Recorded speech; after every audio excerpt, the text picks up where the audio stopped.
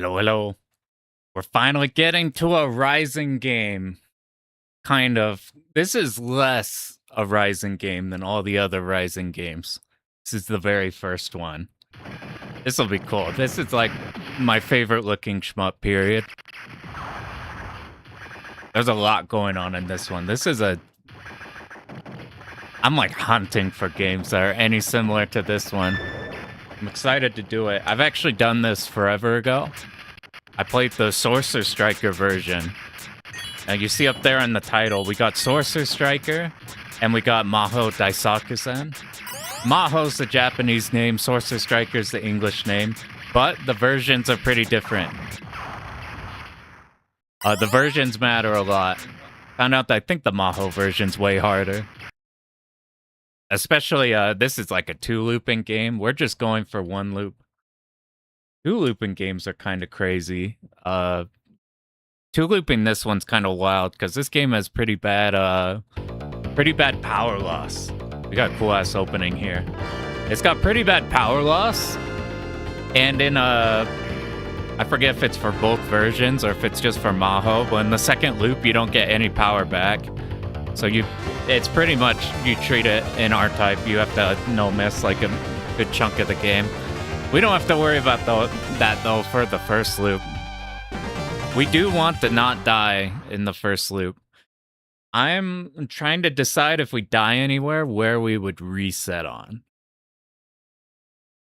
I'm guessing we reset probably not until stage 5. Like, stage 5 is the point that if we pop there, then we keep it going. But 1, 2, and 3 aren't bad. 4 is also not bad. Here, we get a little bit of Gain here. I haven't even seen him in this game. In every Rising game, Gain is always... He's good in Garaga. He's like world record level in Garaga. And he's dog shit in every other game. What up, Bempus? Got the Kingdom Grand Prix clear today. Hell yeah, dude. That one, that's another. I really like that game too. Kingdom Grand Prix. Anybody here? That's the sequel to this, pretty much. That's the follow-up to this game. It does all the racing shit. I really, really like that game. Who did you clear it with? I just did Miyamoto on my first go-through of that. I've thought about playing Bolgan, or whatever, the tank guy. Because it's like, there's something mad satisfying about the homing tank shot, even though it's super jank. He kind of plays like Miyamoto, just not with the speed or racing. But like the routing is somewhat similar, which is interesting. You tried Miyamoto but cleared with Chita. I don't think I've even seen Chita in that one. Chita's funny. I think this is the best game she's in. I'm not 100% how she is in Mahou. But she's like ass in everything, right? She's like bad in Garaga. Her like shot doesn't work in Great Mahou. This game she's not bad in. When I did the Sorcerer Striker version, I'd just play her in this and pick up flamethrowers, and it worked for pretty much everything. Never had to swap off it. The flamethrowers are pretty good. They account for some weird shit too, like they can hit stuff that cause issues with others. Yeah, Miyamoto seems like omega popular in that. No idea going in, she just looked cool. I'll have to look at how she is in that one. My eyes have been on Bornnam. I did Kingdom Grand Prix. My eyes are on Bornnam or Bolgan. I want to try for a 2-all of that on the JP version. I got the 2-all on the Kingdom Grand Prix, but it's much easier. It's just like this game. This game, NA version or like international version, way easier, slower bullets. Some of the bullet patterns, like because of like, I guess it's just higher rank. This one has some bosses that'll shoot like extra bullets in their patterns that you have no idea how you even begin to get first place. It's not as scary as you would think. So like, it's terrifying at first because first stage is like whatever for racing. Second stage, you pick like Air Circus or whatever. That shit is so hard. The AI rubber bands you immediately. And so racing is awkward. It's so hard to win that second stage. So I thought the racing was going to be super jacked. But then, like, you do Dracula stage, one bomb, bam, you're guaranteed first place. Because they all get locked behind the doors from the Castlevania castle. They get locked behind the doors, they'll never catch up to you. And then it's like, I think the ice one has something similar. Like, you can always win the ice stage. And then, like, the second to last one isn't too bad. And then the final stage. I was just doing Kingdom Grand Prix for that one. So it's like, it has like, that game's interesting because I feel like it puts off a bad front foot. Because it's so goddamn hard to race on the first couple. And then you just shred the race on the other side. Found a replay on Nico. I'm trying to remember the name. I can't remember. Dude won both races with Bornnam. That's why I've thought about maybe trying for Bornnam. But Bolgen seems fun, and winning the second race is really goddamn hard. You can win the race on the first loop is fun, and then second loop play it really, really slowly at like the bottom. That's probably what my plan would be. I need to mess with that. Well, first we gotta mess with this game. So we're finally doing Rising, but this is the least Rising game. Because before, this is their first game. Before Rising did everything you know them for, before Yagawa entered the fold and all that, they were Compile, which is crazy. It's so weird. You look at like Musha and Blazing Lasers and shit. By the way, let me know how volume is. They made fucking Musha, Blazing Lasers, all the Compile stuff. And this game is oddly, like, you can see it. Like, if you've played a PC Engine, what's the Musha game? Spriggan? You can see a lot of Spriggan in this game. In both the art of everything, mostly art and everything. Wasn't expecting Compile lore. Yeah. I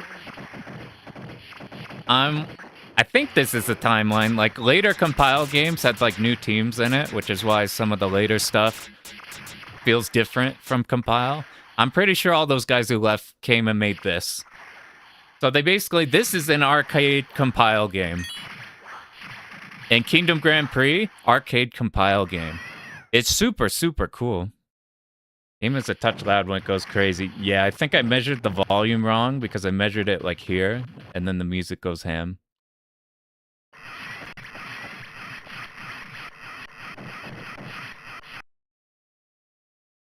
But, and stuff like Spriggan's one of my favorite Compile ones. I like Compile a bit. Compile's a nice, like, it's a nice middle ground between, there's a lot of console games that are like R-typey, where it's like, you want to be no missing.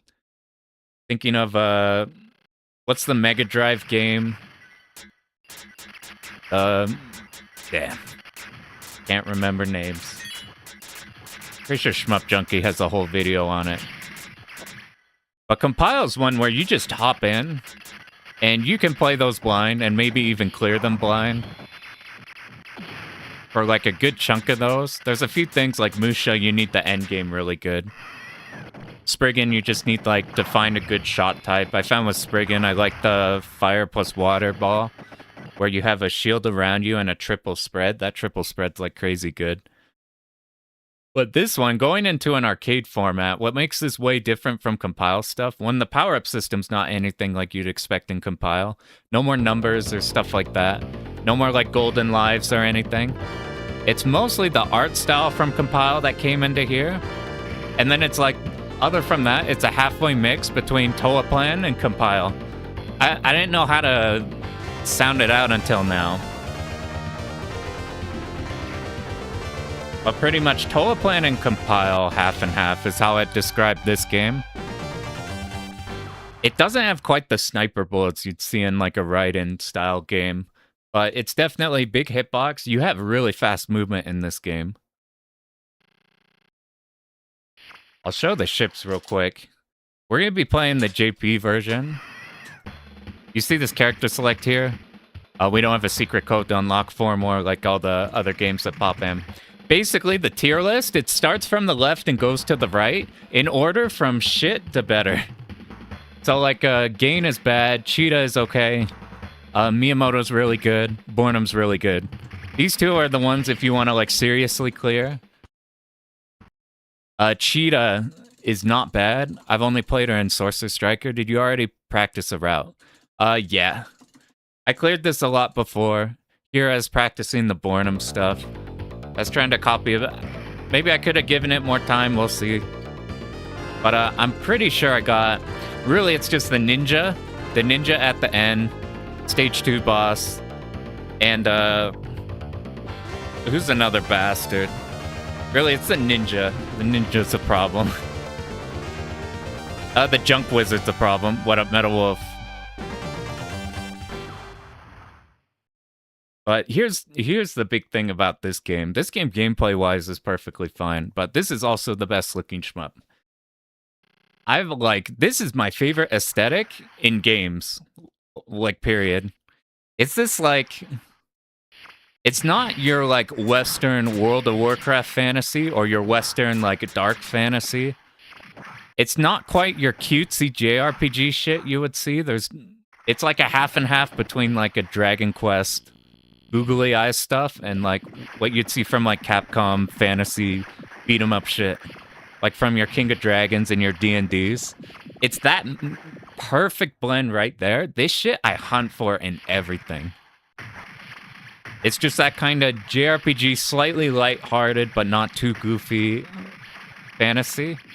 And there's so much detail in this game, it's crazy. Fucking this guy right here that we're seeing.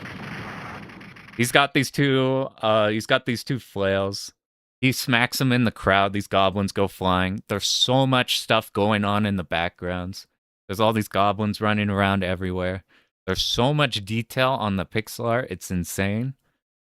Music's banger. Aesthetics what drew to Kingdom Grand Prix too. I really like the aesthetic in Kingdom Grand Prix also.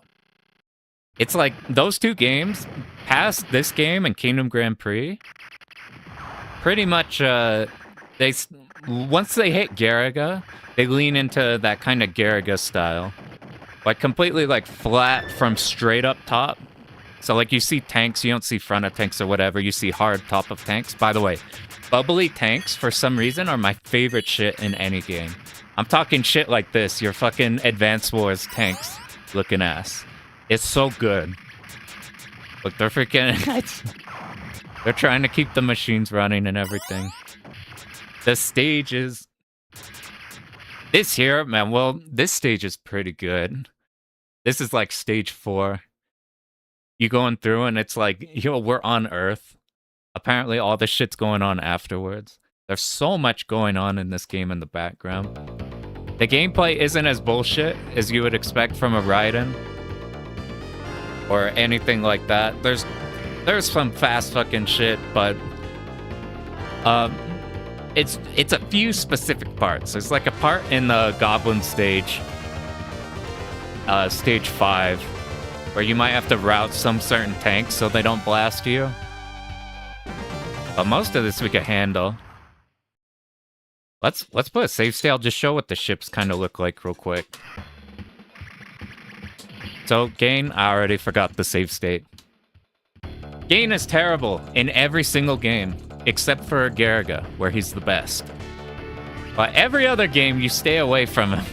This game, Grand Prix, fucking everything, he's terrible. He's like a challenge run to get through this one. The way this game works is you have these 3 power-ups. So this is like your homing, this is your wide. And then we'll see the green at some point. And depending on what ship you want, different thing is better at certain things. Here's what you've probably seen before in Garaga. Anyway, Gain is bad. So we're not fucking with Gain. What we are gonna... So Chita's the one I first went to because I really like the flamethrower shot. Let's just toss this here. So I originally cleared this in Kingdom Grand Prix, the easier version. Chita...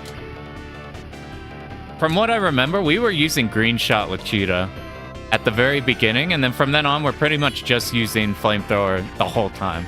Here's the flamethrowers. They look short now, like you'd have to get up close, but as you power it up, it reaches like pretty much to the top of the screen. You barely have to be up. Here's your wishing you were Miyamoto shot. And then front's just your standard straight piercing. This is good in some places, but for the most part, you pretty much just stick. You pretty much just stick on her with the flamethrowers.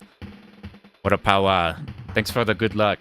Here's Miyamoto. We're trying to decide between Miyamoto and Bornnam. Miyamoto is really good.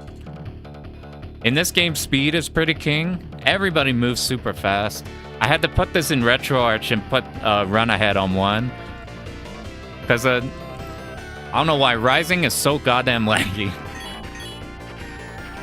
Even on like real shit.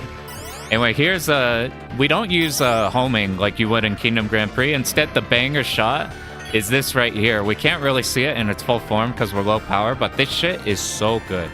This does so much damage and covers the whole screen. And you move very quickly on them. There's your bomb. You notice this has a very, very Toleplan Raiden bomb. It takes a while to come out. You do get invuln once it goes out, but it takes fucking ages to get out there. So you preemptive bomb everything. You cannot reaction bomb.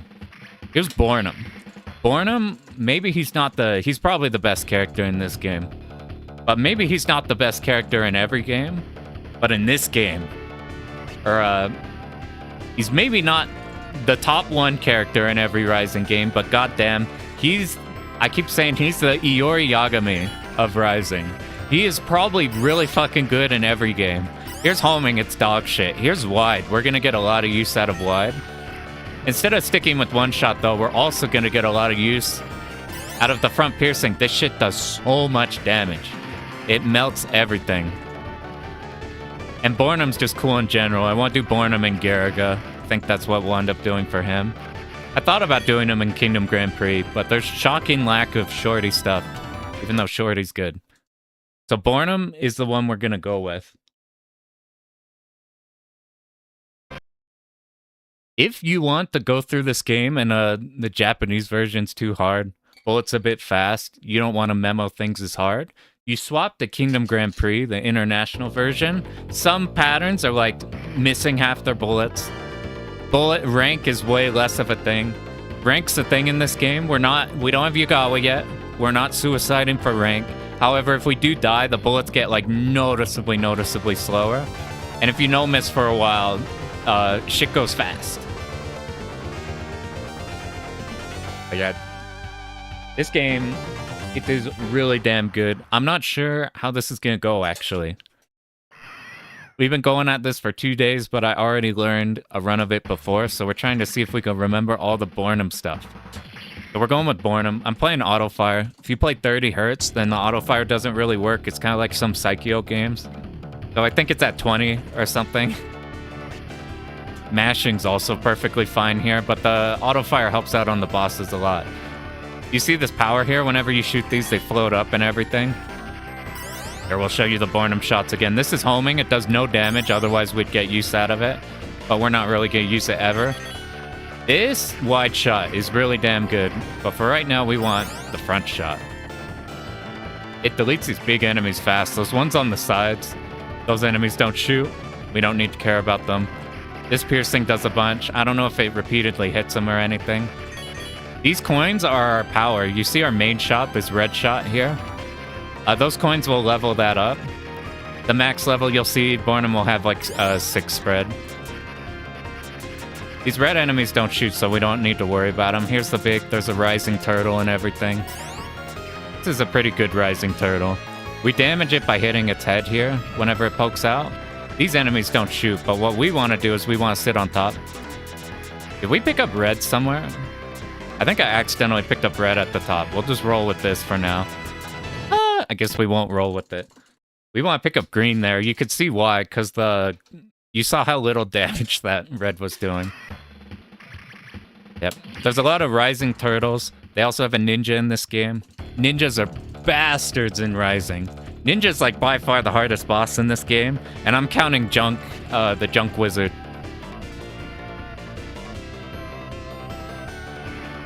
If you want to get all the power, you do that whenever you go up to a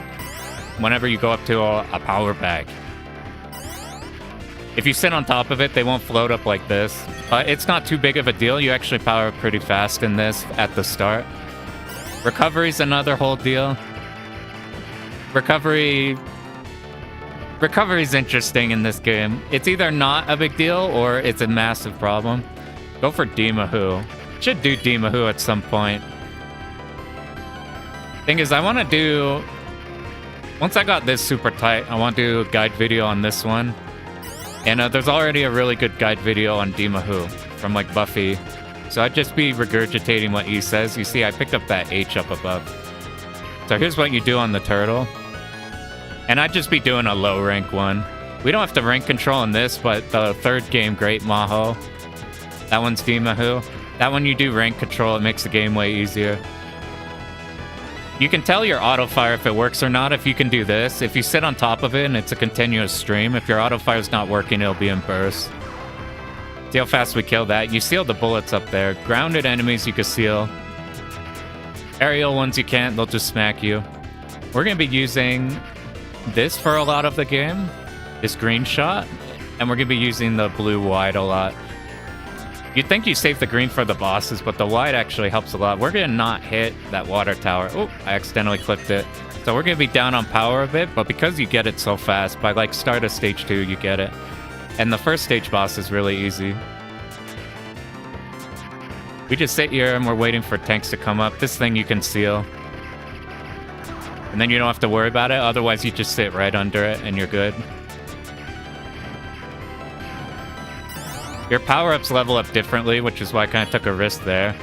This guy gives people problems. If you just sit on the side, then the houses block the first shot. And by the time it goes again, you see we killed the arm. So now we just hang out in the middle or left of the boss and it won't hit us. This is Baphomet. This is like our rival ship. He is everywhere in this game. Alright, let's still you for a bit and then we'll just handle you normal. See if you're right under it. That angle's going to shoot straight down. There are a lot of bombs in this game, and you have a cap of 9 bombs visually. However, you can pick up way more than that. We're gonna actually pick up wide here. At this boss, it's basically nothing. We will just kill the Zako. And whenever the Zakos stop, or there's a pause, then it's about to blow fire here. With a green shot, you can kill this without it ever shooting anything, but it's fine. If you want score, yeah, this is 93. I still think this is one of the best looking shmups, like, period. I like the direction they go in, like, the other Rising stuff, but I kind of miss this in, like, Great Mahou. Instead of killing the boss quickly with green and, like, making it slightly easier, we just go blue here. You see our red shot in the middle, our main shot? That's only shooting 4. It'll shoot 6 once we're maxed out, but we're not in a hurry. Right now, our blue shot is what's carrying us. We just pick it up here. There's some parts on this stage that are way easier with green, but in general, I think blue is really good here. We just don't even need to think about the starting section. Like this, we handle everything. I want to try making the route as brain dead as possible, and things like this blue shot here make this nice. And look at these. Rising always has good cloud stages. The Mahou games have like goddamn good cloud stages. You see the ship come up. We don't actually need to kill that one on the left, so we're just gonna shoot here. So while green would usually kill all these turrets in a row, we don't need to think about it. Once all of these turrets are dead, then we could go over and kill you. And then we're going to rush up here. We're going to seal these 2 turrets on top of this bigger turret. Those are the real problem. I kind of need shot power. I've done a pretty poor job at picking them up. Let's try our best to snag a couple there. Nah, we still need one more bag. So this stage in this version of the game, this is the JP version. This stage is kind of mean starting from now. So what we're going to do is we're going to sit on the sides and we're going to alternate being right here so these turrets shoot straight down and the other ones shoot diagonal. And we escape out by like moving up. Because our shot power is bad, this is extra spooky.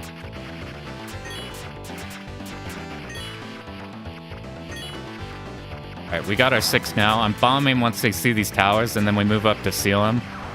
That part's otherwise pretty hard. You get like Miyamoto with some speed, and it's good. Here we're gonna do a setup. So we kill those first tanks, we wait here. They shoot, we go middle. They shoot, we go right. They shoot, we go middle. And by this point, most of the turrets are dead. Sitting in the middle kills the tanks. We just dip out if a turret shoots at us, and we're fine. One last section, we're done with this one. We want to pick up green for the boss, and there's gonna be green right here. We have to worry about these turrets. Oh, I gotta be extra careful. Because this is piercing, the green does so much more damage, and it kills these pretty good. This is a boss that is way harder in this version of the game than I'm used to the Sorcer Striker. In this version, this boss is pretty mean because of these green bullets. You have to read the opening pretty well. You can escape out the sides, but it gets finicky. There's one combination of shit it could do that could be a problem. These ones here, we're just gonna wait till we're about to be hit and the move. About to be hit and the move. That's where they lose their homing. Now we have to worry about the green shots. Whew. Once you... Oh! Dodge the wide. Whenever you can't kill the things on the back, get some points. We're not too worried about points. This is a type of game where dying's pretty bad, so we're not worried about stockpiling resources so we can spam lives or anything. We are gonna stick green most of this. Second half, some part we'll pick up wide. Yeah, those are really hard to see, and we picked up the green one. I've seen a run where you pick up the blue, and it's easier to see those. And they're literally a nothing burger in Sorcerer Striker. Like half those bullets are gone. They're super, super easy. Check out this. We got ambush these. You can actually crush the beholders. The beholders aren't a problem. They live too long. They shoot that like one shot. You can see their eye flashing. Not a big deal though. Here's our like JRPG dungeon. We could wait to smash a bunch of these, but we could just do it whenever. Our firepower is really good. Our shot can carry through like this. We want to be right here. Right here, we're safe from the fire. We're safe from any beholders. These two drop a bomb. You get a lot of bomb drops in this game. Now that's just you. You're gonna die pretty fast. You can see as long as our option isn't blocked by the wall, then we can actually get ours to pierce through. We do that on the other stages. Alright. Now we get ambushed. You see here, look at that right wall. That closes in, so you might want to escape out the top. The biggest trap in this game is if you do, you run into these beholders. You have to wait for them to die, and then you could come up here. These walls won't hit you. Like, I'm just holding like that, and we're fine. This guy is potentially a problem, but this should be not bad. This is similar to the Kingdom Grand Prix as a couple stages like this. Alright, we want to kill one of these saw blades to make life easier on us. When it homes in, we move. We wait back. You do enough damage, or I think if you clear both saw blades, it's going to go into a second pattern. Or we kill it before it's this thing. If we're on the right side, it'll curve around starting from the left, so we're safe here. We move to here if it curves. Yeah, it has some traps. There's a few traps in this one. At this stage, this second half, this reminds me of that one Sonic 3 stage. Everything here is like a nothing burger. It all just dies. Towards the very end, we're going to want to pick up wide. I'm not sure if it's now. I'll just pick it up now, and we'll just make sure not to be bad on killing a couple of these big enemies. There's a certain, some snake dragon things, which are the main worry. But they're static in where they spawn. And if we're on top of them as they spawn, they're not a big deal. They always shoot in the same places. These try to suck you in. You could get eaten by the bubble, and it slows your movement down. It's not... You kill them so fast in this one. It's more of a problem in, like, Grand Prix, where they kind of expand on that. Not gonna pick up wide. Dragon should appear from the top fairly soon. Yeah, it's this one. We kill it a bit slower here. Oh, this is the problem. I'm pretty sure it spawns at the bottom. I probably should have held green till now just to kill that first one. I'm gonna just dump a bomb here to kill it because I've been killed by it in practice and I haven't labbed actually how we do kill it. Like you see, they stop and shoot in the same places. We have a lot of bombs. We didn't have to use any on the stage 2 boss. Your bombs in this game you have to use super preemptively. And we got a stash of 9. You see, there's only room for a single digit, but it's fine. Here's the blob boss. If your power is good, then this boss is doesn't do anything to you. This shot can sometimes sneak some through. At full power, you should be fine. It's a bit spooky, but that's the only thing that could kill you here. If you have trouble with it, I haven't seen him go that low before. This part, it would be a lot harder if you couldn't touch the wall, but since you can ram the wall, I'm holding like right here. It's fine, you got a bunch of room. I'm trying to get blue because there's no blue, this wide shot. There's no wide shot in the next stage, and we kind of want it in the next one. There we go. Once he starts blowing up, then you can move through him. You're fine. You're invuln. That happens with some big enemies too, like the castle, stage 5. You can move through them the second they're blowing up. This stage has the meanest Zako. This is where you have to be really careful in how you manip the bullets. We're picking blue, making the second half of that last stage harder just to make this slightly better. We are less concerned with blowing enemies up because the middle ones are just moving off screen after they shoot one shot. We are more concerned with looking at where all these sand enemies are coming from. These die, even with because we have full power shot, we sit on top of the mid-sized enemies. It's fine, they go down quickly. Red shot is a shot you can use here. It's really bad though. It just does no damage on these big enemies, so it helps out with the Zakos, but then you're kind of stuck with the shit weapon. Alright, past here. Check out the background. So it turns out we're not like medieval times. Apparently it's like post-apocalyptic Earth or something. And the goblins are stealing all their tech. You see they have like Gatling guns and everything that they like found from here. They're like using rockets and shit. Those enemies, those small Zakos on the sides will shoot late, but because of our wide shot, we don't need to think about them. We just sit middle. And we're gonna get a few more bombs. We really would. This game has a big case of the Psycho dying with all your bombs syndrome, where you have 8,000 bombs and then you die with them. So we're gonna try our best to not. We need to kill these wings. And we aren't gonna pick up green just yet. That's a change I made like 2 seconds before stream. We don't want to pick green here. These guys drop bombs. You can keep them alive and then no enemies will spawn until the next section, but with wide shot, these enemies don't do anything to you. I'm like preemptively tapping on some of these enemies because they are... It's hard to react to them. Their explosions drown out their shots. So we just move as if they will shoot, and then you can react and move back if they don't shoot or you find a gap. That's how you don't get like overwhelmed here. Because if you just either try reacting, then bullets spawn too close to you and are too obscured. Do we have a green? There it is. So you just move in a direction as if you know it's coming and you stream it. And then if you get a gap, you're fine. So now here's a rocket. Yo, what up, Wes? The manga looks cool? I didn't know they had a manga. That's sick. They put a shit ton of work into the aesthetic in this game, so that makes sense. Alright, this is the boss where all the score comes from. This thing can't hit you. That's there just to put you back. This boss, though, alternates between 2 patterns. Here he is again. It's fucking Baphomet. So he alternates between 2 patterns. One of them is really good for score. He only does it at the top of the screen. The other one, he comes down to the bottom. So you see he's coming to the bottom of the screen. If we sit on this red line here, we're safe to hear him. We're just doing a shit ton of point blank. We don't care for score, so we're just trying to delete him as fast as we can. There's safer ways. You just go on the side and he can't hit you. Ah, I knew that shit was gonna happen. Alright, we'll see if we're dead or not.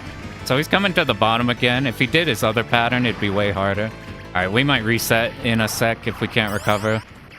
This game, unfortunately, has like pretty horrific power loss. So if we can't recover right away, we're pretty fucked.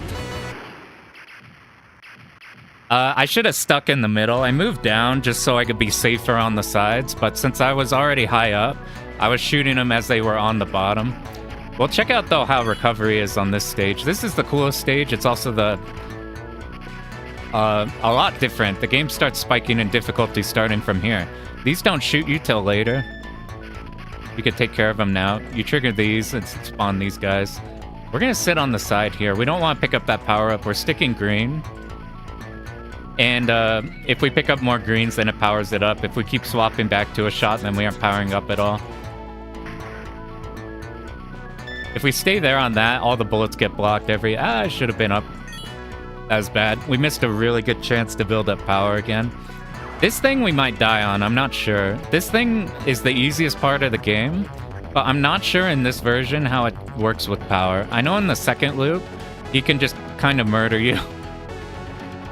Because of whether or not you kill the, like, destructible bullets or whatever. On the first loop, this guy's, like, brain dead. But I'm not sure how it is with here. Maybe since he's so close, our auto fire just shreds him. Alright, I do want you. We want to be careful, because you might want to go up and pick up everything, but there's these wizards that pop in really fast. It's easy to get shot by them. The green means they're shooting a laser. Things are, like, color-coded in this game. I'm not sure if our green is powered down, so I'm not sure if the next strat works. I think it does, though. So, okay, it do. It doesn't work. All right, this is where we die. All right, we gotta reset. We fucked up by dying, so now we have to not die.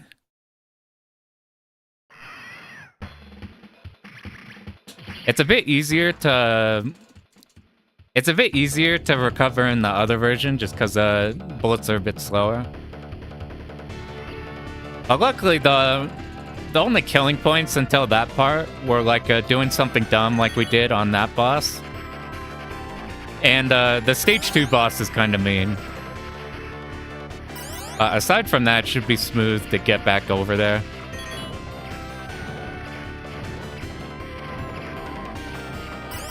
We're gonna pick up this. We're staying on one side of him and then go to the other, so we're always on top of him.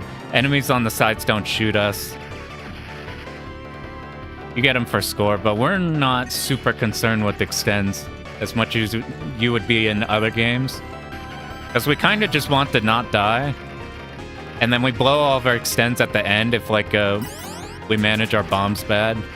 Because the end game needs a metric fuck ton of bombs. It needs so many bombs. But if you have the lives, you just die and then bomb and then die and then bomb, and then the game's over. I've never cleared this version of the game. Sorcerer Striker. I remember dying on the final stage a bunch and still being able to, like, get through it. So I'm curious if, like, if we get through this on, like, this run or whatever, we might go check out Sorcerer Striker version, maybe try it with Chita again, just to compare differences. The big difficulty spike in this game is, like, stage 5 stage is a bit harder, but the stage 5 boss and beyond is where this game comes together. Aside from that, we could just enjoy how it looks. We're not trying to shoot this water tower. If we sit on top of it, we pick up all of its coins. I was a bit too low on it. I needed to be a bit higher, so we dropped a couple. Well, already doing a lot better. Yeah, last boss is fine. The ninja is a motherfucker. In every Rising game, the ninja is a bastard. You don't want to fight the ninja in anything. In Batrider, you want to avoid the ninja. In this game, you have to fight the ninja. In Shippu, in Kingdom Grand Prix, we actually want to be over here. Kill one side before it gets blocked by one of the houses, and now we're fine. He's easy to deal with. Otherwise, if you want to kill him without doing that, you just stay in the middle, and there's a safe spot. You can skip the ninja in the racing one. I forget how he is in Great Mahou. I'm pretty sure you just bomb his ass. Is there a blue? Yeah, we'll pick this up.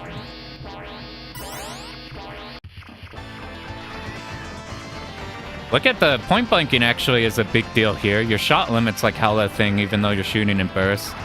You see the Zako stop showing up? And you're at the sound effect he was about to go off. We could kill the other side for points. I don't really care for points.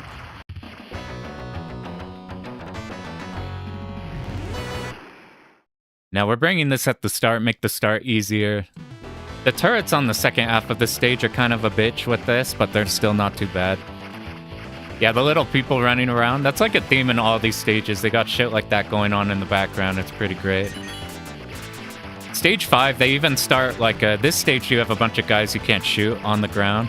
Stage 5 is a few sections where they'll actually get pissed at you and start shooting at you. Here we leveled up to our full shot power here. You see it's a spread of 6. Or you got the 3 double shots. Or we just hang out here. These Zakos don't pop immediately, but what they do pop is the turret. You can even see the goblin dude or whatever. It's like piloting him in there. If we stay on the sides, we're safe from this. You can be up here too, and you'll kill the tanks faster. It doesn't matter. This is my favorite thing in these types of cloud stages, when the clouds go away and you see like big ship coming through. We're waiting for this left one to shoot once, and that's the only time it'll ever shoot. Now we can just focus on the turrets so they don't shoot. By the time we kill this last one, we'll bait you, and then we'll kill you off. Rush up to the top before these towers happen. You seal the towers. We can't seal the towers on the second turrets up here. But if we spend a bomb, then it kills most of them in any of the remaining towers we seal. We don't need to worry about picking up power-ups really here, so we're mostly just gonna focus on killing things and only picking them up if it's completely free to. See how fast you shoot if you're up top here. These are all bombs, which is why you really don't want to die. You stock up so many bombs. So we just sit on the side here, so the side that you're on shoots directly down, and the others will shoot diagonal, which you can escape out the side or you move up.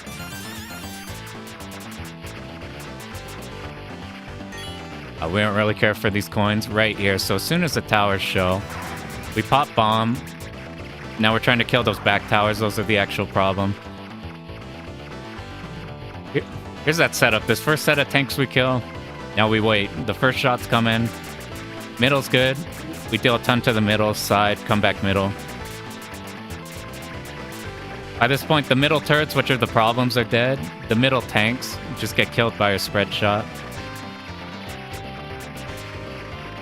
It's very easy after this boss dies to just wait up top for the power-up, because you're watching this explode. But there's these turrets come up really fast. Like that shit's still exploding. And then it goes. So you have to not get too greedy and come up here. So here's one of the killing points of the run. Because this green pattern's hard to dodge. And it's hard to bomb in time if you get a shit one. Luckily it's early in the game. Doesn't help that our green is obscuring it. This is the one I like to see the least because we have to peel off it to make it easier. So we're doing less damage, more green shots we have to dodge. Ah, I knew that was gonna happen. I'll just plant a bomb there. I've just gotten lucky before with dodging it, but because we baited one off the side and then I moved back in the middle, it was still shooting to the side. Since it shot to the side, then sticking in the middle of it was fine. Yeah, this one's mean. That's he's one of the killing points here. Yeah, you could pick. I've seen the blue shot on here. I don't have a problem with seeing the green. And I've gotten comfy with dodging the green. My exact problem is whenever we get the blue shots at home on you into the green shots. I wasn't too sure how to handle the green shots because usually you sit under them. They're kind of oriented around you. Whenever I got that in practice, I just managed to get lucky and dodge it. So I knew that shit was gonna happen. But since that's one of the only few killing points in the early bits of the run, I was like, fuck it, we'll just hope we don't get that combination. But that's why you have to be ready for everything in a run. Because shit like that's always gonna happen. Luckily, though, we could just bomb. The first dodge is easy because it's on the hard side. And then we'll just bomb the second one. And then by that point, we're now under it. It goes back to how it does at the start. Luckily, that's just one of the killing points in the run. It would just be that. Like, stage 3 is really easy. Stage 1's really easy. Stage 4 has some dodging, but it's not the worst dodging. And the boss at the end should be easy if we don't do something silly like the first run.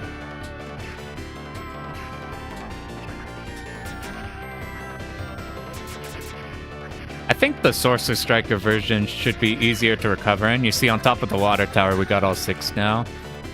Here, it's so hard to recover, and your bomb activates super late, so we want to be way more aware of just bombing the moment there's anything slightly weird. Let's see, did I steal you in time? I did. You don't start shooting until you make it all the way. I'll need to clean this up like a million times more before we do like a video on it or anything. Move to the side. We sacrifice these poor houses to give us an easy safe spot to kill these. Ooh, he moved hard to the side. Let's be right under him. If you're in between them, like directly in the middle, you avoid both of them. Luckily, he just shot off screen anyway. I'm going to be straight down here. Because I shot the power-up off screen, I couldn't pick it up. I needed to kill it when I was right on top of it. So I would be late to go seal one of the enemies. Not that those guys are a big deal, but if we tried to go up and seal it, we probably would have gotten shot. Yeah, the arms are a thing. If you sit hard and on the bottom, then the arms are fine. Whoops, This is how much damage we do with the green, though. We should be able to skip. I guess we'll kill the side, too. We might as well. This isn't required for killing the boss, just the middle is. But you can see you cancel him out, and then he cycles back to, like, the start of this attack.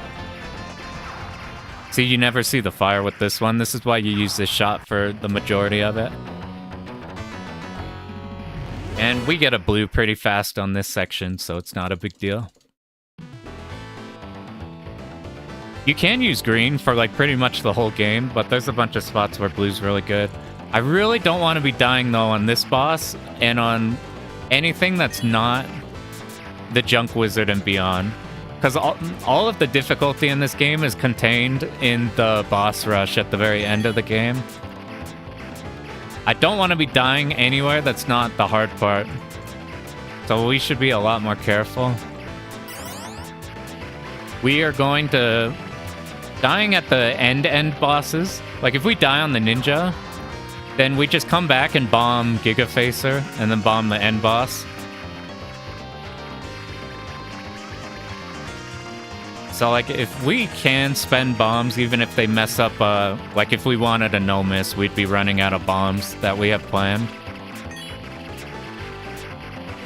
But that's not such a big deal. If we find we're in any trouble, we should just dump the bombs. We have so many, and if we die with so many in stock. We don't actually need to kill you. These turrets can shoot, and we're not on the green piercing shot, which is why I don't like doing that. Just bait you off the side, then you're dead. Seal you once more. I like this bat shot a lot. It doesn't do nearly the damage as the green shot, but oddly enough, this is a shot we use for the entirety of the boss rush. Because there's a bunch of ways that this melts the endgame bosses and makes some things easier on us. Alright, we want to kill these in order, just make them easier, or we could sit on top. If you have the green laser, you sit on... Killing one of these turrets kills all of them. But we want the blue for the next section to make that easier. Blue's a lot... We full power? We are. Alright, wait for these towers to come up. Now we bomb.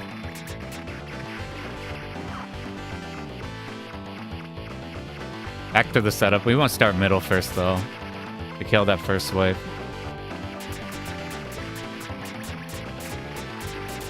I moved a bit wrong to kill the middle turrets, but we had such a big area there where the side turrets weren't shooting us, and there were no tanks spawned in yet that we could kill the middle. So that's pretty fine there. Alright, let's make sure we get this green power up. You can do an around the world here, but I've had it fuck up a couple times. Like if you just start Ewing once you get the green, you could get through this. Alright, now if we get the homing blue, we'll just have a bomb ready.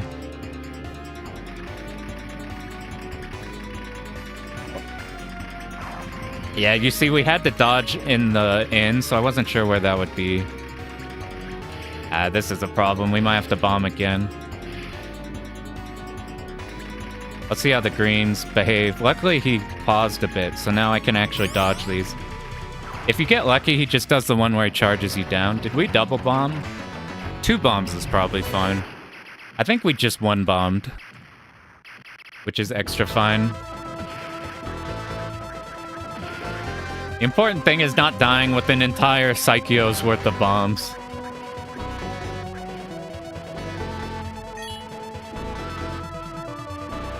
We're gonna stick with green. These guys on the sides will shoot you like that.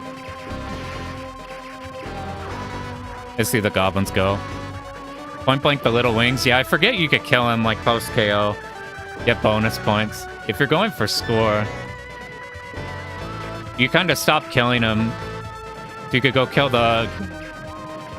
Get the pattern where he charges you. You could go down and kill the wings, get extra score. There's a bunch of milk spots in this. This game's super RNG for score because most of your score's coming from stage 4 boss, hoping he rotates to the right pattern. Alright, now that you guys have spawned in, we're just here. They always move in a static movement like this, so right here we're always safe from both of them. They drop bombs. We gotta make sure not to get ambushed again. This next section up here, we gotta make sure not to go up too much. What up, Terminator? I don't think Yagawa... Was Yagawa with them by this point in time, or was it like he came in with Garaga? I feel like everything like post Yagawa versus like the early Rising's really interesting. They feel like so dramatically different.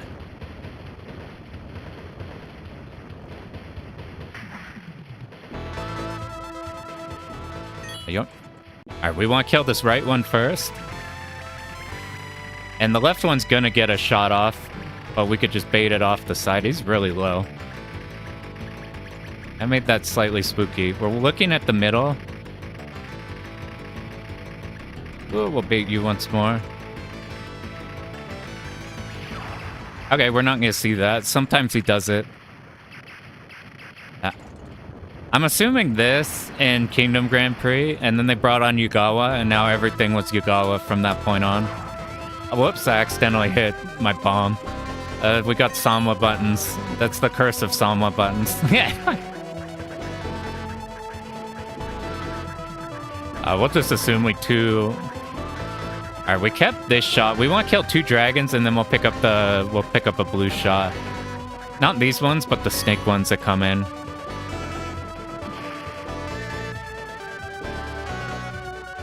I've noticed when I play cave games and you're constantly holding C, you're like... Your first finger and your C button finger are widespread apart. So, like, it's easy not to hit the bomb because your hand's stretched up. Your, like, fingers up in the air. I've noticed when I'm just practicing this and lazing around, I hit the bomb button so frequently. Because you're just hitting the main button. To not get lazy. Okay, we killed that one. I think by the time we kill the second one, you can see how fast you kill him here versus before. I even wasn't on top of him. Now we'll pick up the blue. We want the wide for the next stage, make it easier. You're not gonna shoot for a while until you get to this side, and then you make a pause. As long as they don't go in the background, we could just deal with him shooting one spread.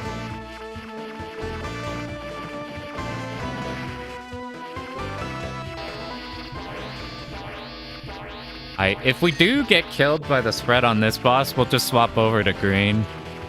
But I'm pretty sure I was messing with it, and the spread's good enough to not die to this pattern right here. It gets fucking close, though. But the closer he is to you, the faster your shot limit goes away. You shoot really fast.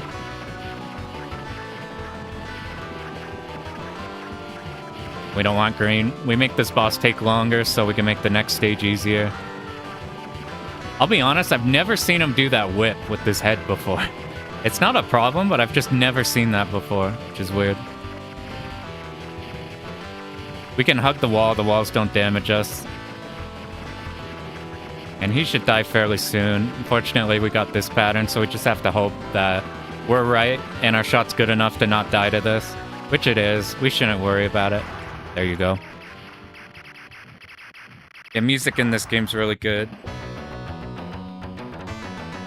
Well, that's why we were talking at start of this stream. This game's basically full compile game. It's weird, it's interesting the switch from like how vastly different it was from like compile and these early ones to like they fucking just out of nowhere, they're just Garaga. They just drop that. These only can shoot once, so once they shoot their one shot, we can safely like move around. We had a hard time there because we got locked on the side. We failed to kill these guys coming out of the sand. Even if these guys shoot it straight down, so we don't have to worry about them. We're gonna stick with blue most of the stage to make the Zakos easier. We'll swap to green once we're back on the boss.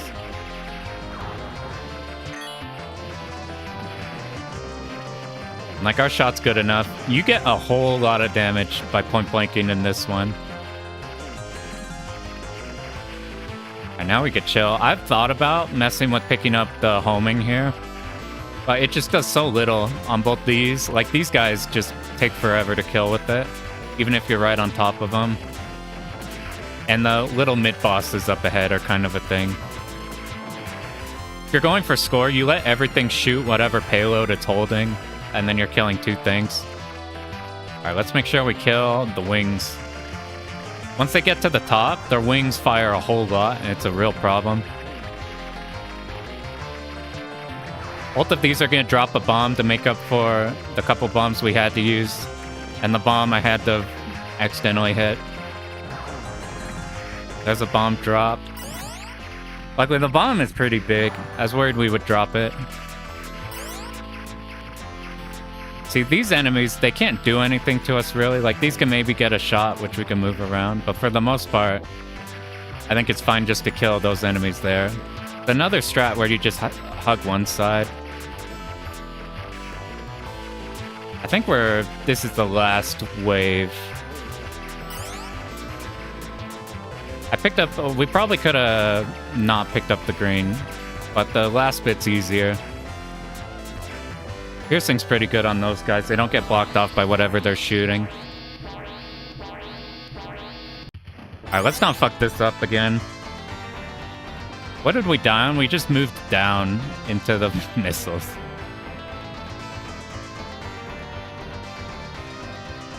So the boss is going to rotate between two patterns. One of them, he shoots out a bunch of pods, and if those pods are active, he'll start shooting spreads at you, so you kill him really fast. Bombing him...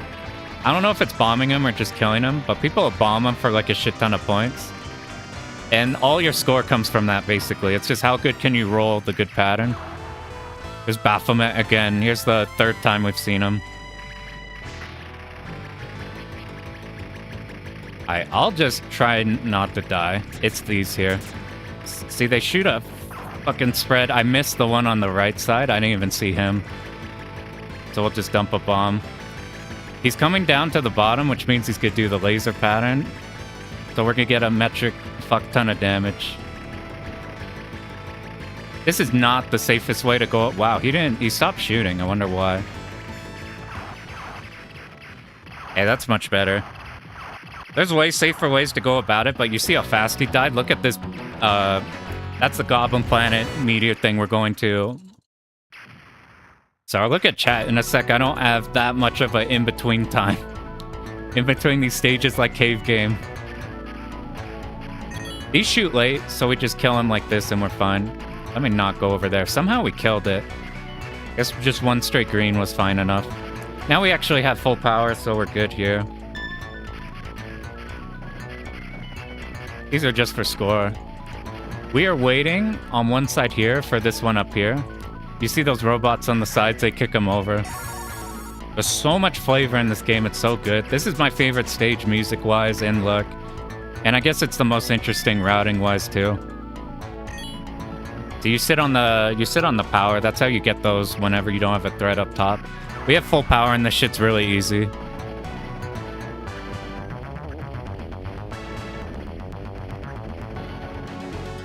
If we sit under it, we should just automatically kill what it can shoot.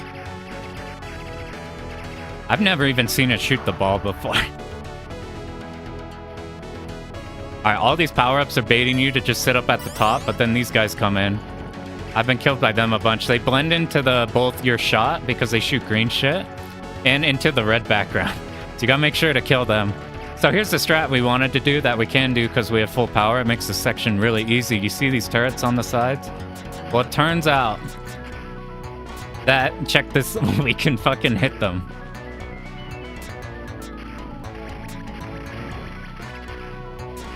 And these fireballs here, you see they can't aim that type of direction. I could be doing this way cleaner so we literally don't have to dodge anything.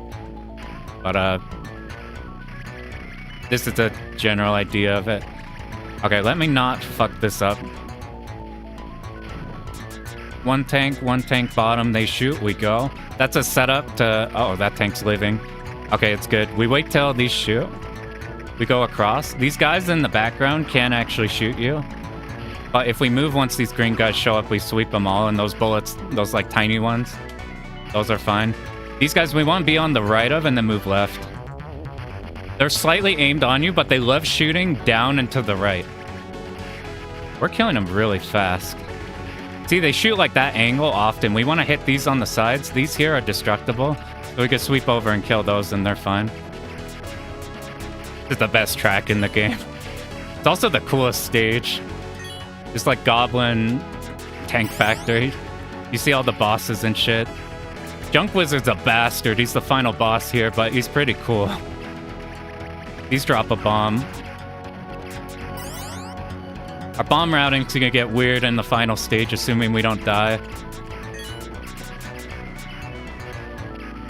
We're just sweeping one tank on the right side and then going back on the other side. Whatever conveyor belt. We just killed the most recent one on there. Let me kill this tank ahead of time. This part was like a motherfucker on Chita for some reason, even on like Sorcerer Striker version. But with Bornnam, you literally just sit here.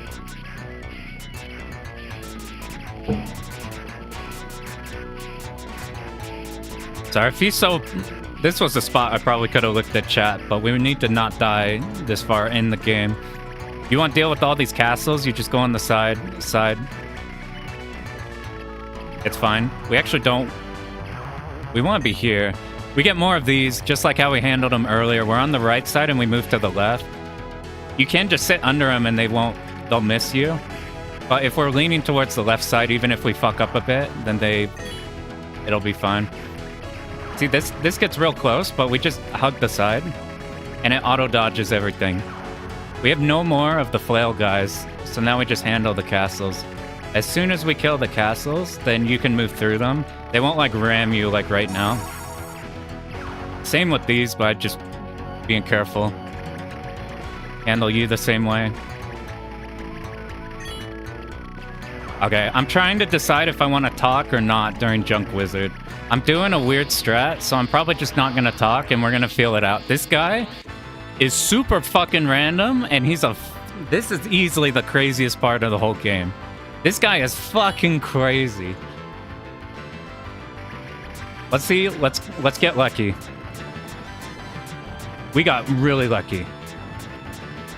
So he alternates between 3 patterns. If he shoots the ones off of the turrets on the backsides, then you're gonna bomb like 4 times.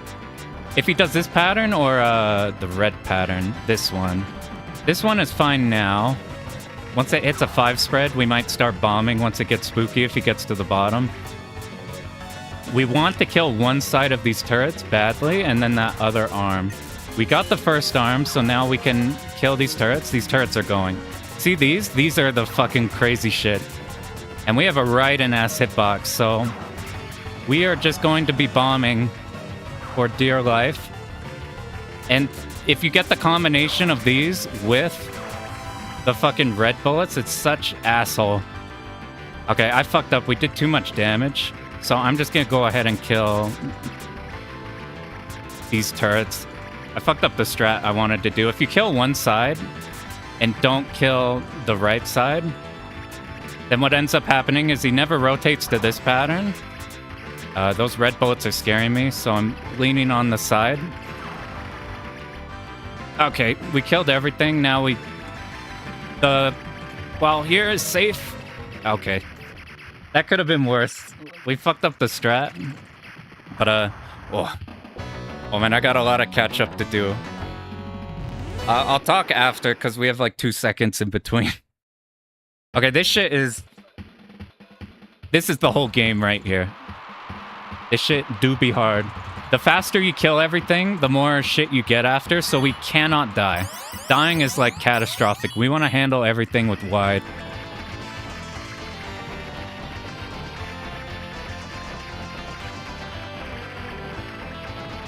I usually need a bomb here to kill these 2 pods. Although it did take some time. Oh, maybe we saved a bomb. I guess it just... I don't know what determines if it's complete. Ooh!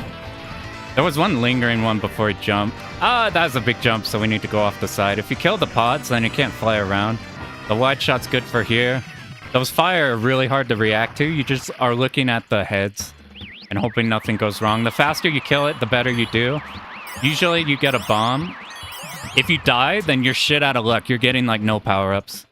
So dying here is like extremely, extremely terrible. Like really, really fucking bad. But they do replenish your bombs if you do bomb setups. We're looking for one of these to vibrate. It's the right one. So we bait him like this. You can see they knock the goblin guys over. We're on the bottom because when he does this, he's about to charge. We're now looking at his mouth. We're seeing if he does a turret or not. So if we sit in the middle, we're fine to these. Okay, he's going to charge again. So we got lucky. The flails are dead. We're looking at the head. Is he going to shoot some bullets at us? If he does, we just dip off the side. Yeah, he pulled out right there. He's about to do it. We would just tap to the side. So now we're at a point where we could bomb a lot. And we're going to need all of them. Not actually all of them, but we want a lot. All right, the ninja. The ninja's a motherfucker in every Rising game, and he's like super turbo bastard in this one. We got an easy pattern. Now we got to deal with... I fucking hate these kunai. Oh, this is not good. Oh, easy pattern. This spot right here, I can't describe it right now, but it helps with the kunai. We have to bomb this. I bombed again because I bombed bad timing. Okay, that could have been way worse. That could have been... We got an unlucky one. There's like one pattern where you just delete them. But we are going to get a bomb here, I think. Nope, we killed them too slow. We used too many bombs. Okay, so I've always thought of this as this is a safe spot, I'm pretty sure. But right before stream when I was practicing, I got hit up here. So now I'm paying extra attention to make sure they don't ram you. You can't actually kill him, I don't think. All right, this guy. We have set up for this guy. This is the final time we see Baphomet, definitely. All right, we just kill his ass. He lifts an arm. And we just need to point blank his ass. All right. Lean on the side that the explosion doesn't happen on first. We're doing a setup to skip his second pattern. So if we have wide, then his green shot is really easy to deal with. Instead of this being a 3, it's a 2. I'm going to bomb this to be safe. Unfortunately, I triggered his second pattern. If you don't bomb, then you can kill him before this. This is perfectly fine. You just go on the side of him, and you're perfectly good. However, the second pattern is less so. Okay, we got lucky. The other one, he kind of just blasts a bunch of grenades forward and back, depending on if you're which side of him you're on. Unfortunately, I can't no-miss, but we have enough resources to win. So I've always liked, it's the fucking king, like, it's a whole Saruman thing. Like, it's a human guy behind everything. Just in control of all of these goblins. He's the real ringleader. We have to kill these eyes. They have a bunch of phases. We're waiting for these to glow. These hands. So then we can move down. We have enough room. We need to get up top. And we're trying to damage these vaguely evenly. Our widespread is going to help a shit ton on this. For somehow, even though the wide isn't the most damaging, it's the most useful on this whole stage. Okay, I wish I was lower. I did a poor job doing damage, so let's make sure we kill these eyes. I'm bombing all of these. They have weird momentum. They're pretty spooky. All right, we have one more bomb. All right, with our spread, we're hitting all of these at once, so it just completely shreds them. See, we like one skipped it. He would do the lasers with the green eyes, but whenever you blow up one of the eyes, then he does the Tic Tacs. He does the candy pattern. And that's the game. That's the final boss. That's Giga Facer. What's cool is they have like an epilogue that you could fly around. We're like back to stage 1. You got all the dudes. You got the 2 pixel dogs. This shit's super good. There's a king and everything. I like to think he's the brother of the other guy. Anyway, just kidding. Here's the real final boss. This guy is a fucking menace.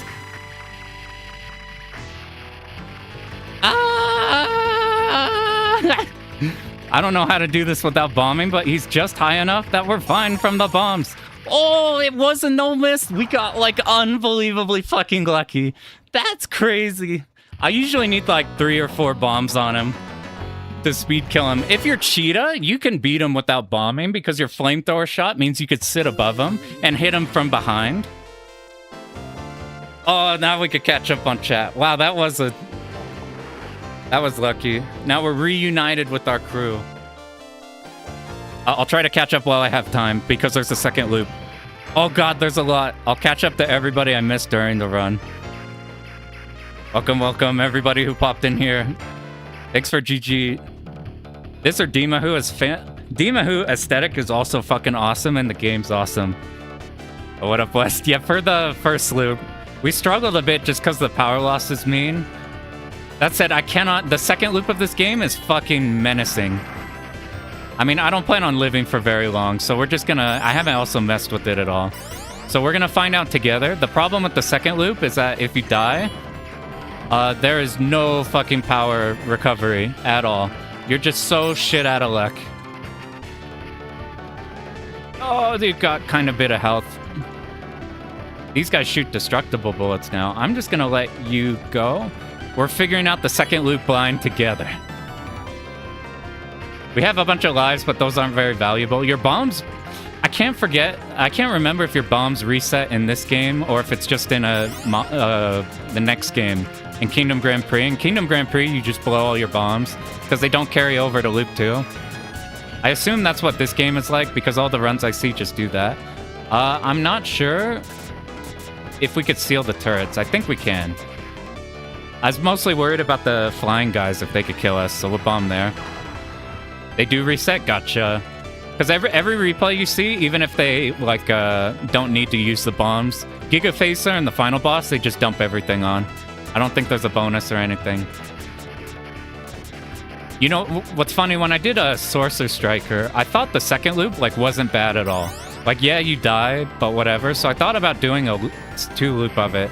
But in this version, the first loop is already like way, way harder than Sorcer Striker. So see, that's what I mean by no power. Now we don't have any options. When do we get our next option? Who knows? Come on, we gotta live longer than stage 1. This game has the Psycho second loop effect, where you beat the first loop, and then your run is over on first stage. Luckily, we could seal you. These fireballs are noticeably meaner, too. Jesus Christ, it won't go away. Alright, we're gonna try to kill the second one, but we probably don't have the damage. So we need to sit in the middle. Oh, they fucking do a spread. Do I need to be up? How do we deal with that? Okay, we move up and we're fine. Look at how many fucking grenades. It's still not as mean as in Kingdom Grand Prix. Is actually a lot meaner. Alright, we made it. We made it to maybe stage 2. I don't know what changes on this one. We are sticking with Yeah, we're sticking with piercing. I think if you play Sorcerer Striker version, I think the second... I missed every coin. I think the second loop is like similar to this game's first loop, except with the power loss problem. In this one, the second loop is it's a real second loop. I haven't tried it at all, you bastard.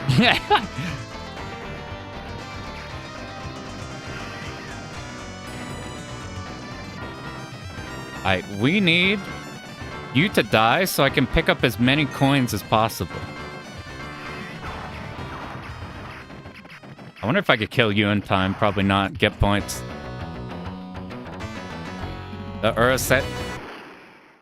Yeah, there's like 3 kind of loop difficulty. If you do like Sorcerer Striker, you do the first loop of this game, second loop of this game.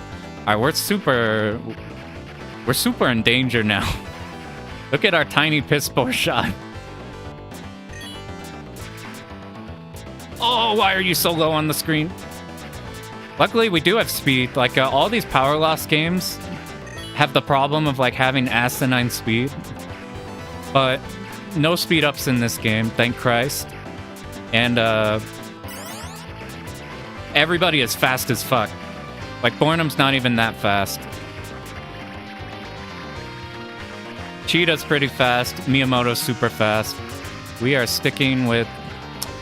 We should think about not using spread. Oh, I don't know how long the red ship lives if we don't kill it. Oh, we killed the turrets off it. I missed every coin. Oh, God. I didn't even see an enemy. Yeah, I think there was one who I didn't kill, who was right under. All right, we're going to let you shoot once. We'll see if you shoot again. You don't. I'm going to plant a bomb because we're in a precarious spot. Okay, maybe we seal you. I'm pretty sure we can seal you. The logic behind this should still work. Look at our piss-poor, mediocre red shot combined with not having shot power. If we can make it to stage 3, it'll be a miracle. We just need to hit the turret off the top of these. There's some coin things ahead, but I don't know if we're gonna... Oh, these chase you. Oh, God. I think they... Oh, is that what's going on? Look around them. When you blow them up, there's all the blue explosion. They, like, last for a long time. All right, we need these, and we're going to blow all of them. All right, how different are you? You're just faster bullets, but because we didn't kill the bottom ones, we should probably bomb, and we should probably bomb again. Oh, God, it shot from off-screen. I lied. I lied. It actually was right in the whole time.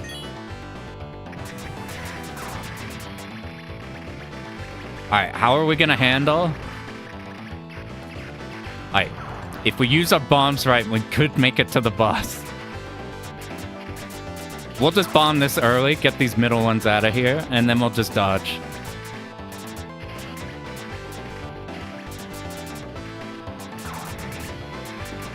Oh my God, we do 0 damage.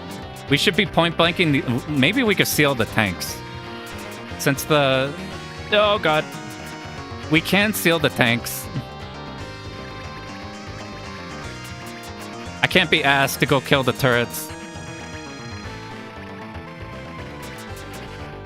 If we... Our goal now is to make it to stage 3. Or 2, 3, whatever. Good God. I bet you milked this shit in scoring for a long time. Alright, there's a green power up here that's gonna save our ass, because it's our only way we're possibly gonna kill these turrets.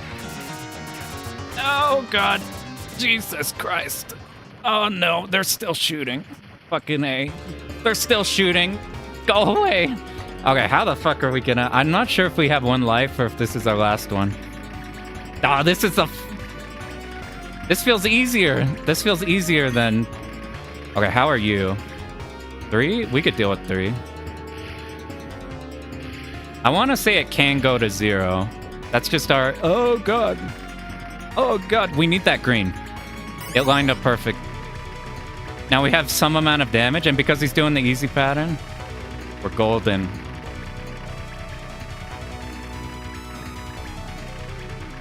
Oh, my God. He's so low on the screen.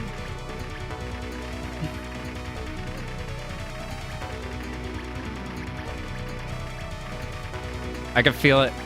I need those coins. We got 1. I think our shot's like one above bottom. There we go. I think we're safe to these. Yeah, we can move through them. Yeah, we got one of the wings. That's why we reset earlier when we were doing the first loop and we died on like stage 5. Because while the power loss and you could pick up like an option when you die. In the first loop, in the second loop, you literally don't even get that. We stick green. We need damage. Ah, how did I miss those? Okay, we have... Our power is slowly getting there. I can't imagine this shit is very different. Maybe the beholders have a scarier shot. We'll like let a bunch of them come in and then slam them. No, they just shoot straight down. All right, the beholders are not an issue. Even with our shit damage, they will just die.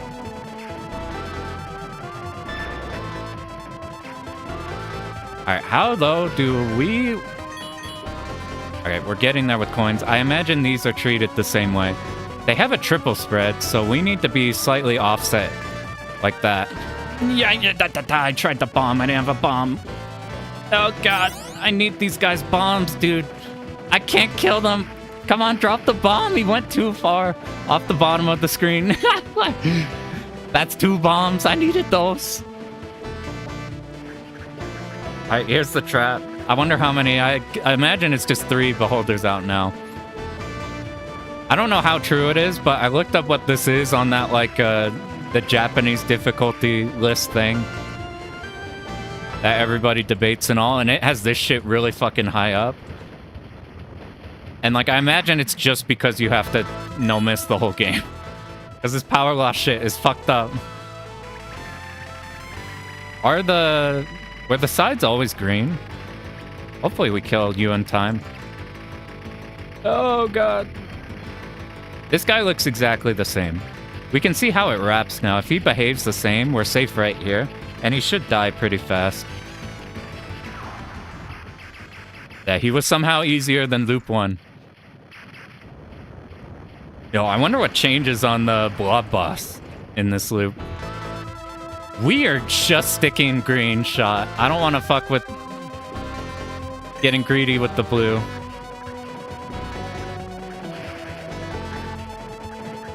There's a couple stages modeled a lot after this one in Kingdom Grand Prix.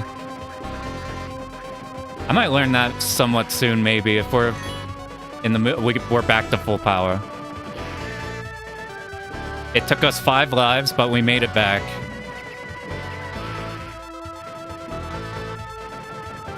I imagine maybe the spreads from the dragon things up ahead, the snake dudes. I imagine those just get an extra shot and it'll go extra wide. Those are gonna annihilate us right now, or they'll be exactly the same. I wonder how this would be for a... Oh my God, it's super wide. Okay, we can't macro them, but since they are so wide, we probably just go in the middle and tap around. Oh fucking God. How do we handle... We're gonna skip that. We need the damage on these. How do we handle like the ones that come to the bottom? All right, we need to go along with them and then sit on the fucking side. That was so close. All right, you're pretty high up. Okay, you're good. Whew.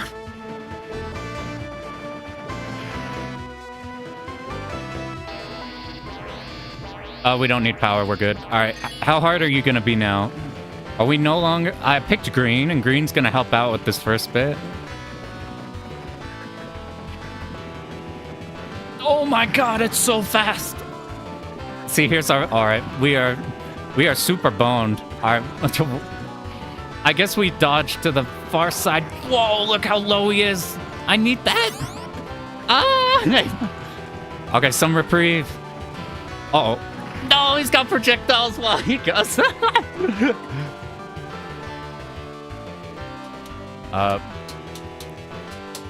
have auto fire on. We're gonna try to get just 1 P. Ah, we got too many Ps. All right, there's a blind run to 2-3. Now I can finally catch up on like the last hour. This shit gave no breaks. All right, what was that? 800K. Yeah, auto-fire naming walls. You ever see somebody with, like, one name? Usually you press bomb and it does it. Alright, so we no-miss first loop. Fucking miracle. We got so lucky on Baphomet, the final one. That was crazy. He just decided not to move down, so we just stayed still and we were safe. Oh, that feels... I might still... So I want to make the video for this game, but I still have to clean up some things. I might use that run for the video, but dig deeper into the game in case there's, like, easier shit to do and put that stuff in the video. Reminds of Kadash with the slimes. I love Kadash. All of these arcade, like, Capcom fantasy shit, Konami fantasy shit, all of the fantasy shmups things, these, like, 90s ones that have this type of setting are, like, my favorite shit. Your King of Dragons, your Kadashes, your Magic Sword, your Black Tiger, your this stuff, all of the fantasy beat-em-ups, those stuff are my favorite. I guess you could just wait out the time on each of the letters. Alright, time to catch up. Lucas says, "It's fun with the harder shmups. Katsui, DSAC, DDP. Dang, you're working on a shit ton of stuff. Good luck on all of those. Tried to practice routing and Diojo. Stage 4 is too hard. Stage 4, you have to route super, super hard. That one's really mean. That one's like a pure routing stage. A Katsui banger one. I don't know anything about DS, though, or the arranges that much.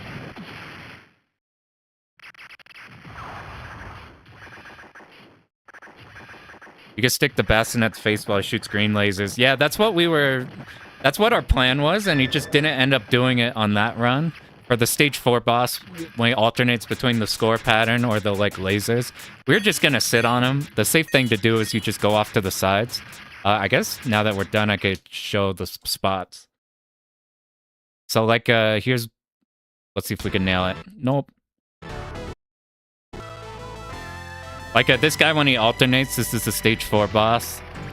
If you want to be Omega safe at all times, you do this shit, where you just stay here. If you kill those pods, then he'll stop shooting the spreads. I see a lot of times they bomb him there. Like, you dump all your bombs for score here. And then I guess you recover on the next stage. We don't have, like, the police bat rider thing to show you how much score you're getting. But you're not doing any damage here. See, it keeps 50-50ing between those. If you shoot here, I don't know if you're actually doing damage to it. You gotta be shooting Baphomet himself. If you want to be safe here, sitting on the sides, you sit here and you don't do anything. If you want to kill him quickly, you sit up on the red line right under his nose, and you just keep tapping up with them. Point blanking in this does a shit ton of damage. He dies really fucking fast.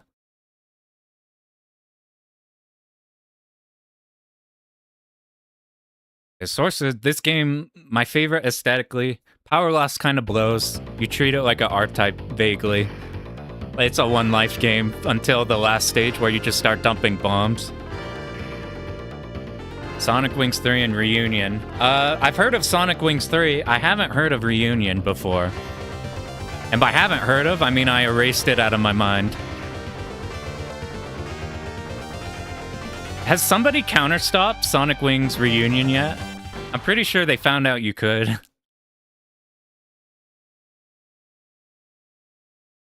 Drop Mahou due to RNG. Yeah, it's a thing. If you just plan a shit ton of bombs, like if you can not bomb for most of the game until the junk wizard, like right here, you do have enough bombs to get through. Like, we fucked up a bit, still got the no-miss. We got lucky at the end. We should have, like, not used, like, 3 extra bombs that we had during the run, and then dumped them all in the final boss. Feels like an elastic game for arcade. It's hella. We're talking about compile. This is the compile people. Before Yagawa came in and they shifted over to the Yagawa style of game. And that's why I like this a lot, because I like compile. But I like the arcade design. We should do more compile sometime. I haven't cleared Musha yet. I've cleared Spriggan, I've cleared Blazing Lasers, I've cleared Super Aleste. One that I was messing with for a bit is the... Not Alesta 2, it's the other game 2, where you're playing a bandit. It's on the... not MSX, what's the Sega before Mega Drive called? I forgot. Power Strike 2. That game's pretty cool. That's one of the cooler, like, 8-bit shmups. As good as Soki. I haven't played Soki. That one's interesting. I've heard it's super random, though, which terrifies me, but I've seen some really cool runs of it. And aesthetically, it's fucking awesome. Ninja's mean. And yeah, Ninja, every Rising game, you have to avoid the Ninja. Yeah, Sega Master System. I'm halfway caught up. We're getting there. Fucking the Ninja. Ninja in every Rising game is such a bastard. I'll show more of the Ninja.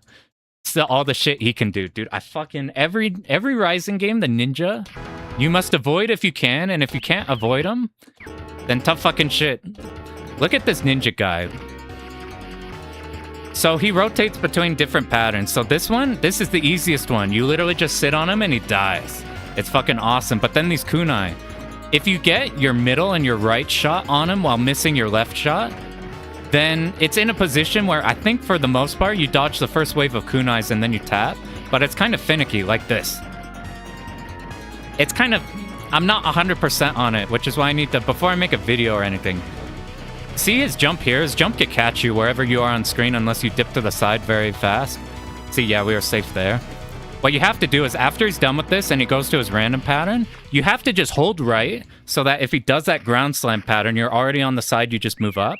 If he does the shuriken pattern, you've already dodged his first wave by doing that, and then you get into the pattern. And anything else you can bomb. That's how you have to handle the Ninja. He's in Mahou only. He's in this game. He's in Batrider. He's in Shippu. If you pick the Ninja final stage, which is the hardest final stage, he's pretty mean there. He's got a whole ass Ninja stage full of more of those guys. It's fucking terrifying. He's in Mahou, like Great Mahou. I don't know if he's in anything else. Thank God he's not in Garaga. Epilogue Bus jump scared in Sorcerer Striker. Yeah, you'd think like you're at the epilogue and then bam, and he's not. All right, let's go to him real quick. So if you guys just got here, you defeat Gigafacer. It's this thing here. Where's his name come from? Oh, that's where his name comes from. Anyway, you're onto this guy now. So with Chita, you pick Flamethrower. And literally all you do is you sit up here. If you move up, then these grenades move up. But if you're here, you can kind of hit. And like, you can bomb to move yourself around. I don't know if you can bait him moving up, because these bombs won't hit you at the very bottom if he's high enough. But every run I see just dumps all of their bombs and point blanks him. And by 3 bombs, he dies. So like, let's say we're here with like proper power level. While you don't get your option shooting, you do get your main shot. So you just do this shit and he dies. If you want to do 3 bomb, then you just do that, get to the bottom, dodge for a sec, the grenades come in, you bomb. But that guy, very rude. People argue this or Mahou is best fantasy Rising shmup. I think Mahou is a better game. It's a clusterfuck of a game. I think it's a way better game. This game, I like the style more, but Mahou's going for a whole nother thing. And the Mahou style is fucking awesome. Like, I can instantly, like, hear the announcer guy. Get the bomb.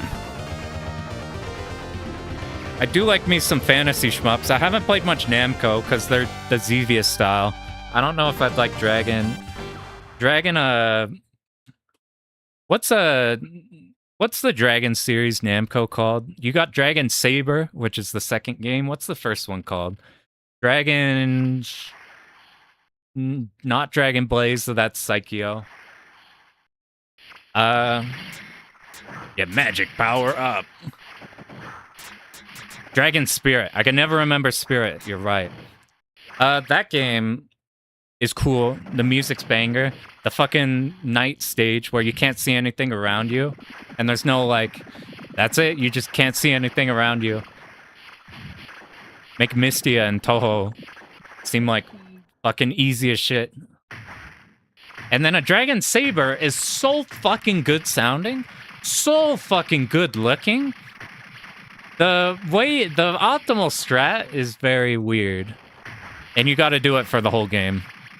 What are some other good fantasy shmups? I do really like me some fantasy shmups. Lords of Thunder. Fucking banger. Compile has a few. Compile Spriggan is basically if fantasy had mechas. Let me go back, catch up. There are a lot of... I'm a big fan of fantasy setting like this very specifically. I have this, like, I'm hunting for games. It seems like it would be so simple. Because it's literally just 16-bit JRPG, 32-bit JRPG. I really like that aesthetic.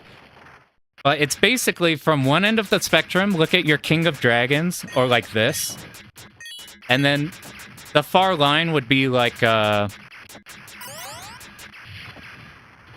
maybe like your Reciteer or something. That's a bit more comedy, but still in like this vein. There is like 9,000 light novels that are trying to parody shit like this. There's fucking 9 trillion isekais. Where there's not 9 trillion games in like this aesthetic. And you're like, what do you mean? This is like, it's in everything, but like, I can't find them. Like, aside from the obvious JRPGs. I'm like, I can't find them. It's my favorite aesthetic. Any game like this is something I want to do. Kadash with the slimes. Kadash is a game I want to do. Kadash seems so sick, even with the like 10-minute grinding section where you grind for XP in an arcade game. Dark Seal. I just saved a replay for Dark Seal 2. Dark Seal 1 I've seen of. I'm the Bard. Is Chita any good in Mahou? No. Chita is bad in everything except this. We cleared this. I'm going to show the Sorcerer Striker version with Chita in a moment. So we're not done just yet. I'm almost done catching up. Ninjas in every game tend to strike early with hyper-fast shuriken and kunai. Yup. And that shit is not different in this. It's fucking mean.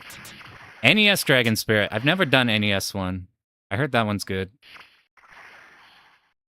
Yeah, Dark Seal 1 and 2. They're a bit janky. They're from what are they? Are they Data East? Data East has like completely crazed games, but they're also like extremely bad and extremely good, and no in between. They are both at the same time, all the time, which makes them super interesting. Yeah, Twinkle Tail is like a one end of like the... Man, we should... Twinkle Tail I've had on a list too. We need to sit down and just fuck around with console shmups. Throw up like a... Throw up Twinkle Tail and like a... what's the Thunder Force 3 fantasy one called? Not Magician Lord. That's Neo Geo. I've so brain damaged when it comes to names. Not Magician Lord, but he is a Magician Lord. Elemental Master. That's like the Thunder Force 3 people making a vertical fantasy shmup. It's fucking awesome on a Mega Drive 2, so the colors are super good. It's Data East at Dark Seals. Elemental Master. Absolutely tried Twinkle Tail. It looks so good. I even have a replay saved of it. Those giants in the cage guarding. Yeah, this game has so much flavor and everything. There's no enemy that's just enemy. It's like everything's fucking cool. Like these guys coming out the back and fucking gliding in on you. Every enemy's fucking awesome. Every element has so much flavor in it. This game is like crazy, crazy, crazy high tier game. The only thing that holds it back is just it's just the power loss is a problem. I would be fine if this had checkpoints, but no power loss. I don't think checkpoints are a problem in shmups. Checkpoints are only a problem because power loss is in every fucking game with checkpoints. Poor Chita after Mahou won. Yeah, she got a pinky into the limelight, and then she got dumped on in every other Rising game. Despite being like she's kind of the mascot. Yeah, the Technosoft fantasy shmup for Elemental Master. Fucking god game. I tried it on CRT. I tried it on that, and all the gritty backgrounds look way cooler. RNG is the only flaw of this game. Yeah, it's a thing. Before we try the Sorcerer Striker version, I need to show you Junk Wizard because we fucked up Junk Wizard. I'll show you how the strat works. Is this going slower, or am I tripping? I think it's. So I'll just show you a strat you can do with Junk Wizard to like skip the second phase.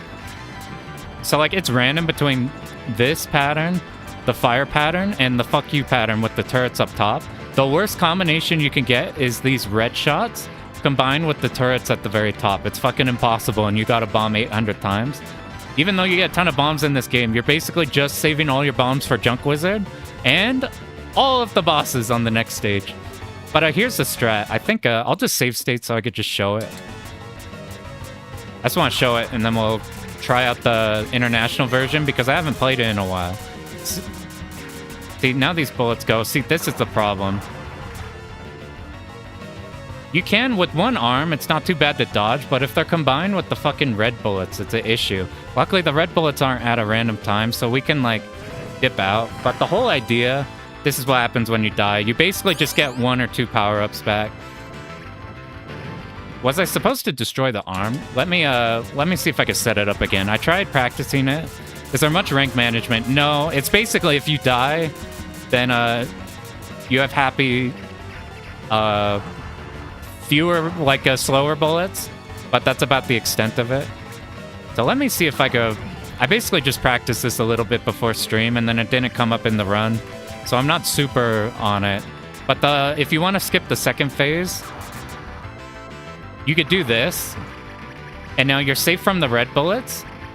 It's got to rotate back to the arm pattern. Because you've killed everything, the red, like, nothing's happening. And it's got to rotate back to where those turrets will actually start shooting. And then when it's about dead, you see it flashing, you go in and kill him. I guess we damaged him enough they got into this pattern, and since we died in that, or I don't know the setup. Before I make the video, I gotta learn it way better to see if it's worth doing versus just spam bomb. Sometimes stage boss will torture you. Yeah, basically, every run basically looks like this. You just bomb, you bomb, you bomb, you get a pattern that you don't have to bomb, and you're like, thank God. Quickly kill these tiny turrets before it's a real problem. Maybe you keep this fire alive, and you do this. I think this was the strat, actually. Because with these 3 alive, I don't think it rotates to the junk circle that he does at the end. And then when it starts flashing... I think this was the strat. I'll have to mess with this more if I do the video. But now that he's flashing, we could just sit here and point blank him. I'm pretty sure the turrets can shoot, but basically he's dead at that point if you do it right. But yeah, you don't rank manage like you would in Mahou. In Mahou, you like purposely don't pick up some shit, and you don't build too many weapon or gear sets so that you don't have the rank go bad. In this game, it's just like you die and it fucking sucks and all your bombs are gone, but the bullets go slower. So I'm gonna pull up Sorcer Striker real quick. So we played Mahou Daisakusen. Daisakusen? How do you pronounce it? Anyway, that version is hard, but the international version, way lower rank, stuff is way easier. If you have problems with this game or it just pisses you off with some of the things in it, Sorcer Striker is a really good version. You could have more fun with it. I've thought about like JP version versus not JP version in certain games. Like if you play like R-Type 2 versus international R-Type 2. Like in international, there's like enemies don't come from behind. It's like way different. Like it's not the hardest version, but since these are single player games and for me, I don't really care about impressing anybody. I don't think it's a bad idea to just play the easier version of the game. If it's like annoying you enough to drop a game or just like you just want to play the easier version. Sorcerer Striker is a good one for that. It's same thing with Kingdom Grand Prix. Like you can just play Kingdom Grand Prix instead of Shippu, and it's cool. All right, let's find... I'm digging through my PCB to find... I guess you guys can see on the camera. Let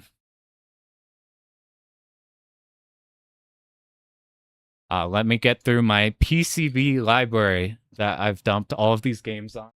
What is Sorcerer Striker's easy mode? Yeah, I would call it more easy than easy mode. It's still a memo game.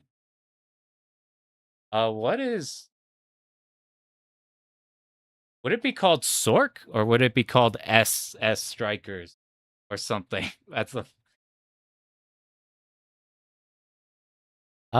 This... Okay, this is it, I think, because I also saw the Korean version, which I just found 2 seconds before stream. Apparently, the Korean version of the game has lower rank, like the international version, except the high end of the rank is higher. So it's like way harder because you enjoy short rank for a small time and then you just get fucked up as it gets crazy. I don't think it's like Hong Kong Donpachi, but it might be in that vein. Bam. All right. I haven't tried Sorcerer Striker in a minute. We're gonna try Chita on here just to see how Chita is. I'll put up like a text thing, so. Alright. Mahou Daisakusen.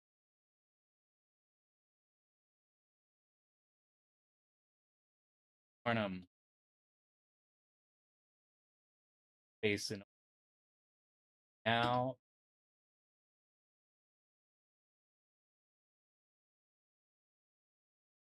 How do you spell cheetah? Like this? Like that. Have you read news about the upcoming Shmup Slam? I already have housing plans. I'm like, I already got a room for it. And a ride. It's gonna be fucking awesome. Anybody... That's what I was gonna talk about, and then I got distracted with talking about Mahou. You guys know Electric Underground? They do the Shmup Slam event. It's like a weekend of a shit ton of games. And they did it at Akihabara Arcade in Colorado. It's a fucking awesome arcade.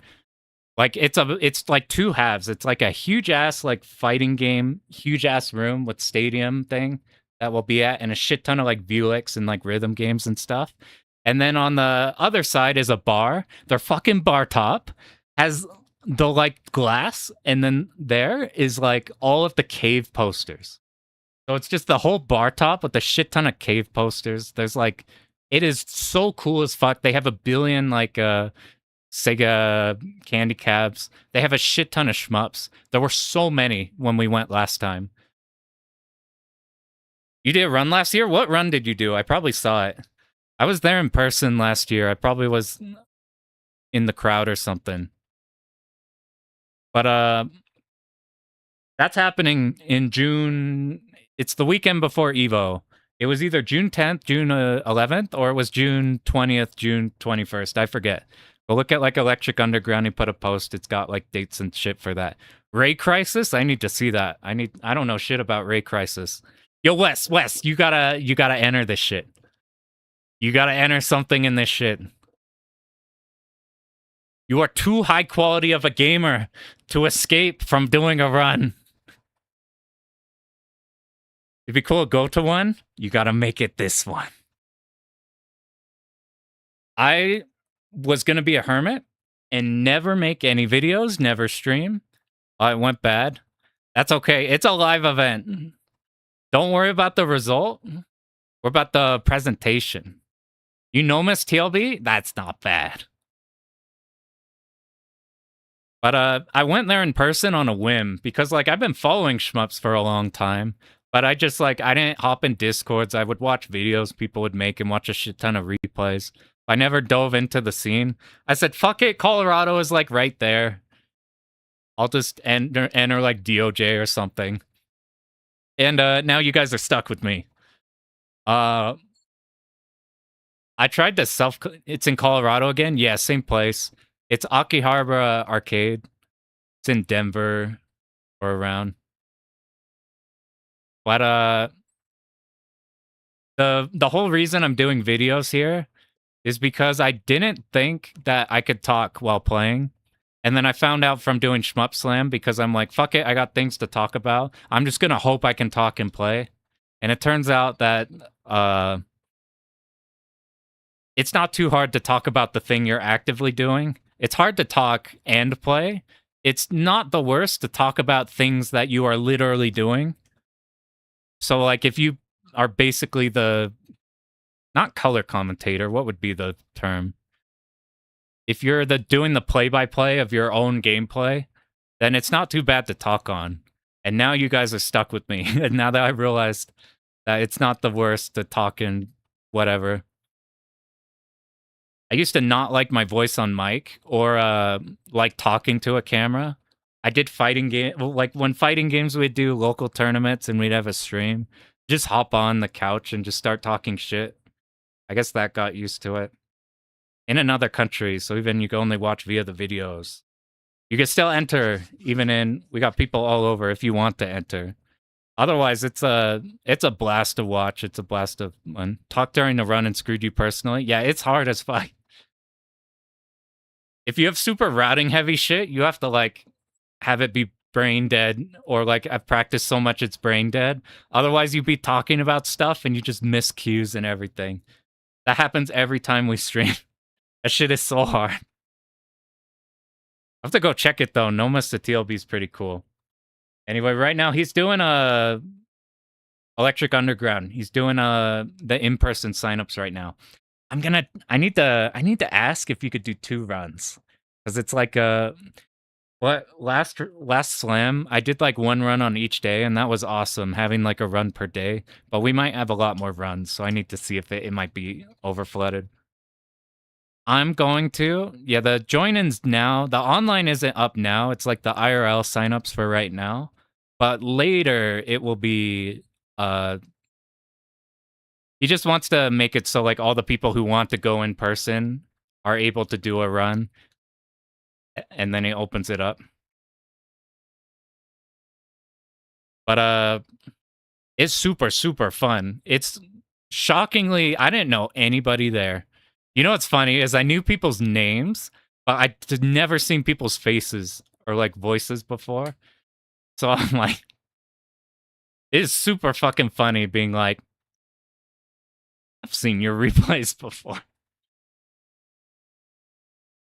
Okay, and I met like Morris there, and I'm like, hey, I've seen his shit on there before. Or like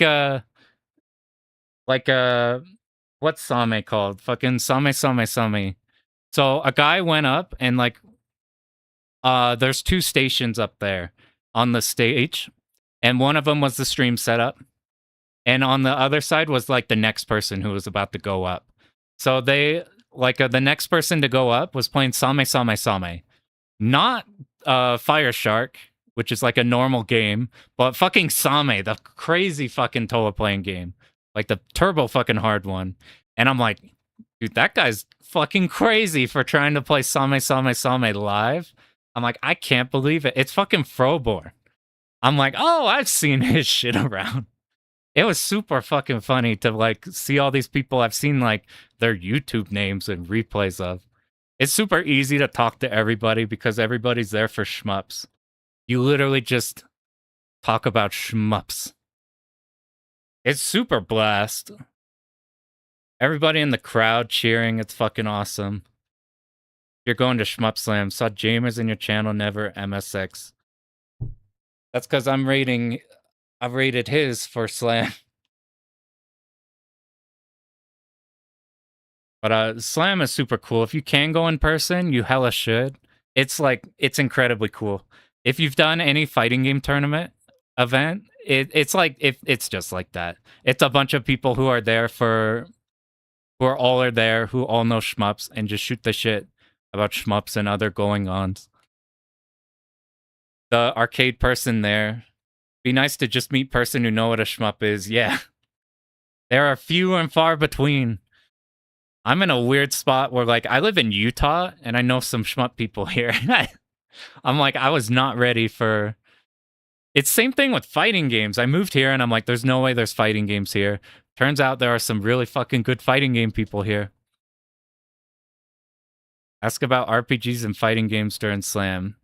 Yeah, I feel like the shmupper to RPG and fighting game pipeline is a thing.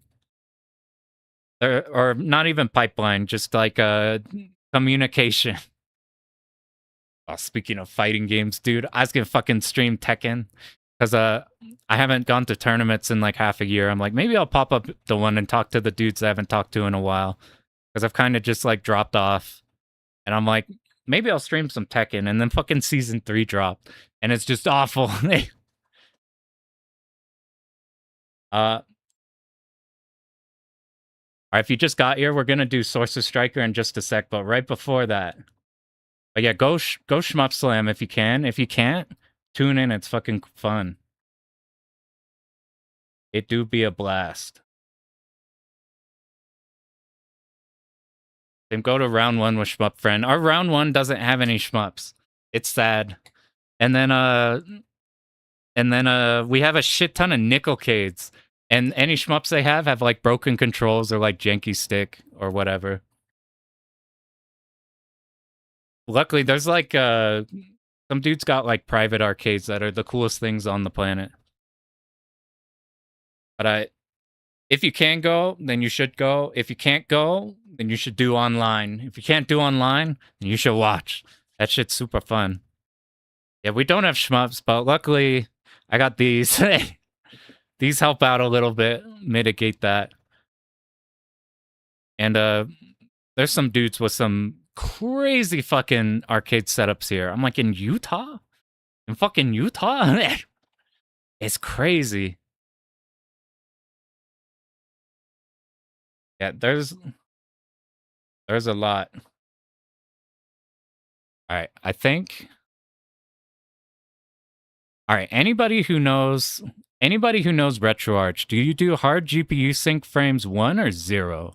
I think you do 0 for latency. All right, we're gonna pull up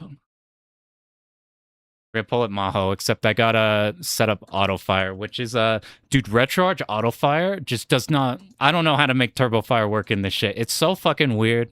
Like MAME, it's super brain dead to get working. Here, it's like I have an auto hotkey script, and I have to bind different keys to different things. It's a fucking mess. Your setup seems like Japanese sit down. Yeah, I stole. Yeah, these are just Velix that you'll find in places, and I don't know if these aren't like the Taito stools, but they're like adjacent to that. They're not as nice as them, but they're good enough and they're cool. 0 is better in theory, but you're not sure in practice. Gotcha. Okay, cool. We'll roll with that. This is already set up. Now I just gotta put it up. We'll watch the opening again. Anybody else who hasn't seen here. We got some English now. We're gonna play Chita. That'll be cool. I have an auto hotkey script, and I'm sure it like adds some lag to when you like hit your fire button, but I can't give up the latency from RetroArch. It's so hard to go back to anything after doing like run ahead 1 and like fucking with frame delay or something. Or here's Sorcer Striker. So this version we did Mahou. Sorcer Striker, international version. We got English, it's way easier. You got some pixel blending because of the GPU sync? Or, well, I don't know. What's funny about these cabs is nothing in here is the same as what I got them from. I see you later, Lucas. Thanks for popping in. I appreciate it, dude. These cabs, I basically ripped out literally everything in them. So like this screen, it's an LG screen. The default, I still have them around. I should probably give them away or sell them or something. The default like 2007 monitors, yeah, they're 720p. But dude, they're fucking huge, they're fucking loud as shit, and they're super, super laggy. If you've ever gone to a round 1 and tried playing like Street Fighter 4, good luck hitting your plinks.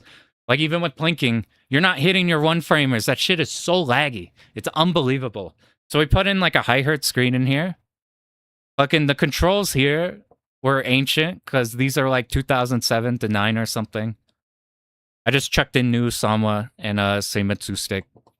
The coin slot, it's really easy to get a coin slot and stick them in here. I thought it'd be a pain. It's super easy.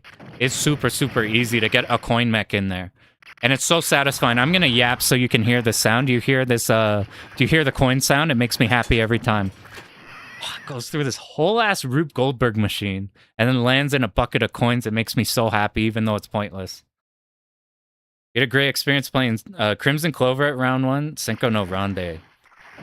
I think we're just talking about at Shmup Slam, the Akihabara arcade. They have like Velix with like Crimson Clover on there too. Strania feels good too. Here in 2007 gets called ancient these days.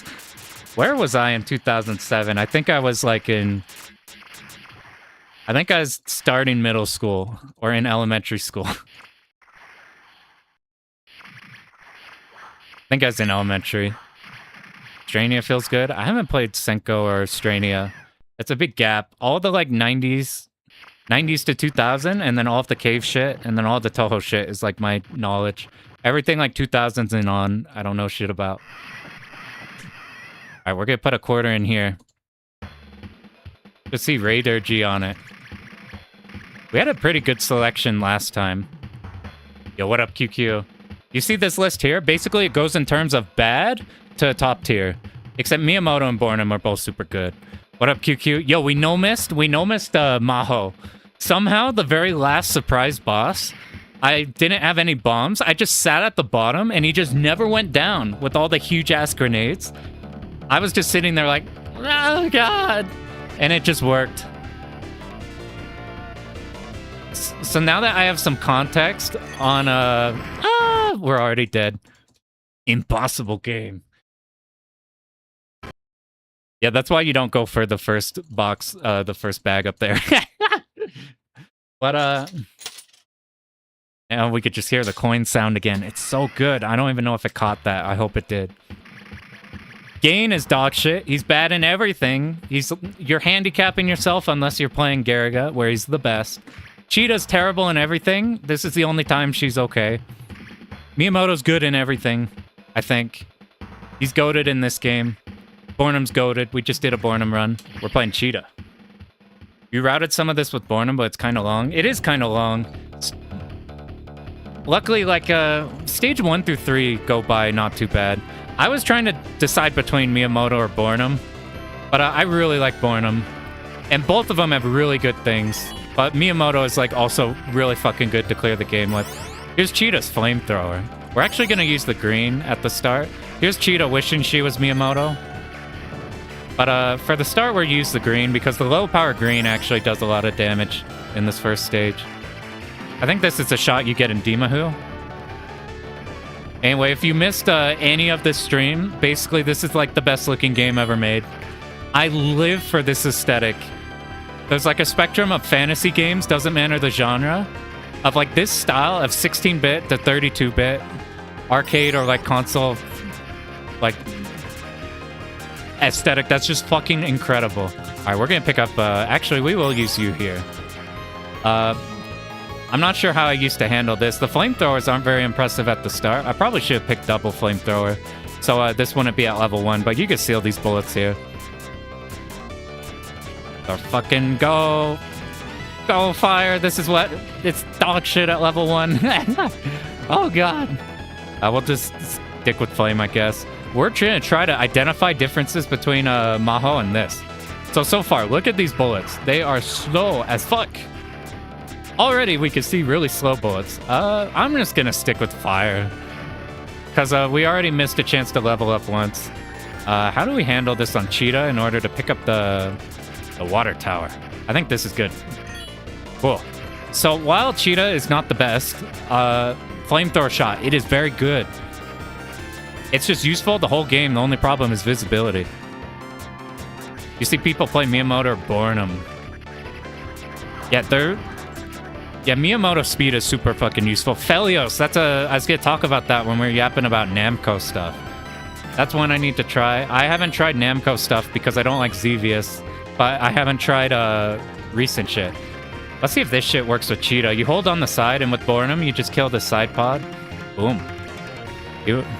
I want to say stuff is less tanky and bullets are slower in this one. I just assume the rank is just low in this version.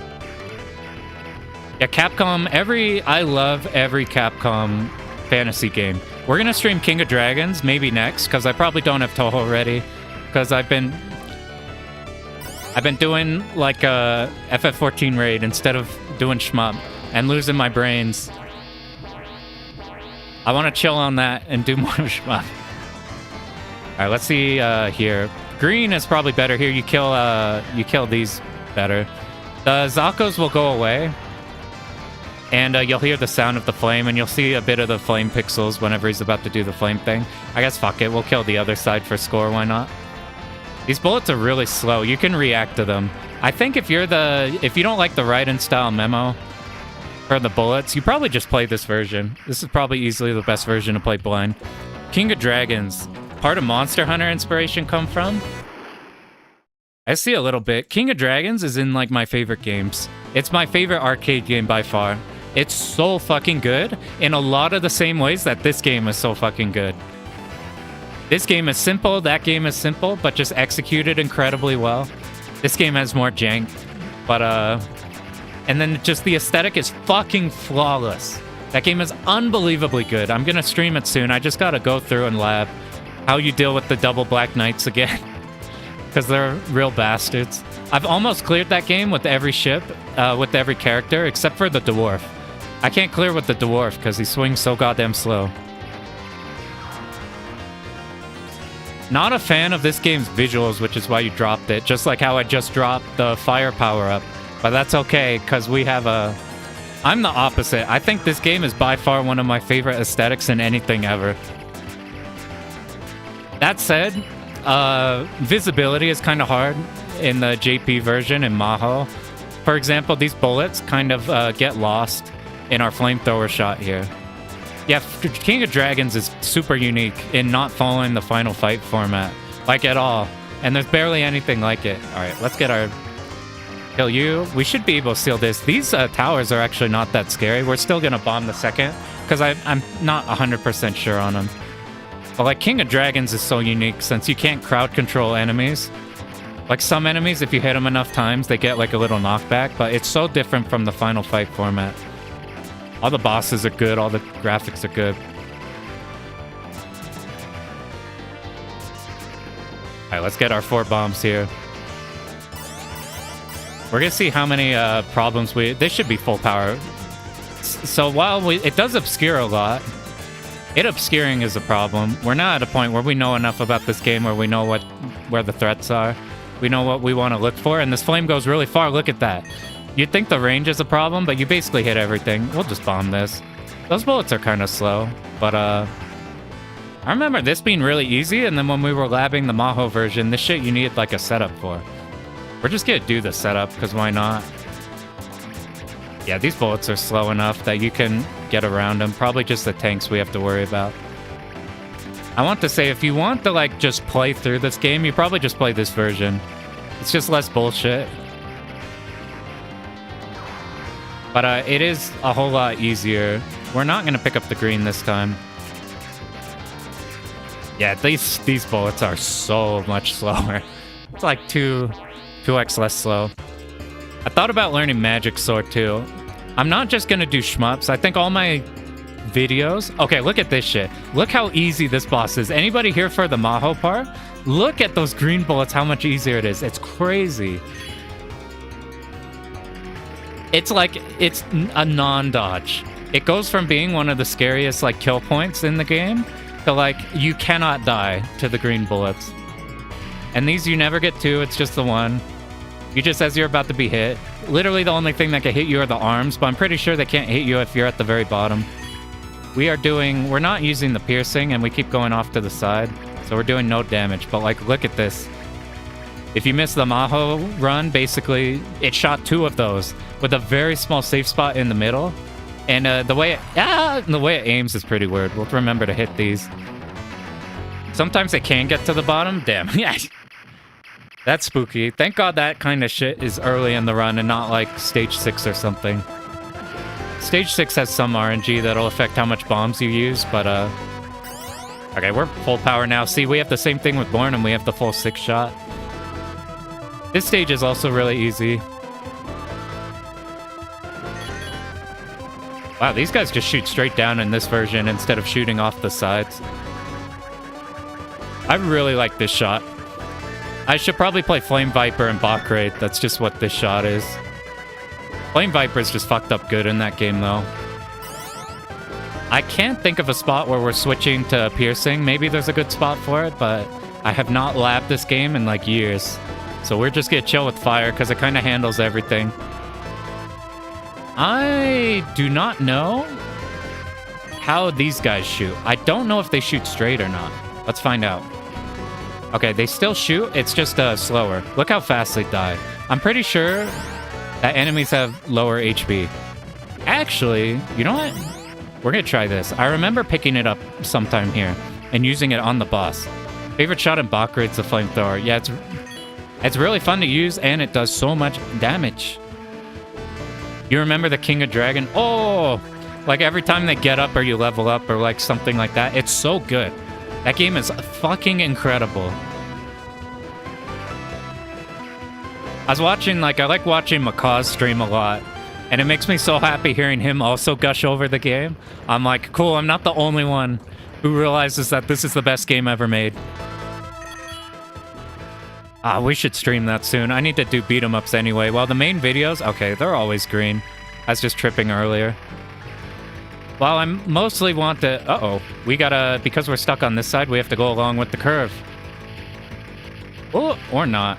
I'm gonna bomb. As soon as this whips, I bombed. See, we didn't get the invuln. But, this is an easier version to recover in. Let's see how it goes. If we die, we might actually just try go for a run on this one. Let's see how recovery is, because it was at a point where I kind of just wanted to reset all the time in Mahou. But in this one, where things have less health, and the bullets are not as bad, I wonder if it even ranks down. Like, maybe it's already bottom rank.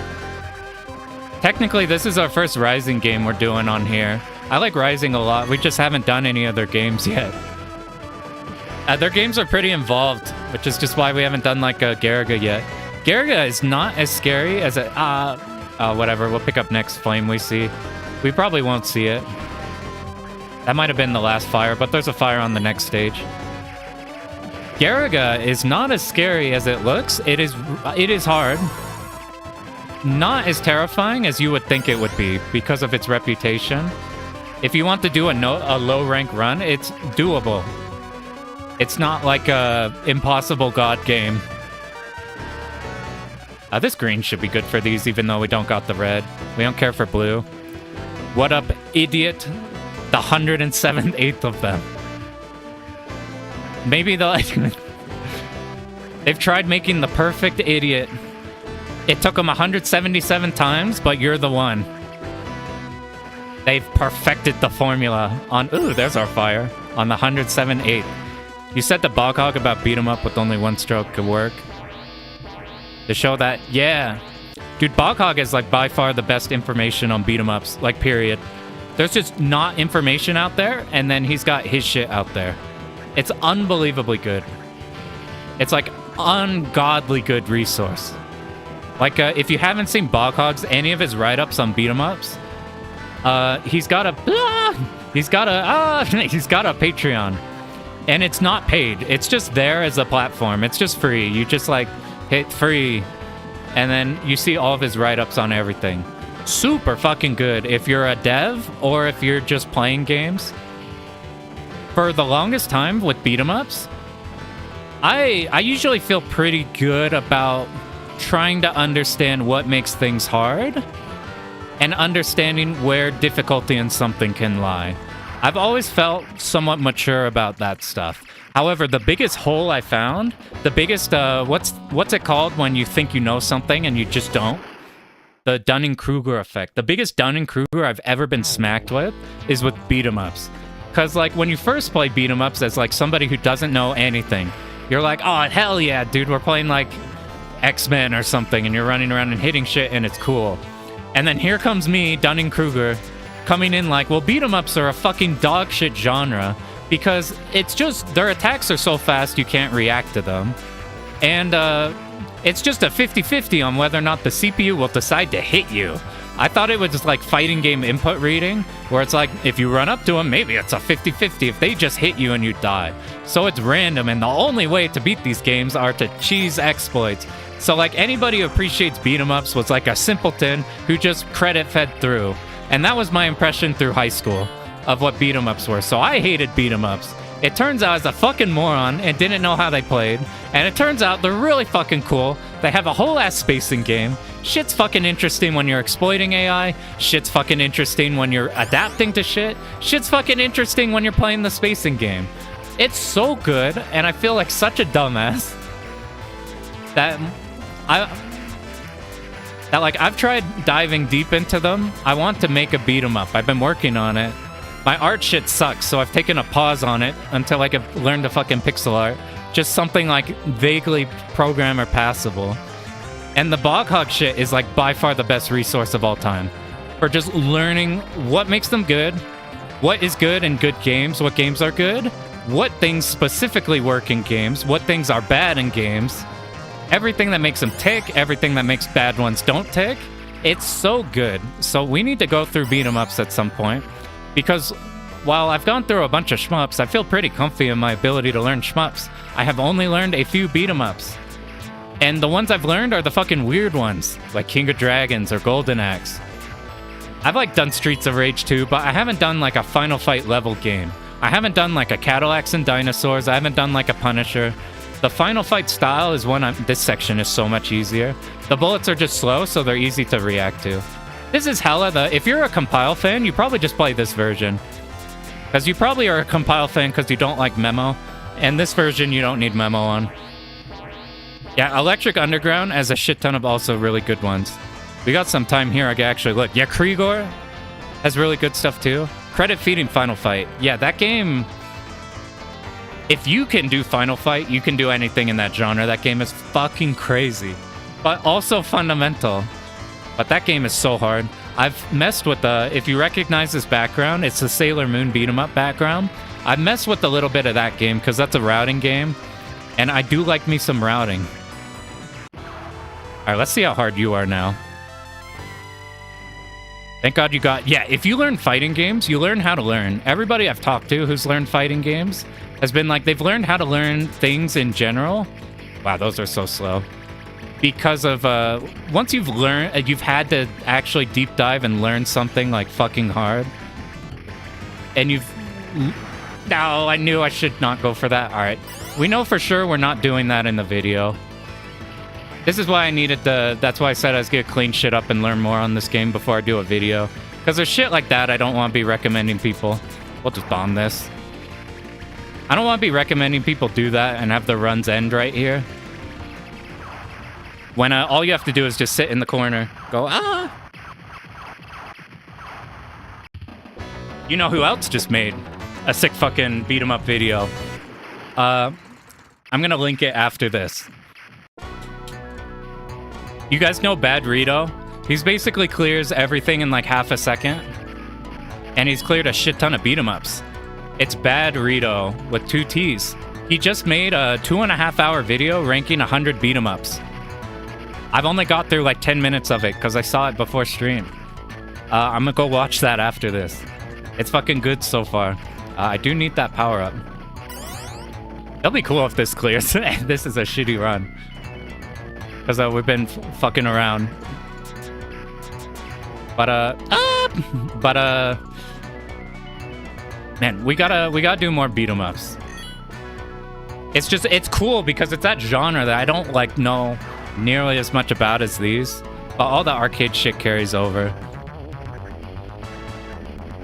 They're less like moment to moment intensive as these, but you do have to adapt a bit. I feel comfy in my adaptation ability from like playing fighting games for so long, but they're not as like straight up copy replay route perfectly unless it's like a routing specific game. Like Sailor Moon, you can route the shit out of. What do you call it? Yeah, Krigor as good shit. Iconoclast is like the go-to for like a beat 'em up replays and just like character action shit in general. He's got a bunch of stuff I would copy. Okay, I think we're back to max power. We've recovered. But it's so interesting because it's a genre that I thought was a worthless genre. That was literally just a simple genre. You know how people think of shmups? It's just you just kind of, you move and shoot. That's kind of how I thought beat 'em ups were. And it turns out they're cool as fuck. So I'm excited. We could probably do a King of Dragons like right away, but I need to lab out the double Black Knights because they're fucking mean. Peck has done a few really, really fucking good beat 'em up commentaries. Let's see if this strat works on we're hugging the ground, and then when the bottom two shoot, we move. That's like a killing section in even this version. This might be weird. But Peck has some good commentaries. They recently just did King of Dragons on hardest with Wizard. King of Dragons is cool because the game varies heavily depending on if you play a shield character or if you play Wizard or Archer. There's a bunch of speedrun shit on Wizard. Is this the JP version? So we cleared JP with Bornnam. We had to go straight to top tier because the JP version's pretty hard compared to this version. This version's pretty chill, to be honest. We've died a bunch of times and we're still like on pace pretty well. We've made some critical mistakes this run and it's still good. This is the international one. We're messing around with Chita because we want to try out Chita because his flamethrower shot's good even though she's kind of bad. She's not bad. She's just like solid in this game. But we want to see the differences now that I have the context of both of the runs. I still don't know if I'm full power. We are. Look how good this flamethrower shot covers everything. It was weird routing shit with in Mahou because I was so used to sections like this just falling apart in this mode with Chita because both of the homing and just shit being easier. You felt like your skills didn't transfer. It probably depends heavily per game. Like King of Dragons you can route, Sailor Moon you can route. What's the Konami big sprite game with the post-apocalyptic fucking jamming game? What's that one called? Violent Storm? Ah! I accidentally tapped. That game, there's like spawns and shit you can route. Peck did a video on that one of the 2-all. It's really good. Daisakusen has like an 800-all of that game. Also really good. These enemies, if you missed when we did the commentary before, they shoot on your middle right side, and then we just move to the left just in case they aim our way. But they really love to tend, if you're right under them, to go middle. Do we have enough room because these are slow? We do. They tend to go down and to the right when you're directly under them. I really like this flamethrower shot in games. What's the shit that BBH says in every game? You know the thing about flamethrowers in video games? They're, this is shit, it's too slow. Yeah, our Mahou strat doesn't work here. Luckily, this is the last one. Oh, how hard is Junk Wizard in this version? M. Knight's fantastic.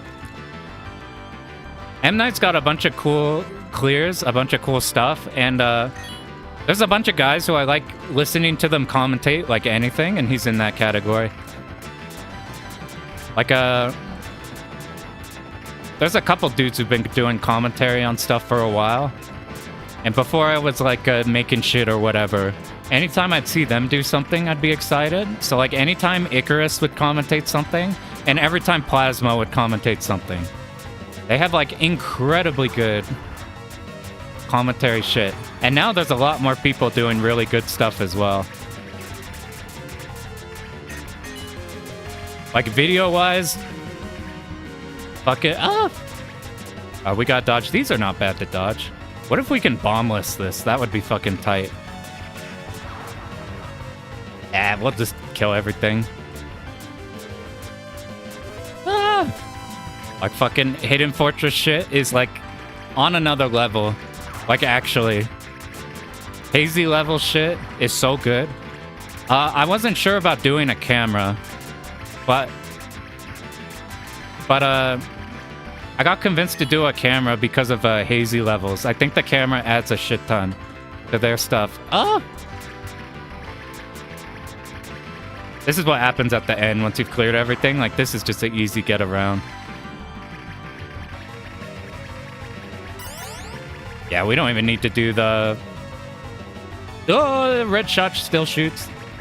Oh, fuck. All right, we're going up top. We're playing Chita. We get hit shit from behind. This comes up every now and then in this game. Specifically next stage. I'm gonna bomb this.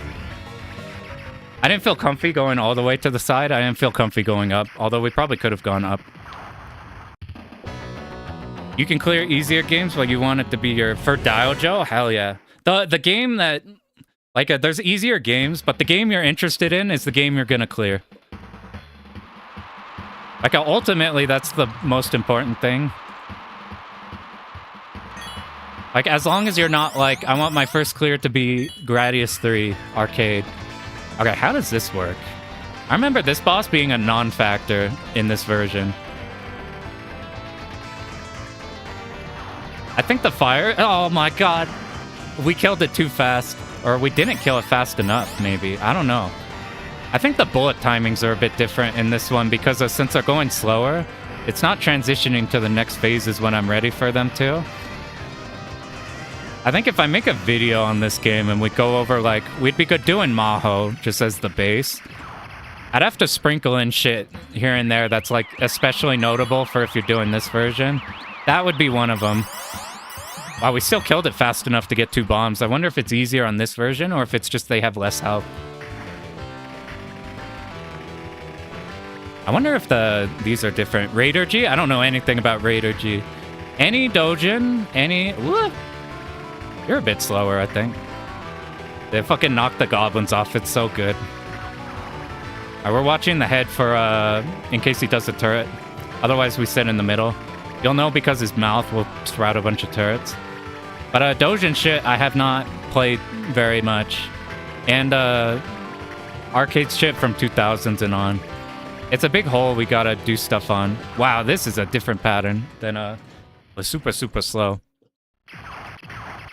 Isn't Dojin, it's console shmup? Gotcha. Yeah, if it's like PS2 and on, I don't know shit about it. I gotta learn a whole lot. For if any reason, but to do better at that stage 1 quiz. I'm like, what the fuck is Delta Seal? Best take of a caravan shmup. That's cool. Oh god, it's you.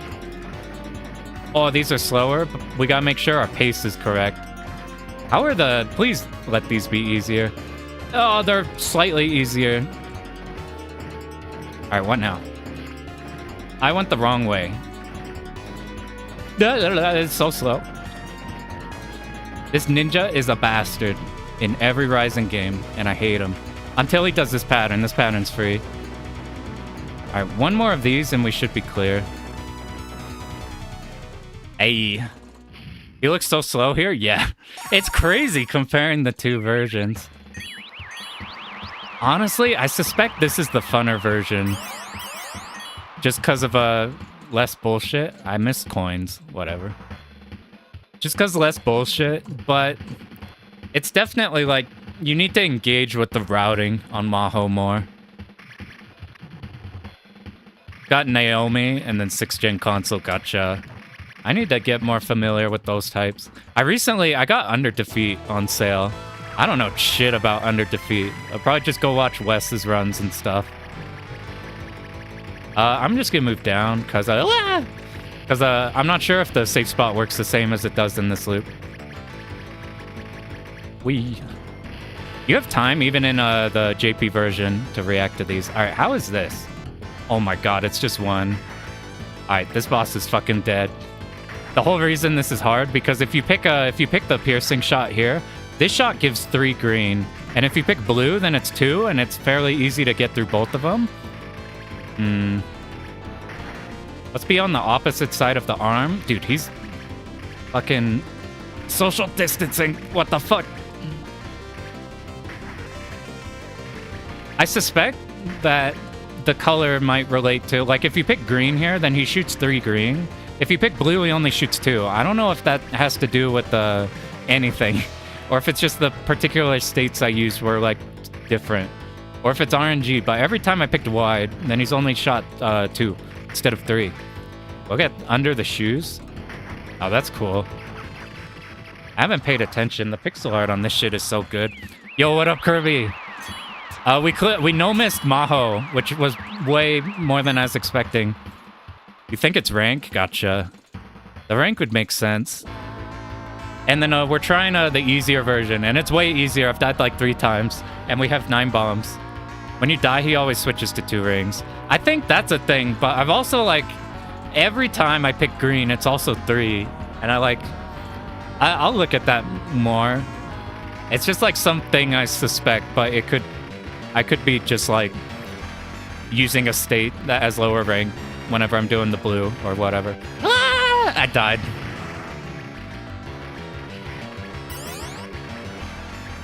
We actually still have so many bombs. What do we want to... Oh, we blew that up. We want to get these 2 down, and then we should be... Even with our shitty damage now. Well, we'll just bomb this. These are actually not bad to dodge on this version of the game. But the one... Oh, that shoots the laser. We want to stick on the left side. This is actually doing damage to the core of the boss. So we get all 3. You have some spread. I guess we could... Or, I don't think we could aim to get all 3 of our things on it. Wow! See, look at this. We did die like a couple times, so this rank is extra easy. They do have weird trajectories, but you could see them ahead of time and then just not be in the line they'll be at. This is what happens with the power loss in this game, and we're on a easy version. That's it. It died really fast with Bornnam because we were doing wide shot with full power. I bombed. What's nice is you do get invuln. It just takes 100 years for your bomb to actually go off. It's like a true ride-in-one bomb. Alright, this shit's gotta go eventually, right? Fucking go. I'm done. I'm tired. Is Mahou memo heavy? If you play Sorcerer Striker, you can get away with not memoing too much. There's no rank management. Don't you own a Mahou cab? What he said in the Discord, we were just talking about the Mahou. I don't have a Mahou cab, but I've just cleared. The cabs I got, I have a Smash TV cab, these 2, and a Neo Geo 2 slot. But if you don't like memo, then play Sorcerer Striker. The bullets are slow enough to react to, and you only need to memo what you need to memo. If you are playing, let's see here. I'm pretty sure. Oh, he shoots up. All right, let's just dump bombs and get the clear. Wow, he died fast. But if you play Mahou Daisakusen, it's very Raiden, very Toa plan memo. Because bullets are really fast, and recovery is really hard. So you can't fuck up. Ooh, let's see how long we go last loop 2 with, like... Maybe after this, we'll try a Bornnam run. And see if we could get anywhere in this versions of the second loop. I don't know. Alright, so in Bornnam, he just bombed his whole crew. Here we got our wizard tent man. A whole ass. Is this a unique? This might be the front of the stage 2 ship, or it's new. It's pretty much either on route or get screwed. Stick on route in Sorcerer Striker. If you die, you can recover. In Mahou, you need to stick on route or you get screwed. Ooh, let's see how long we could get on So here's second loop. My understanding is that while we do have the severe power loss here, it's the same, I think, as like loop 1 in Mahou Daisakusen. So as long as we don't die, this is just the same. I have not labbed. She gifted him stage 2. It's so sick. Like, you see these guys on the sides do shoot, I guess there's separate things. Like, I don't know if those guys shoot revenge bullets on... Not revenge bullets, they shoot destructible bullets on Mahou loop 1. But basically, shit is not bad on this loop. Whereas, you saw what Mahou's second loop looked like. It was pretty spooky. We'll just see how long we can last here. Maybe we'll try a Bornnam run and see on this version and see how far we go. It's your cabin hard. Maybe that'll happen soon enough. You know, maybe so we don't take too long, we're just gonna die here. And we're gonna try checking out how the Bornnam one compares here. You watch a French player get frustrated with JP version for a long time, switch to US. Yeah, I'm like, it's cool to do the hard version. Like, it sucks getting a hard clear and then it's on the easy version of the game. Like, if you do Oxygen O and then you're like, fuck it, we'll do Truxton 2 to make it slightly easier. Then you put all this time into something that's like super hard. And then it's like not even the main version. But it saves your sanity. It's funner if you're not having bullshit. Waiting for that beat 'em up video link. Let me grab that.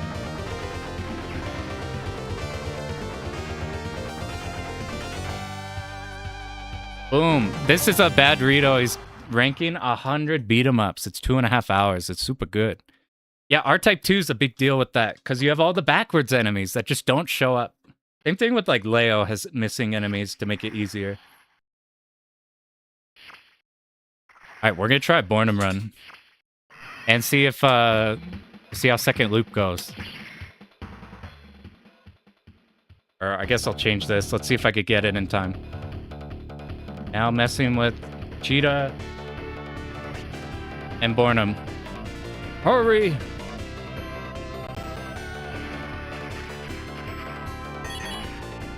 Switch to Shodia for... Yeah, it's weird with... We're gonna just pick up greens first. Wait, no, we're playing this ship. I'm fucking tripping balls. There's an argument that I should have just picked a wide shot because we're switching to it later, but this shit is so easy we don't need to think about it.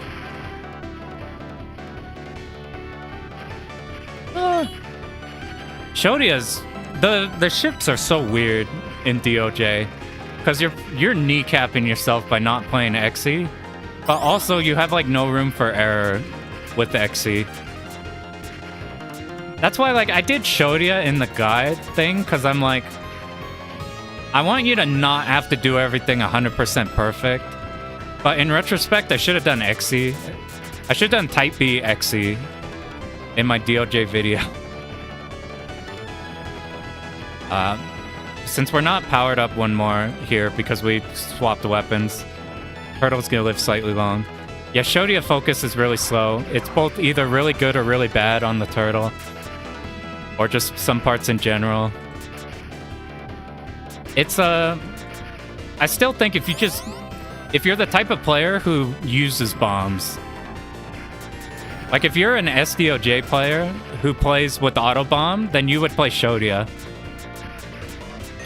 If you play without auto bombs, so you get the additional bombs, it's such weird that game. You pick Shodia for bombs. You pick her because why? That is another fair motivator. She is a part of the best shmup art ever made with the DOJ cover. Labbing some Loop 2. Ah! Let's kill the side. Labbing Loop 2 DOJ. Hearing the stage 1 theme. It's so good.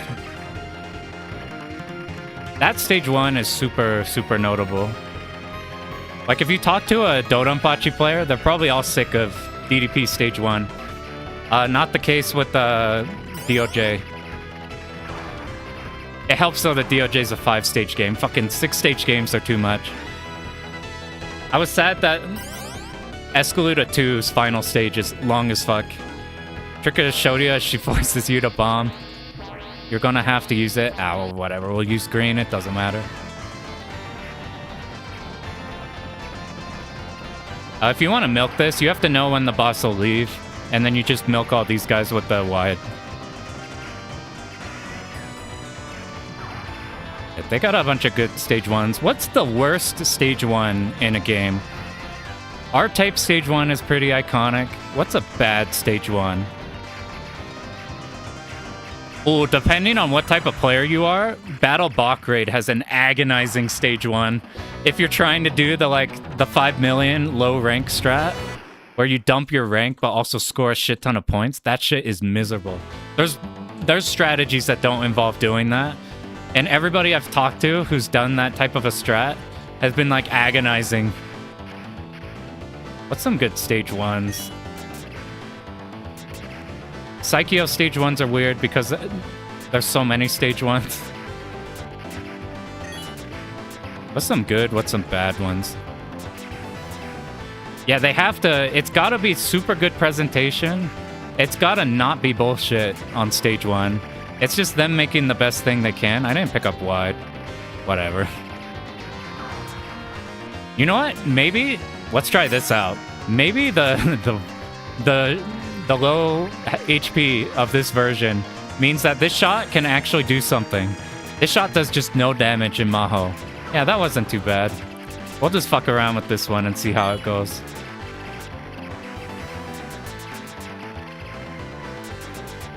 Donpachi stage 1 is good. Dodonpachi stage 1. I like it even though it's fucking too many stages. I think it's iconic and it's cool. Ruh-roh. Usually that's dead by now. Alright, we're not doing homing anymore.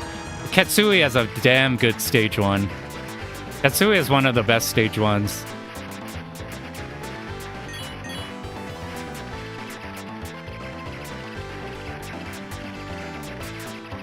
Escaluda 2 has a good stage 1, especially for scoring. Galuda 1 is a nothing burger for scoring, but it's a cool stage 1.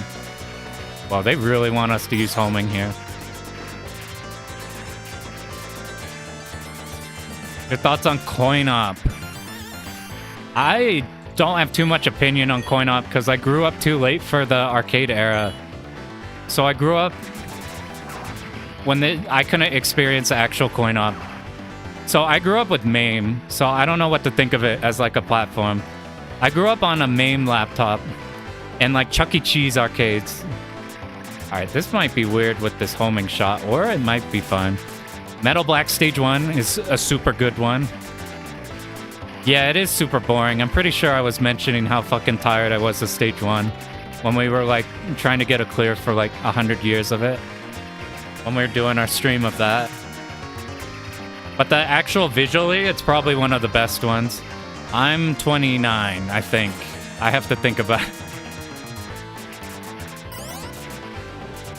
I grew up in time for early MAME, not in time for real arcades. I grew up in like GameCube era. PC gaming around that era. I played RTS shit. Any Supreme Commander players in here? Fucking God game.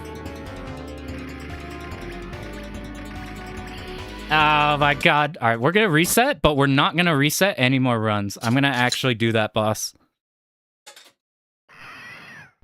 I want to see how far we could get second loop, so I don't want to die on there. Bad for longevity as the games as a whole because it's expensive. Like, for the person, like, I can't imagine putting credits in trying to learn a game. Should be turbo expensive.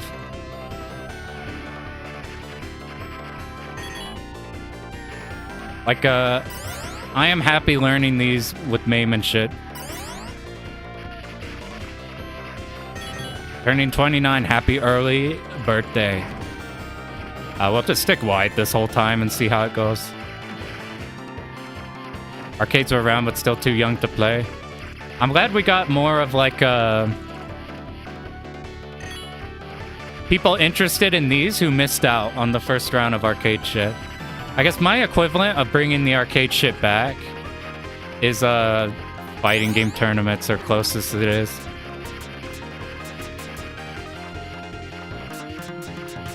I kind of want to play Tekken again, but it fucking sucks right now. It's so sad.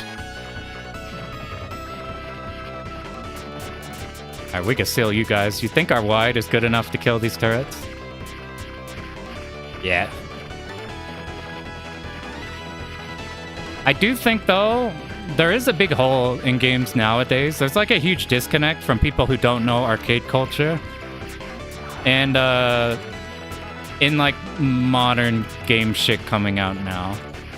There was that like Twitter thread that appeared not too long ago where somebody was like, yeah, my friend told me Darius Gaiden was super hard, and then I showed him by I just bombed the whole game, and then would put a credit in and then just keep bombing, and I beat the game, and he was pissed. That's like a big thing that a lot of people is their impression of arcade games. Because they don't understand the idea that these can be 1cc. Like, I didn't know that these were 1cc-able. I thought 1cc's were like speedruns where they were like a challenge thing, not like a way to play the game. If you talk to any like normal person who plays games and knows nothing about these... Oh my god, dude. Alright, we're actually resetting there. That's why you pick green. That's why we pick green at the start. You group up with like shit Chuck E. Cheese. Yeah, I would just be excited if I saw a Galaga Miss Pac-Man cab. So like people a lot of the time, like if you've ever shown somebody a shmup, they figure out really fucking fast that bum bum bum bum bum die, bum bum bum bum bum die, put in credit, bum bum bum bum die, and then that's their whole experience. If you cut continues, then they don't really understand how to learn shit like that. They don't understand how to treat it like either a speedrun where you route it, or like a, I don't know, just something hard, like a Souls in general, where you just, the idea that you need to go at it and then figure it out. It's not going to be like a first try thing, like a AAA, just normal single player thing. And it's hard because if you limit continues, what you just get, that what happens is like with that one beat 'em up that came out, what is it? It's got like, what the fuck is it called? I can't remember. There's a game that made it so you couldn't continue, and everybody was just pissed because you just KO on stage 2 if you didn't know what you're doing.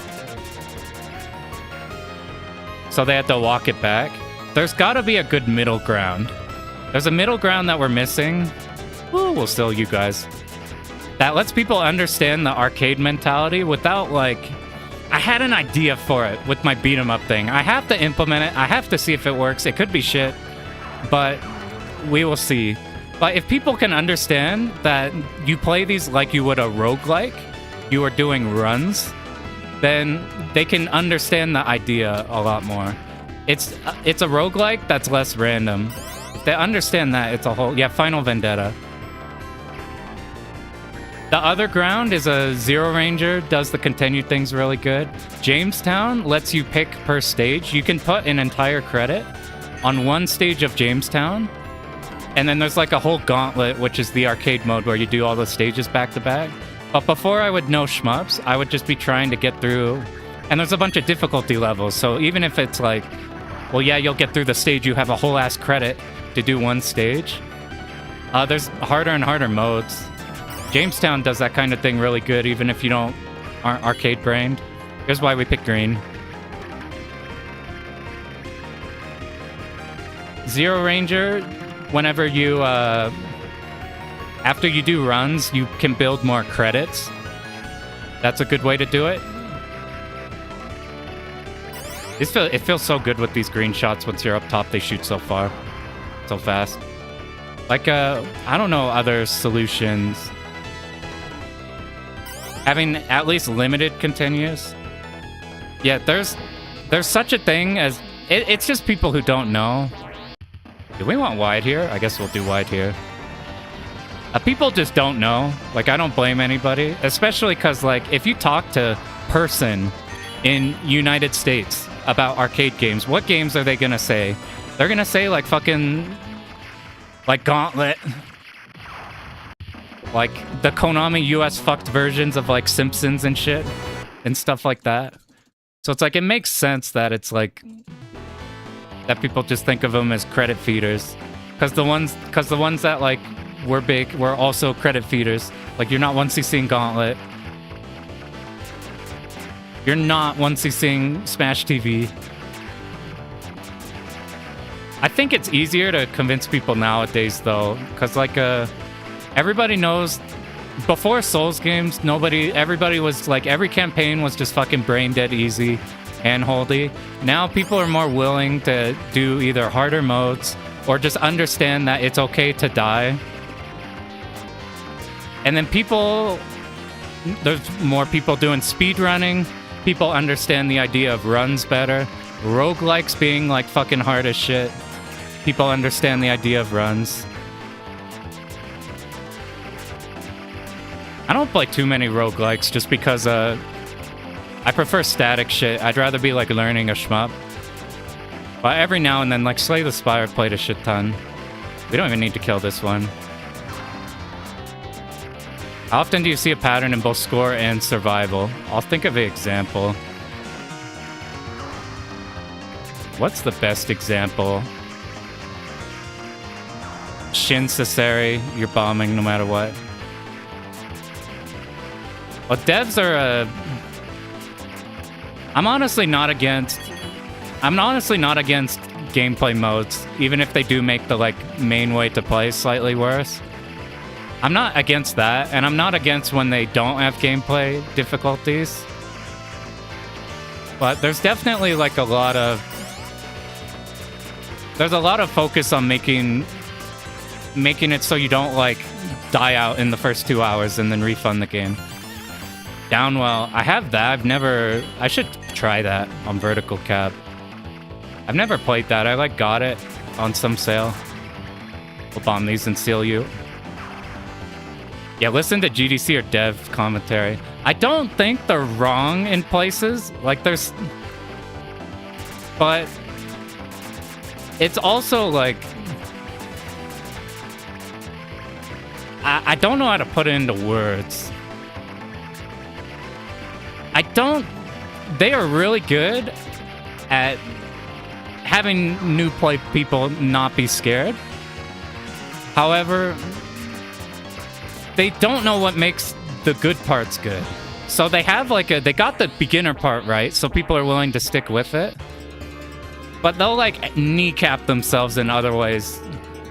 Like, if you go look at Boghog's thing, you'll see, like, very specific examples on shit people do.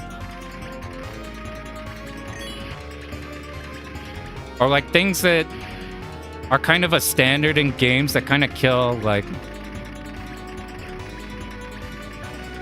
Like, there's a lot of things that are a given nowadays I don't think are very good.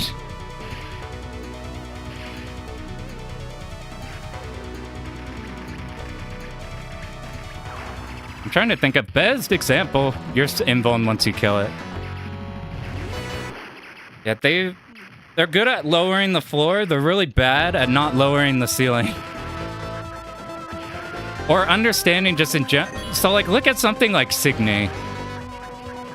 So, like, Signy's a really appealing game for people who, like, who don't know shmups or arcade shit. But, like, in the Euro stuff. Maybe they play Jets and Guns or something.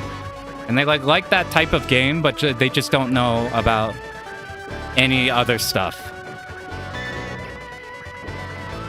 Like, they can nail the appeal on that super well. But it's like, anything deeper, they, like, have fundamental misunderstandings. I'm trying to think of examples of, like, you can die to that. I forgot to trigger it. I'm trying to think of, like, most concrete examples you think of. Like, if you want a simple thing, it's like fucking beat 'em ups. Having, like, they realize that we need a scoring combo system. And then they have it so when you, like, put in a new credit, your score stays. They don't even add, like, a 1 at the end or something. It's just, like, a fundamental misunderstanding of, like, a part of... And, like, a lot of things like that. That stack up and just, like, I don't know.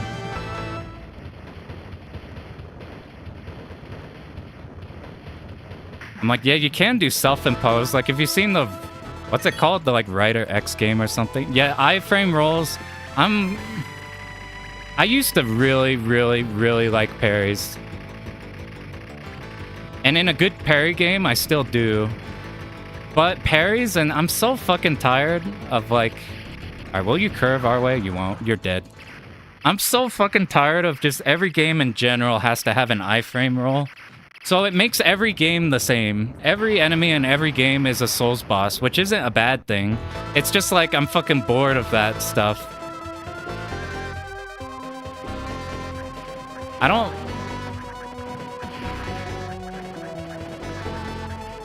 Yeah, like a parry and third strike is completely different. A good parry is a bad one. So, like, if you have a parry, in your game is now a parry game. So like, for example, you play Expedition 33. The parry is really good there. It's like a gameplay defining aspect because everything is centered around the parry. You cannot play that game without the parry. Like, it is the parry. Now, you can have a game that doesn't have it as defined as that, but the moment you have a parry, then the whole game is the parry. If the parry is dog shit, it has to be dog shit, or else the entire game is the parry. Like, it will always be the best thing to do at all times. It's like, oh, I could not be doing damage and running away, not doing damage. Or you could just sit up top and nothing that it hits. You don't have to... Like, the only thing that matters is timing. You just sit on the boss and pop parry. Sit on the boss, pop parry. My like, favorite game ever made is, like, Crosscode. It's, like, one of the best games, but it's super, super hard countering. It's like, if an enemy can be parried, then you will use the parry on the enemy. That is how you defeat enemy. And so, like, if it's just a game where it's like, our game is the parry. So, like, look at something like Vindictus, which just complete dog shit Korean MMO, somehow has God combat. It is all about, like, just parrying and doing, like, a whole rotation while fixing parries into your rotation. It's kind of like Monster Hunter, where you're trying to put guard points in between your strings when you think the monster attacks, so you can keep your rotation going. It's that type of thing. I don't mind that when it's like, that's the whole game. But if it's like you have a game with all of these mechanics and movement and shit, none of it matters. You have the parry. You now just sit on the boss and you parry it, and then you keep hitting it, and then you parry it, and then you keep hitting it. And it's like, it's also tiring to do because it's like every time you meet a new enemy, it's like, all right, let me just not attack and just figure out all the timings. And now every time we see this enemy, it can't do anything to us because we just sit there, parry, sit there, parry. I'm like, I went from like, I wanted a parry and everything because the parry games I like, they're really fucking good. Shit, dude. I knew we should have picked a wide shot. You know what? Fuck it. This is the last time we're resetting. I'm picking wide shot. I'm gonna actually remember the parts that, I want to see loop 2. We already, like, you can die here and recover super easy, but I want to check out loop 2 with the Bornnam. Yeah, charge... Like, my favorite parries are where you're doing a thing, and because you manage to incorporate the parry while you're doing something, you can keep going rather than peeling off the boss. But every fucking game is just like, hit, dodge, roll through them when they're about to hit, dodge, roll through them. This will be the last run we do. I just want to check out, I'll stop resetting. I just really want to see second loop on how... Oh, we missed it, but that's okay. We'll just stick with this shot. Yeah.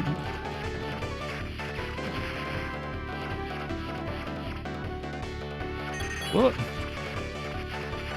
Trying to think of... It's like the same thing in like every Zelda clone nowadays is a fucking dodge roll.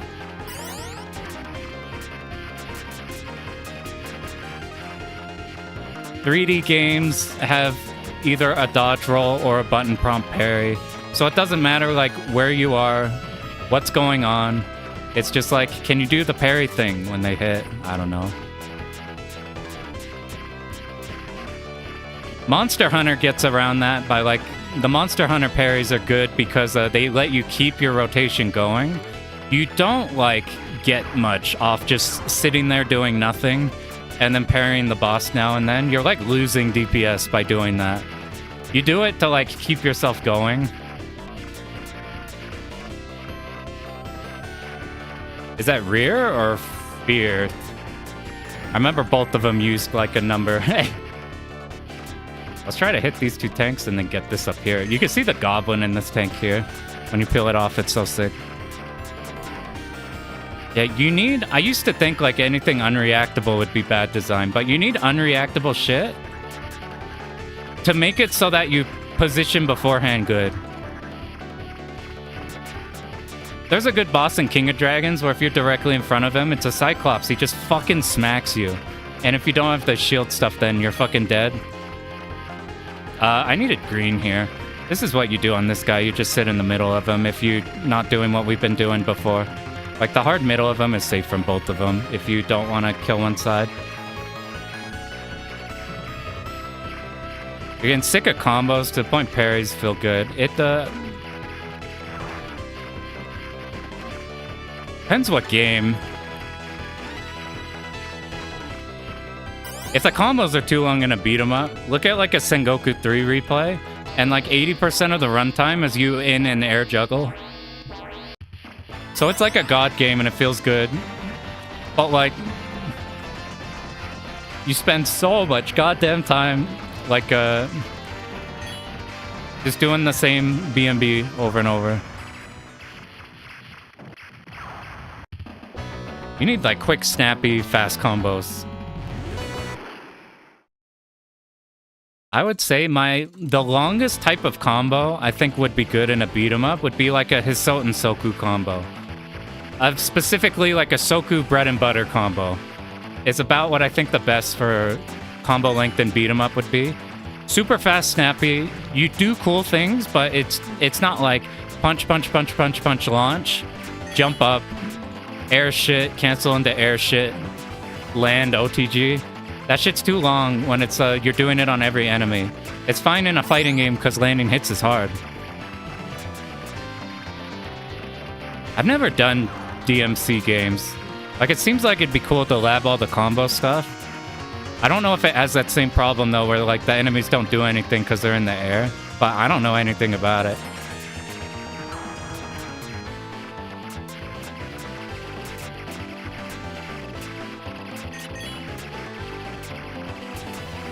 I'm like, I feel like too, if you have like a dodge roll, then every enemy solves itself.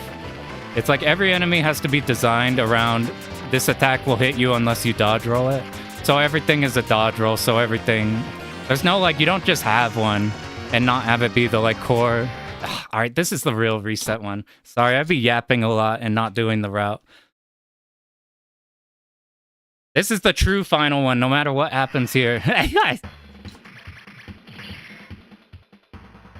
I just keep not doing the route.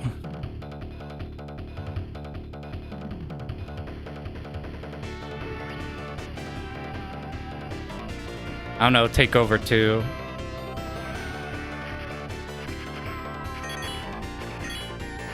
I'm like... I'm starting to like less hard counters in games. Like if... Yeah, we'll just do green here. Like in you guys play Yeast games? The Nihon Falcon ones. Like everything past Yeast Origins, you have a flash parry and a flash dodge. And those games are still really fun because they feel good. But like I've been playing through 10, and like every fucking enemy in the game is just wait for them to hit, you do your big parry, then you blast all your skills. I'm just like get exhausted from it versus like shit you'd find in like in 6 or 3 remake. This is why you want to seal these. They actually seal pretty close to them.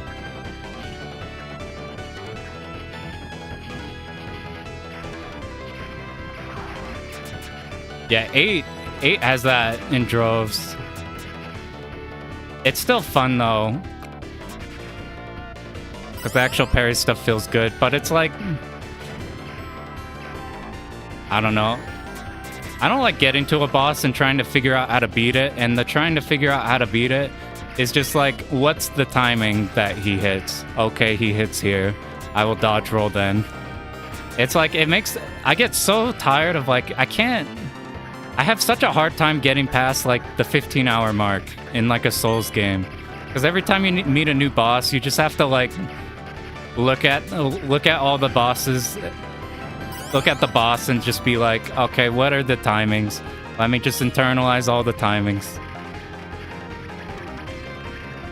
And I just get super like exhausted from that.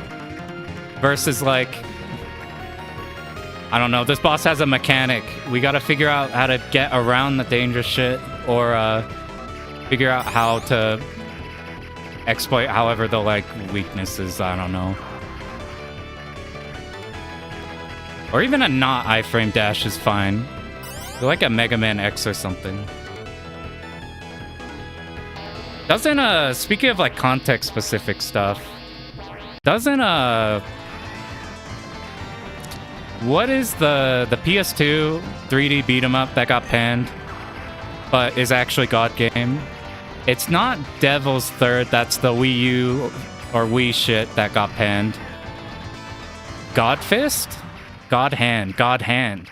Doesn't that game have like conditional, like if you land counter hits, you can do combos? Like you can't just jab and then go into a whole anime-ass combo. Like you have to fish counter hits or shit like that. I fucked around with counter hits in my game. It's hard to do them in a... It's hard to do them in a 2D game, 2D belt scroller versus I don't know. I'm just fucking with it a bunch to see if that could work in a 2D one or not.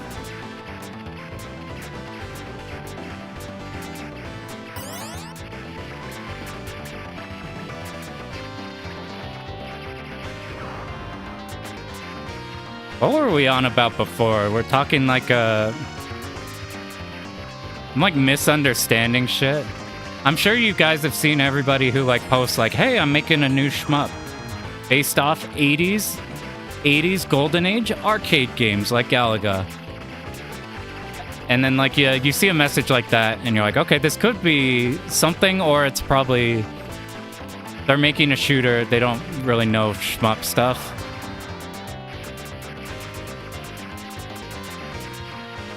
We do want to kill you this time. Okay, look what happens when I look at the screen. You could customize your auto combo. That part's interesting. You make your whole like string setup. Game has Tekken Magic 4s. That's what I think you'd need in a... I think you need the Tekken equivalent of a Magic 4 in a beat 'em up.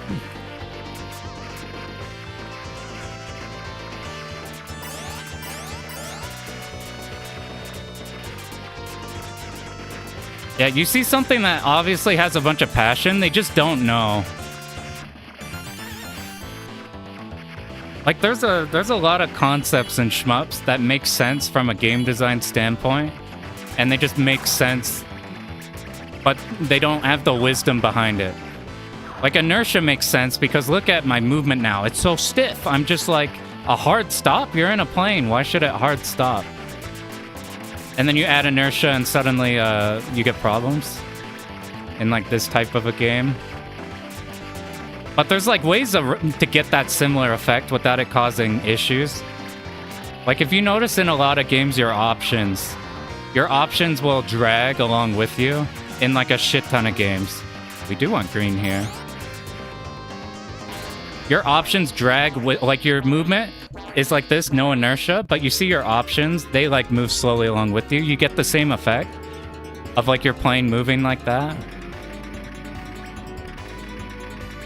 Like here's the, it's so fucking, it's such a nothing burger compared to what we had to do in Mahou for this one. Or it's stuff like we'll add it's like we'll add HP because it's bullshit to get one shot killed, so you gotta add HP. But by adding HP to make it hard, you need like shit that's just designed to hit you that you can't get around. If Tekken had movement inertia, that's what they're going for at this pace. I might stream Tekken sometime and then cry. It's so much bad. It's so much worse than I thought it was than when we were looking at it before. Okay. Yo, good luck, Pipe Snake. Kai Katana Shin. That game is fucking awesome. I haven't fallen in love with in one like on just... I just chucked a credit in it and I'm like, okay, yeah, this game is fucking tight. That's a super cool one to go for.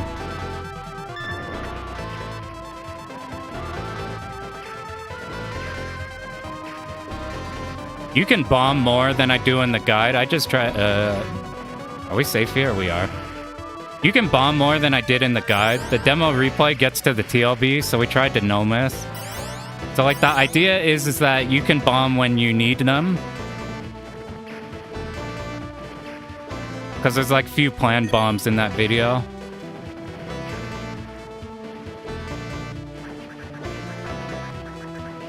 Because like you want to keep your katana stock so you could use it on the hard stuff. Number 1 red flag. In any game or in a shmup? I would say power loss, but every game has it. There's no escaping it. I think everybody complains about checkpoints. I think checkpoints are totally fine. I literally do not care about checkpoints. The problem with checkpoints is that they always have power loss. It's like R-Type would be fine if you just died and then you go back to doing your route. Oh wow, that died before there. Meta progression's a thing. If your game is... If it's an arcade game with meta progression, then I skip. That's like the biggest... Like, my least favorite shit... So, like, I liked Hades a lot. But, like, you are forced to automatically win the game because you just get too many upgrades. You just have too much health. And then, of course, you have, like, your meta progression stops and now you do all the challenge shit at the end. But, like... I should pick up the next W. It's after the 2 dragons. I think it can work.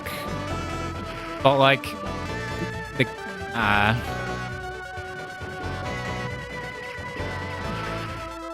Like, that's why I don't play much roguelikes, because it's like, oh, I didn't get better, I didn't learn anything. It's like, I just increased my health bar. But I like Slay the Spire's nice, because outside of the few cards you gotta get, which you get pretty quickly, like, you have everything at your disposal. It doubles down on that. For Hades 2. I need to try 2. It's like, it's weird. I'm in this half space where I really, really, really love RPGs. I like leveling up. That's a thing I love.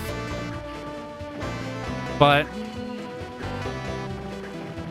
for roguelike specifically, I feel like it has problems. I'm trying to make a beat 'em up with a longer...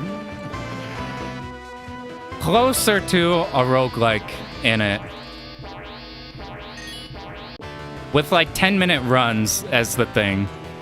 And I'm trying to figure out how you can get the fulfillment of leveling up without all of the problems that meta progression has. For like getting rid of like challenge and shit. And I think the solution is to go the King of Dragons route. So like King of Dragons, you level up.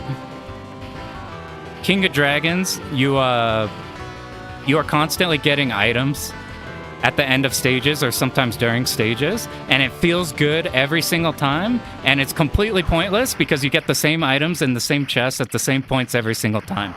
So my goal is to like figure out how to channel, like, you will be this at this point, but it feels good, even though it feels fake. Like, you play King of Dragons, and it still feels good getting an item, even after you know everything about that game.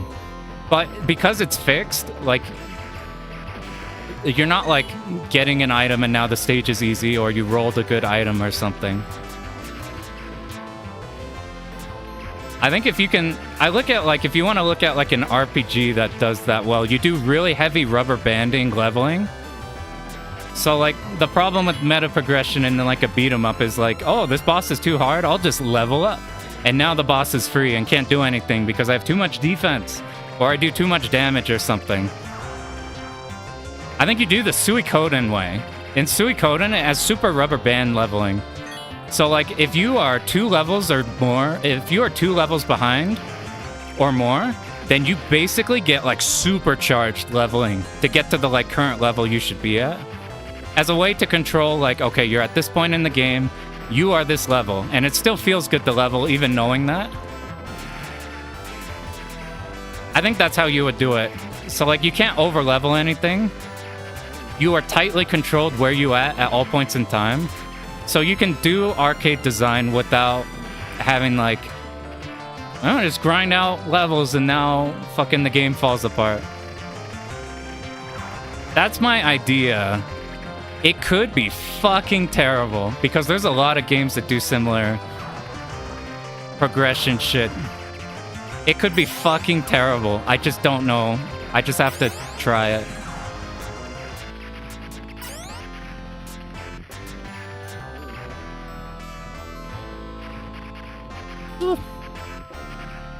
It helped too solving a long games have too much fatigue for beat 'em ups in my opinion.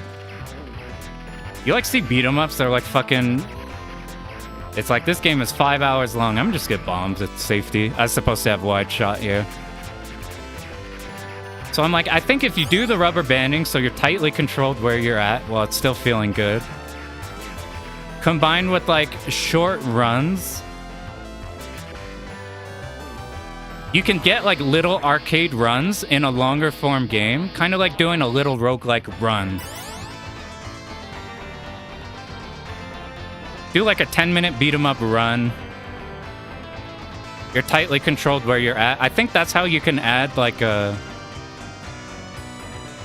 I've had the idea for a while to try figuring out how to combine Reciteer and a beat 'em up. And somebody already made that idea. It's called like Eruta. But instead it's like Reciteer combined with it's Reciteer, the shop game, combined with what do you call it? With a Maple Story style combat. Maple Story has less problems than beat 'em up does, since Maple Story is like inherently the grind game. Versus like a beat 'em up that's absolutely not a fucking grind game. We're just gonna do this brain dead. This is what you do if you want here. Radiant Silvergun, nice level system. I like Radiant Silvergun a bit. I want to call it meta progression. It's that... we're just get bomb. If we bomb that, then we say it's for score. I'm like half paying attention, sorry. Be nice, Flashy. Probably dies on the next one. Capitalism, ho. Yeah, so my idea was combining like a Reciteer, like you go out and do a 10-minute beat 'em up run, and then you come back and do like Reciteer bullshit. And it's either a fucking terrible idea because long-form RPG, there are so many beat 'em ups that fuck up RPGs badly, to where it's like a very negative thing. I think it can work if you recontextualize things, but it also could hella not work, which is why I'm so interested in trying it. I got it to a point where it's fairly playable, but I'm not working on it anymore until I figure out what the fuck I'm gonna do about art.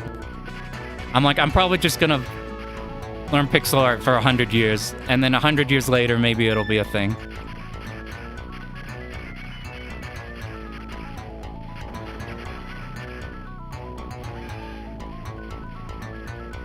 A bonk. Wow, those, do they not shoot in this one? These ones don't shoot. Curious about Absalom. Absalom's interesting. It's weird because half the time you feel like you're playing a beat 'em up and half the time you feel like you're not playing a beat 'em up. It feels like half Hades, half beat 'em up. It's really weird. That game's interesting because there's like 9,000 infinites in Absalom, and they're not like, oh, I have tech for an infinite.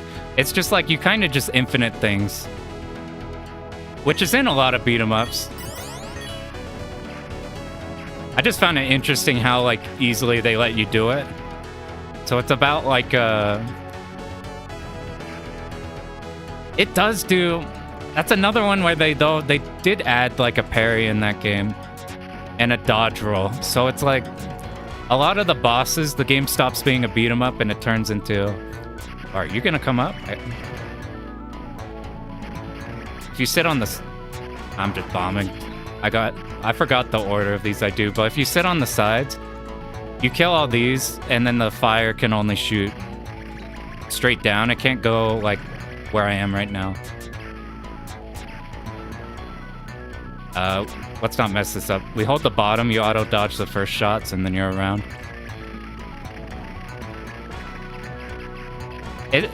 Like the infinite thing is not what makes it not a beat 'em up, because infinites are fucking everywhere in beat 'em ups. But like, half the time the enemies feel like you're fighting a Hades enemy, and half the time it feels like you're fighting like a beat-em-up enemy. It's not a bad thing at all. It's just a super different thing. See, these keep continually shooting down into the side. But the right ones don't even shoot. Yeah, they don't. I'll have to... I gotta find a better spot for a break. We're now on shit where I gotta actually look at the screen. I'm like, I played enough Absalom to get, like... I think it was 2 kills on the final boss, which is basically the intro. Like,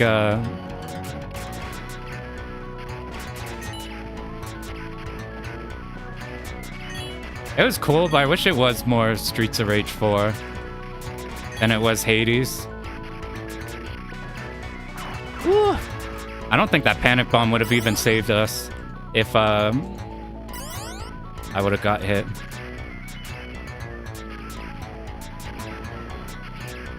Of Maximil. Yeah, if somebody's not... I don't blame anybody for not being in the know on, like, arcade design stuff.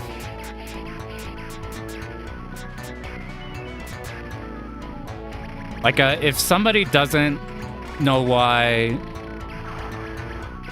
an arcade game is cool, or know why, like, what makes a beat 'em up good, I don't blame them, because it's not, like, straightforward. But it's super weird after learning, like, how beat 'em ups work, and then seeing, like, is this gonna work with the slower speed? We might be low enough, it's fine.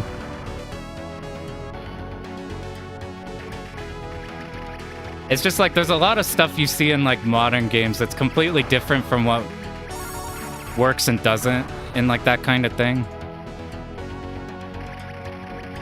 Like that's the whole is talking the like Euro shmup stuff where fuck dude. I knew I should just bomb these. These guys are way harder than the Mahou version because I can't use the fucking safe spot. Alright, we're pretty fucked here.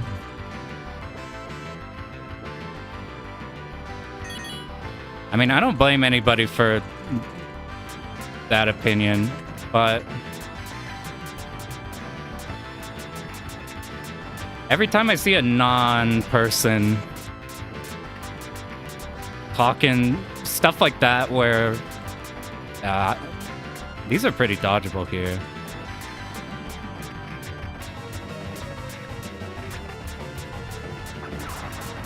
That's not bad. We have so low power. There's enemies that drop shit.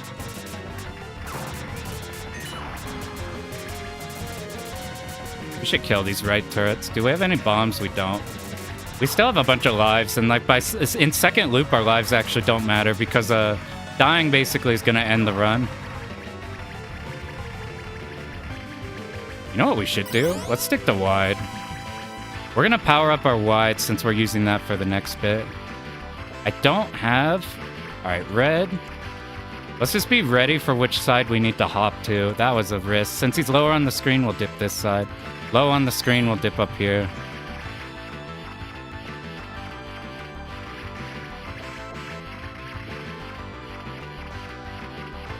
Like I was talking earlier why like I thought beat 'em ups were dog shit because I thought I knew game design when I didn't.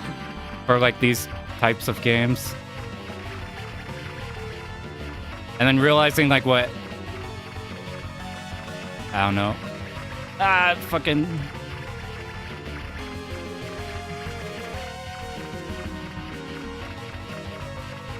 Because I, like, used to be somebody who, like, I would actively hunt for, like, I wish every game had a parry.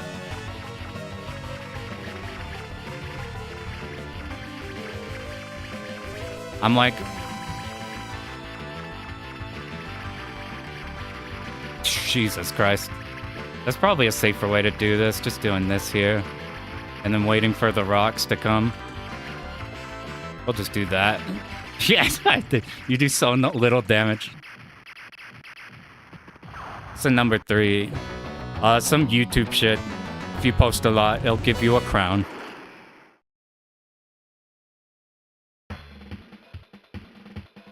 Yeah, it's a... I think it's a thing where like not enough people know why what makes the super good stuff super good. So the stuff that gets parroted for like 100 years is just that's what. It's kind of like, do you remember for like, all right, let's. Oh, I don't have a bomb. It worked out here fine though. Like, do you guys remember when like from like let's say like 2000s till like maybe as late as like 2015 or something. Like if you saw a JRPG and like anybody talk about it, it was probably extremely shat on. It doesn't matter the quality of it.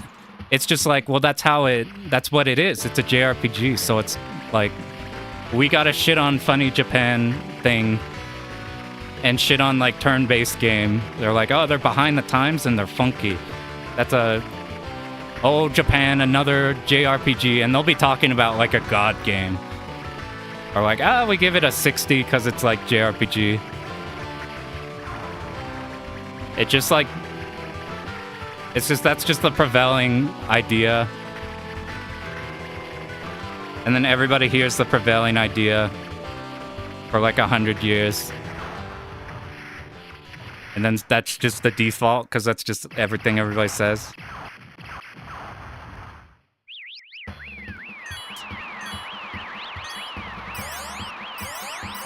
I need power? Fuck, we still don't got power and we gotta fight the ninja. If you just got here and weren't for the other runs, this guy is a bastard. Luckily, we're on the easy version. Like this, instead of 5 shurikens and them being like turbo fucking fast, they are not turbo fucking fast. Look how much slower these green kunai are. We also died, so maybe that. Basically, we want to move to the right after each of these kunais, so we're ready for 2 of the patterns where dodging them to the right is the answer. And then if we get this one, we could just sit up and kill his ass. I don't know if our main shot does more than the sides at this power level. I don't blame Donkey too much, just because he said he doesn't like these. So it's like, obviously you're going in and you're not liking them. I don't mind that. Oh, we need to be up top.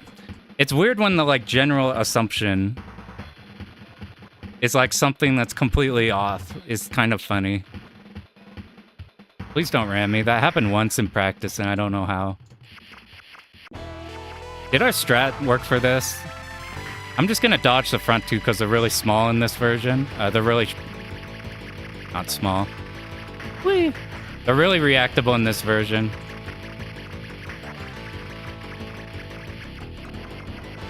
You can you can see during the gap. We're gonna try to do, all right, how many? See, we got 2 in this one. This is a strat you do in Mahou also. You just find the gap and move up, even if it's really close. If we do this and don't kill the sides on the back, which we probably do with the... We skip a lot of this second pattern, which is a bit more awkward on Bornnam. We're gonna peel off. He's way too high up. I'm gonna wait for him to fuck off over here. We're losing out on a bomb by doing this, but we also don't die, which is cool.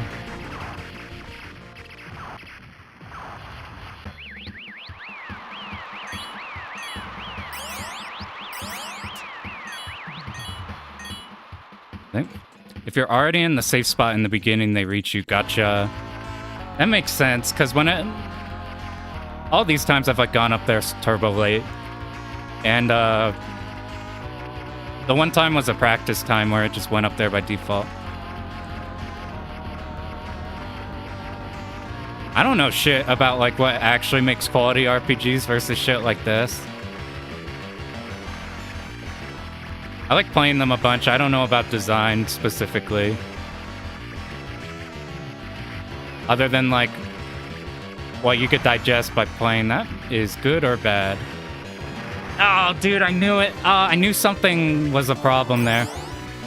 I remember those not shooting, and then I was trying to remember why we didn't trigger them earlier. And that's why you don't trigger them earlier. is so they don't rotate back to it. That's okay. This will die in 100 years, and then we'll just see how long we could last loop 2. Your bombs reset, and you're pretty boned if you die in loop 2. So it doesn't really matter how many lives we go in with. I'm doing these the wrong way, which is funny.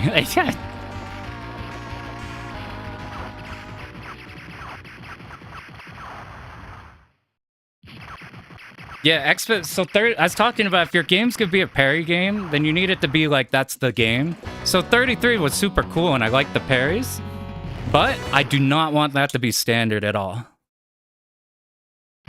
And the people who are like, I think there's some room for like doing things while the enemy does stuff. I don't care for that, but there's so many people out there who like, that's the reason they don't like turn-based games. It's because they don't like seeing their guy get hit. And that's like an enormous amount of people. Here's where we die. Or not. I guess he just needs one bomb. But like if everything does the 33 way, I think it'd be a problem. Square added that to Mario RPG to make him appeal. It worked. But I've never understood the, like, I don't like watching my guy get beat up mentality. But it's a huge one. So I'm like, there's stuff you could do. Nights in the Nightmare. I haven't seen that one. Hate the grind. I've found most JRPGs I've played have not had, like, a grind. Trail series is good at like you don't fucking have to grind anything in that. It's like, I think your standard RPG, your JRPG, it's either gonna be really notable for grinding or grinding's not a problem. It's how I feel like. Unless it's like, what do you call the dungeon RPGs? That are like 100 hours long, and you're going through a dungeon maze. Those are like fucking psycho for that kind of thing.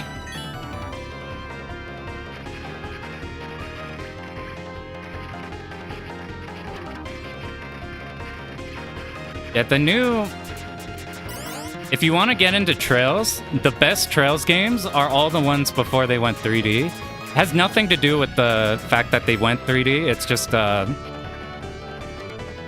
gonna just sit down here because I don't know how these act. We'll just bomb and then seal them.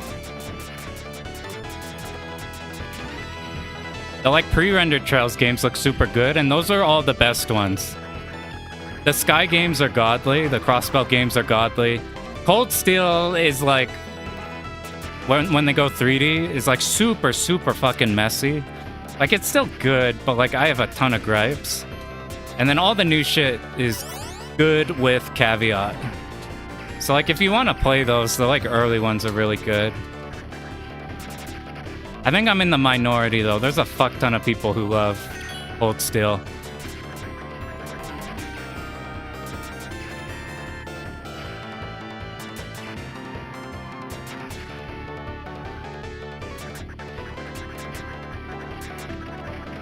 I probably should have.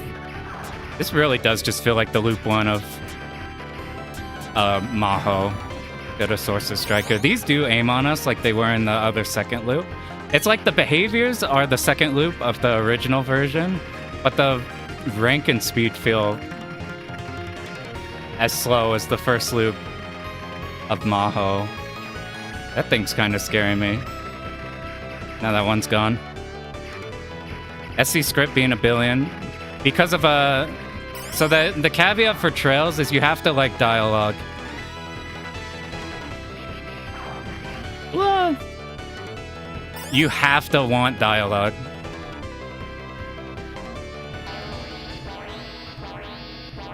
Do we pick wide here? We will. Those games, the main selling point is just how much fucking character talking there is. And every NPC resets their dialogue to something new, like super frequently. If you don't care too much about doing like everything, they're not too fast. 14 are trails. 14 maybe. 14 because of fucking ARR. And 14, you do like 8 hours of visual novel for each dungeon. I think that's 14's biggest problem for getting new people in. There needs to be way more hitting things in between dialogue.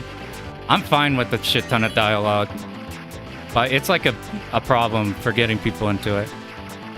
You read everything up to Shadowbringers? Shadowbringers is where everything stops being dog shit to read. Basically, the whole game is like terrible until you hit Shadowbringers, and then it becomes like something worth reading. Like Heavensward's cool, but it's still like not the best. Stormblood is fucking whatever. ARR is fucking miserable to get through, even with all the new shit they did to make it slightly easier.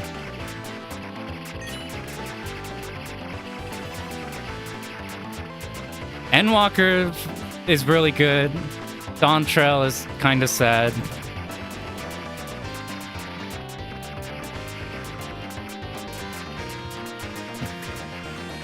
I'm hoping they do their old writer back for a new expansion, because Dawn Trail kind of shit the bed in that department. Endwalker's super good. The actual content of Dawn Trail is super good. The story is not good.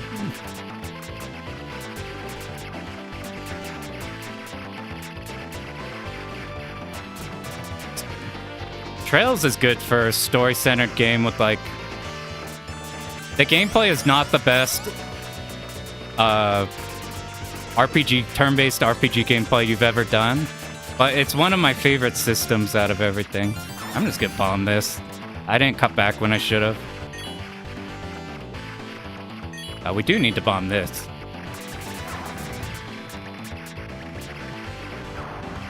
Dawn Trail first time couldn't get through MSQ. It's the first time in a while where I've just been skipping shit. Alright, let's see how different this is. You notice how different this shit is than when we're doing the second loop Mahou, where it's the fucking Psycho game. And now we just be chilling.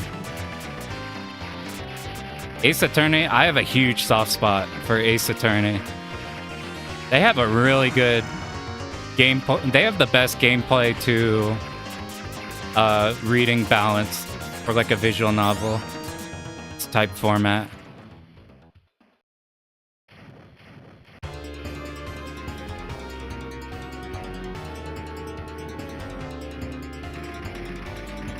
Oh, we've got the doubles this time. Okay, I was ready for the loop 1 stuff, but we gotta... Alright. Yeah, this is just Mahou shit. You could kill the sides of these for points. They don't help you live, though. I'm gonna bomb if we get a fuck you formation.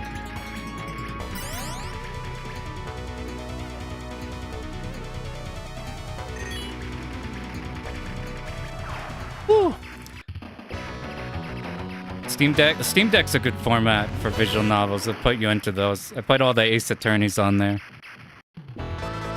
Like Heavensward more than Dawn Trail. Heavensward's way better than Dawn Trail. Dawn Trail is like their scenario designer was super good, and then their dialogue and like on the ground people for the story were really bad. It's like all of the ideas are good, and if you think about it in terms of like a Spark Notes of like every event being like a sentence summary, then you're like, oh yeah, that could be pretty cool. But the execution's fucking terrible. Which is cool because they've been fixing it in the patches, making the story not bad. And they've been the newer story and like the most recent shit is way better than what they've been doing. So hopes it stays like that. Once these beholders are dead, we get up. Kind of cut it close there. Look how fast these die even in loop 2.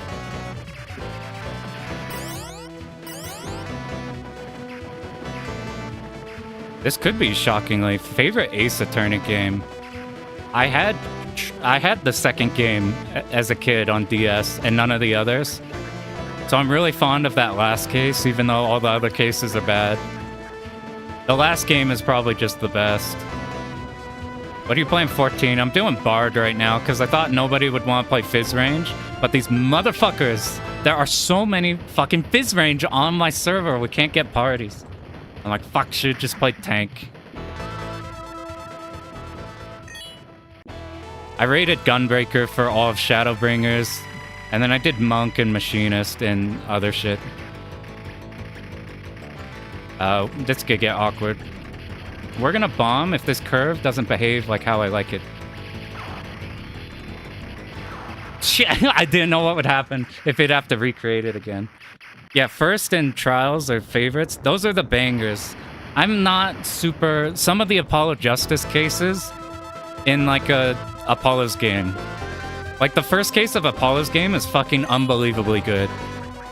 And then like everything after that, like I really didn't like the first 3DS game or whatever.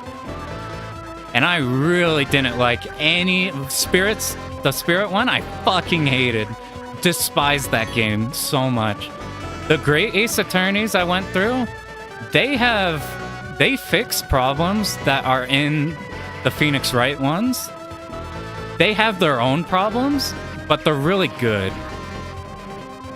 The main problem is they go really hard on an overarching story that covers two games. So you don't... Like, I found basically until the first game, Case 5, I felt like I was kind of wasting my time because I just didn't care about what they wanted to tell. And then once we were into... like Great Attorney 2, then I was like locked in, invested.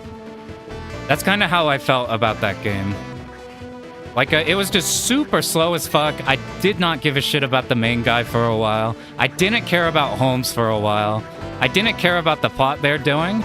But then once it started like actually kicking off after like 100 cases, then I really did. It's kind of clusterfucky, but it's fun.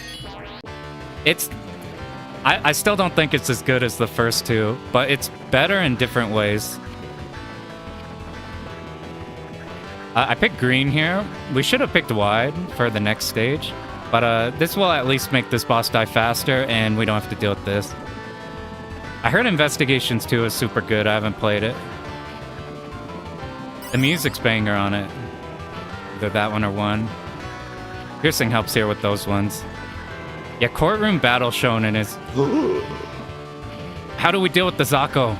I didn't know there was Zako here. Here's the plan. We're gonna make it under. Alright, next jump. I just bombed, just so the Zako doesn't cause problems. Our green shot was actually frequent enough to kill the Zako as we were ramming it. You play Steins Gate. I like Steins Gate. I liked... The two visual novels are good. The Steins Gate anime is good. The Steins Gate Zero anime makes me pretty upset. It's really bad.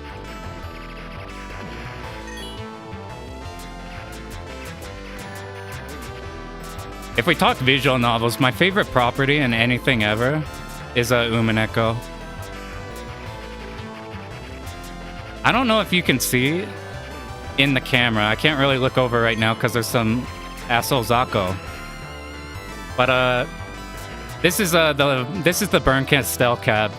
If you look up there at that the blue cab's the Burn Castell cab. Have you read Higyu? If I go right behind where the camera is looking, like right behind the camera itself, I have all of Higurashi and all of Umineko in manga. I got them as they came out before they became super massively expensive. They are my favorite shit.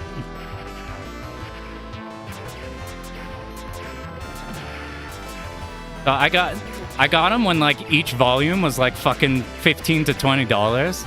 You try to look up like the earlier volumes, shit goes for like not okay prices now. That's my retirement plan. First chapter, Umine. But I like Umineko more than anything. That's my favorite property of anything ever. Higurashi's really good too. But Umineko is like something special.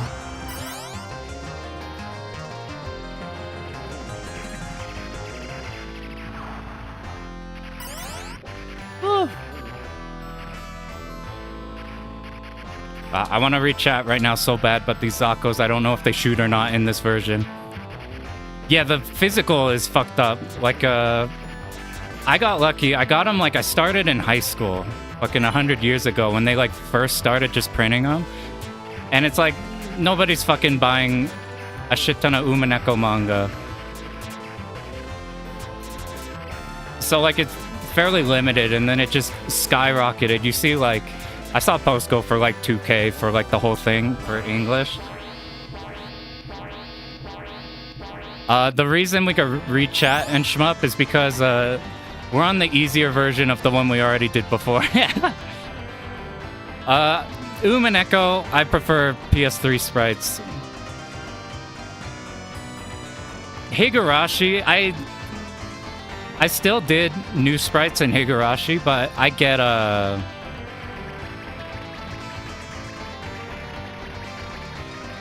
Higurashi's definitely where the janky sprites, the like hand-drawn Zune shit, is at its peak, because it's like weird. What do we want to do? We're just gonna be safe, fuck it. We'll just bomb you guys and just do damage, it's fine. Alright, he's coming down for the laser, so we'll just get point blank here until it starts. We could just sit up with them, but a couple times today I keep blowing up. Finish up some 14th story, hell yeah. Oh, good luck. Is the 7th mod where they have a... Is the 7th mod where they did like the voice... They like have the faces move and shit. There's like a few fan shit. Yeah, I'm like close to using the jank sprites, but they're just slightly too jank. Like I think the Zune sprites are low quality but good. I think the Ryukishi ones are just slightly too...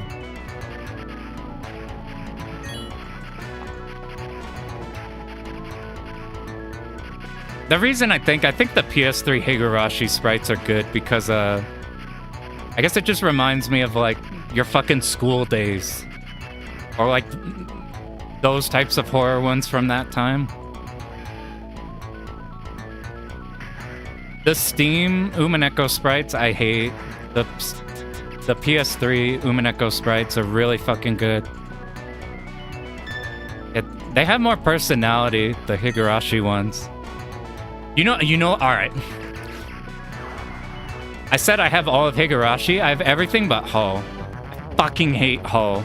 I've never felt more betrayed in my life than when they aired that shit. I was unbelievably heartbroken. They have the manga for it, and I'm like, well, I have all of Higurashi. Maybe I should get the actual Higurashi Hull ones now, because the art is really fucking good in it. Like, really, really good. But it's so bad. It's so unbelievably terrible that I'm like, don't even bother with Hull. You ever read like, I don't read fan fiction, but this is what I imagine fan fiction is like. You're like, oh, what if this character who wasn't a problem before was actually evil and they just kill everybody? Yeah. Or they're like, their whole thing is we're gonna, like, I bet you weren't expecting, oh, and they try to go for a silly shock factor that doesn't make sense. There's no plot. Nothing makes sense. Everything's fucking stupid. Retroactively ruined Umineko because it literally ties Higurashi and Umineko in a negative way. I'm so fucking pissed. You have no idea. I hate it. It started so good too, and then it's just fucking slop. It's so bad. I'm trying not to spoil shit, because if you explain why it's bad, it's like a turbo spoiler. But basically, they retroactively ruined characters in Umineko. Like, horrifically. The actual story, there's no mystery. Like, the thing that makes Higurashi good is you're trying to figure out what is the false narrator, what's actually real that we need to pick apart that will be important for the next loops. You need to pick apart what information is important for solving the mystery from a fucking crazy person perspective, and piecing that together to come up with like a true solution. Even if it's kind of bullshit, the like final solution in Higurashi, it's still tight as fuck and there's clues everywhere. Ho is just like, what if? Fuck you. Fuck you, they're killing everybody now. Why? Fucking who cares? Doesn't matter, there's no mystery. All the motivations fucking make no sense. And while we're at it, let's just shit on Umineko while we can. Oh god, you know what? You know why it's really bad? The fucking... So Ryukishi didn't do the One Piece Oda route for the Netflix One Piece. He basically said that he went hands off and wanted to see what they would do with Higurashi. It's literally fanfic in Ho. Fucking just picturing the fucking character just holding the stupid ass gun.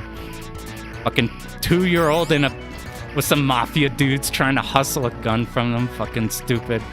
And no motivations for anything. Fucking the solution to Higurashi doesn't fucking matter in Ho. You could hear me whine about this shit for forever. I've never been burned by something so hard. There's been things I like that have had shitty things. I just came off of Tekken 8, where they just shit the bed hard.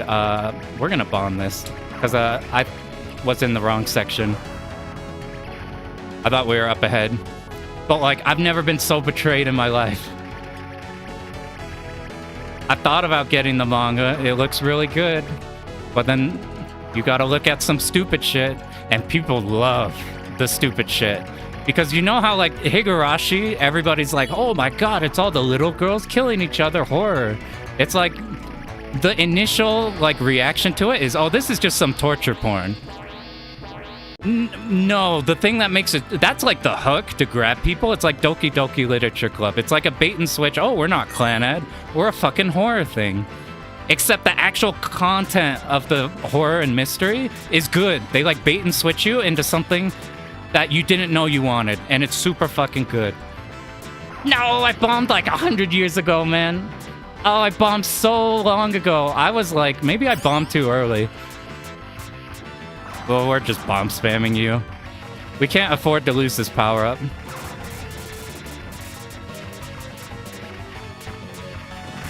Alright, here's what we do if we want to set ourselves up for the end game.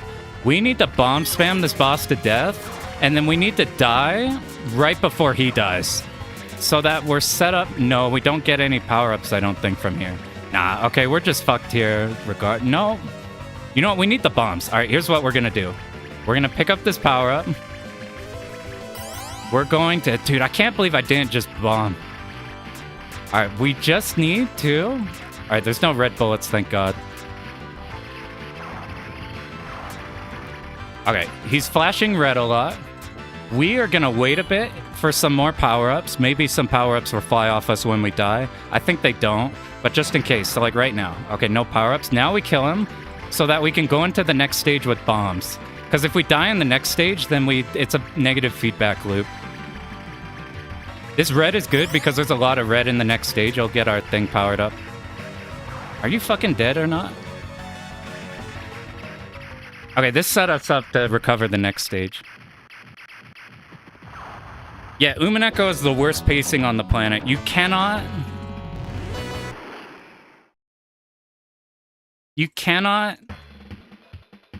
Can somebody guess the plots from the question arcs? I think you can. I've gone back through and finding all the clues and shit.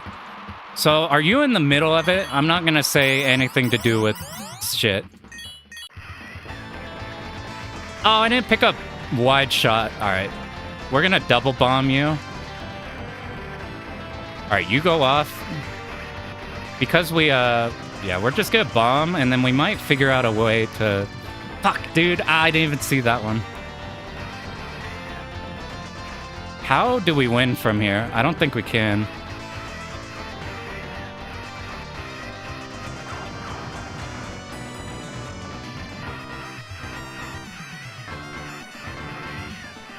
We're getting 0 power-ups from this fight because we died on it. I didn't pick up the wide shot, and I also didn't, I didn't pick up wide shot, and I also didn't bomb. So now we're in a feedback loop. So basically, we get no more power-ups for the rest of the game because you need to kill these fast to get power-ups. And all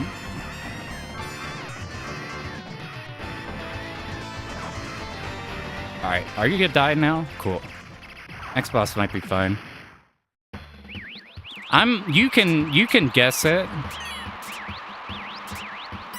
At least it gave us wide. Umaneko's impossible to get anybody into because it has terrible pacing for the first chapter. You don't really get the premise of the story until like the first chapter is done. And the first chapter is like 12 hours. And then it's not until the end of that they actually reveal the premise. Does this work? We might just kill the boss. Okay, this one's gonna go. We bait it here. This is weird trying to figure out this at the end. Oh, why did I bomb, dude? We need that bomb.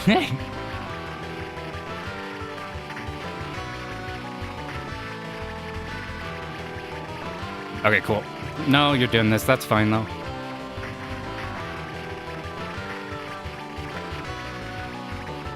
Alright. On the side, this is closer to the loop one.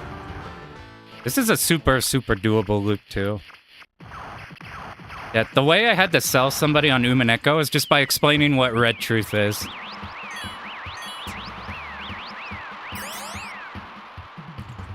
Once I got the concept that, like, it's basically Phoenix Wright with this one mechanic in it. That's how you get people on board. Instead of being like, it's just a murder mystery. We have to bomb this. We don't have bombs, though. No, dude, I couldn't read the green in time. I thought I moved too fast. I moved too slow. Luckily, this, I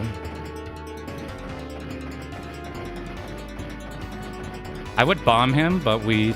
No, dude, alright. GG's. That's how... We didn't route the second loop, but we just wanted to see what the second loop was like. That's what we're basically doing here. For anybody who got here.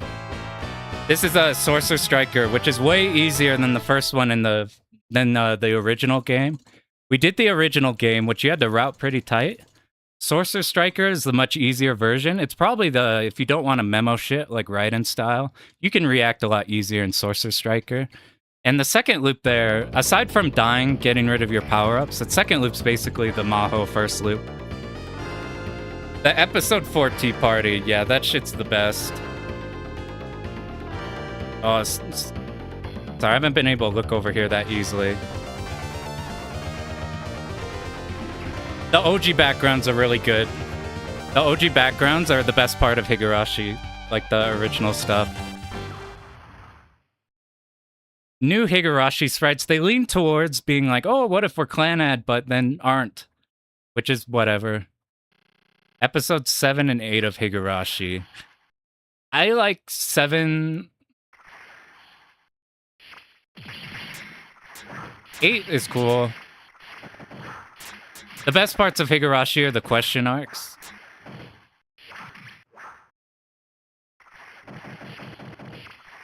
Then Keiichi grows a Trogdor arm and beats up the town. Funny you say that. Actually, he doesn't, but there's like... Ho has like shit like that in it. God, I fucking hate Ho, dude. It's so bad. Episode 6. The answer arcs in Higurashi are pretty good. Umaneko answer arcs are pretty good with the... I think you need the manga in Umaneko, though. Because I've seen a lot of people read through Umaneko, and then he doesn't tell you the answer, and then they're pissed. Whereas the manga, like, very explicitly explains everything. What's the best way to get into Umaneko? Higurashi, the anime's not bad. It's not the best. It's not bad. It's just alright, in my opinion. The manga is better. The visual novel for Higurashi is extremely fucking good. Except at the start of every chapter, you have like a 5-hour we're trying to pretend we're a normal visual novel for a little bit. So, like, that does hurt the pacing a lot, even though if there's information in there that's important. But the actual spooky bits of Higurashi visual novel are actually spooky, like, really spooky.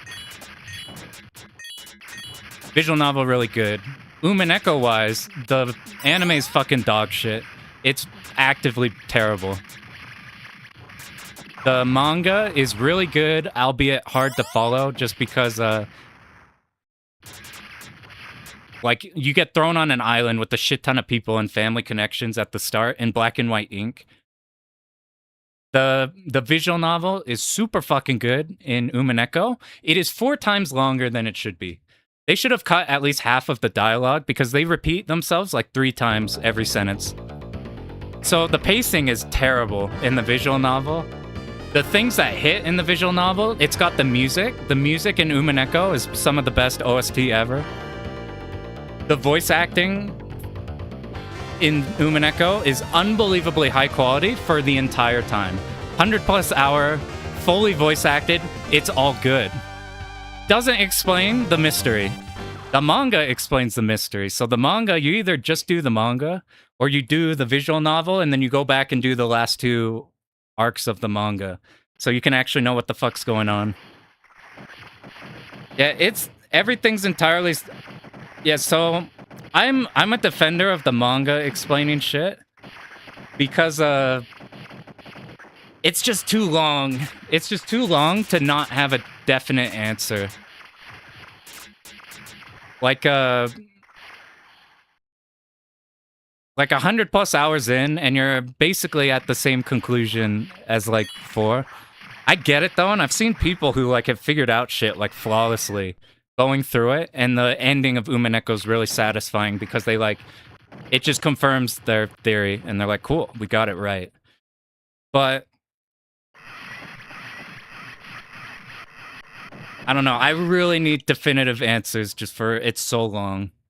Especially because the Red Truth is going so into the nitty-gritty on like specific details that I prefer Watanagashi. Is that the 3rd arc? Is that the 3rd or the 2nd?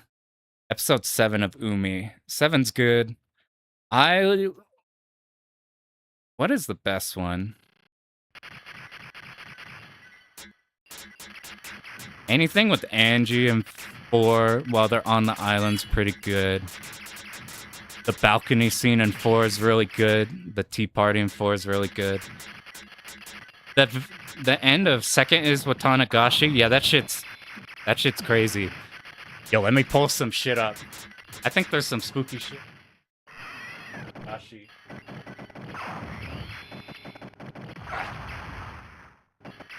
The manga in Higurashi's really good about fucking jump scaring you when you turn a page. It gives some fucked up thing.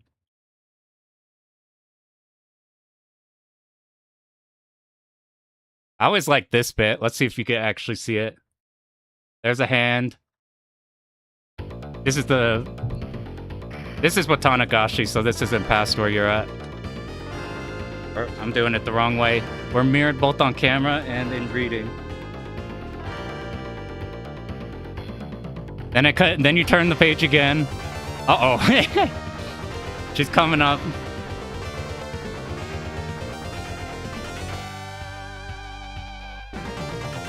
Uh-oh. She's all the way up now. And you're dead.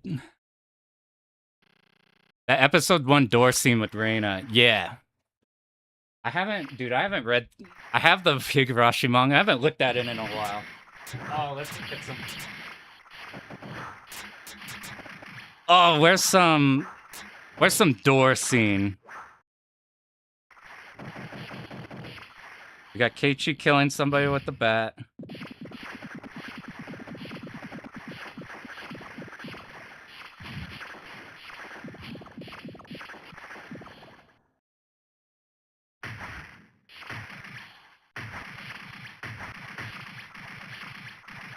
I don't know, there's some crazy shit.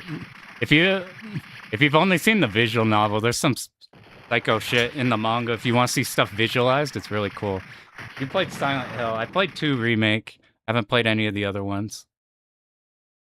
But this is my...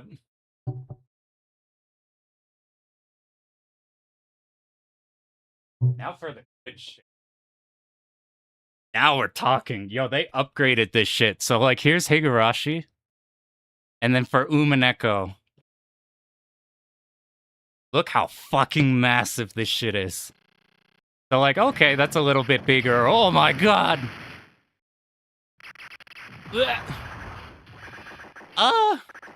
What's better, over here? It's fucking massive. It's fucking huge. Sorry, don't. I'm just in English. Yeah, it's so big. It's so big. What's the OG? The OG is the visual novels. If you're doing Umineko, I would pick visual novel or manga. The animes, the Higurashi anime's fine. It's okay. The Higurashi manga's pretty solid. The Higurashi visual novel's super fucking good. The Umineko visual novel has the best sound of all time, but it's just way too fucking long. Umineko anime, they didn't make one. There's some good shit. Alright, give me a chapter of Umineko. I'll find some sick ass shit. I'm just holding a...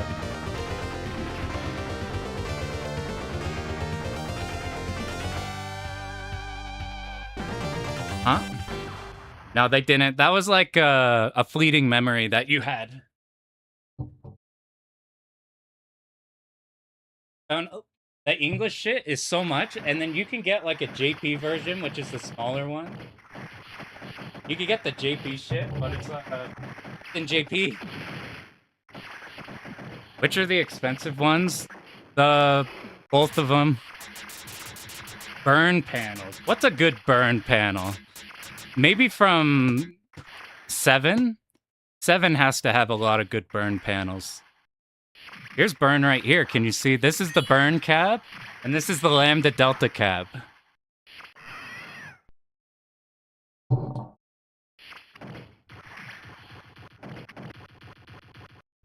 What is 7 called?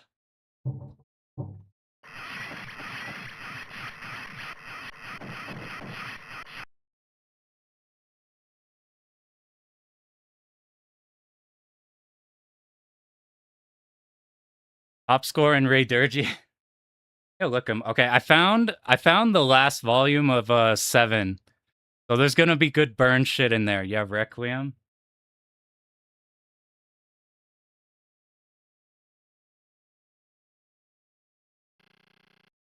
Man, where's some...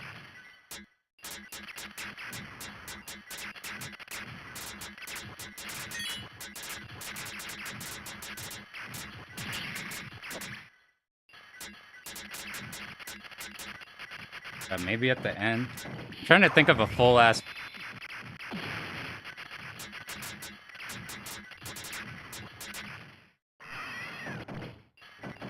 Dude, the only thing that's sad in the manga is in order to do red text, they don't actually print the red. So, fuck it, this isn't spoilers. Since this is kind of late. They have to bold the text. So this text on your right is just talking. And then in order to do red truth, they just do it in like capitals and shit. Or this might be blue. No, I think that one's red.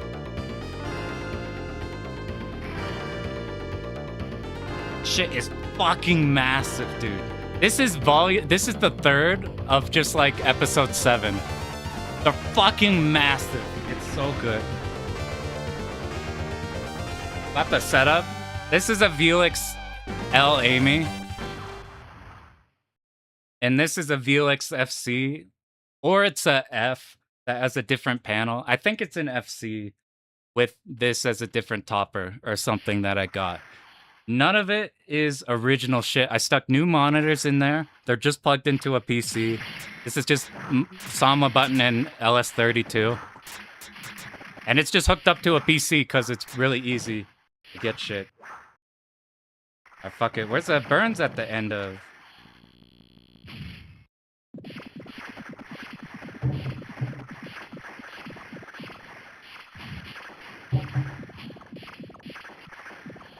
I'm just grabbing a burn one from the end of the first arc, because there's probably some entrance shit. Ah, whatever. There's too much shit. You know what I wanted to do for a long time? Some guy has made videos going through the manga, timed, and with the music, and it goes between panels. He did that for specific scenes. His name's like Goldsmith. There's like some of his stuff still there. So he just synced up all the music that you'd get in the VN, all of the sound effects you get. You get the Beito Fumo, no. You get... You might have seen that in a few videos. You might have seen that around. You can get the idea.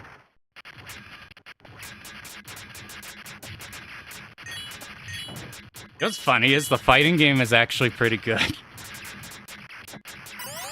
There's a fighting game for it. It's actually not bad. You probably see it a bunch in the Seijam Will It Kills. That one comes up pretty often because it's kind of goofy game.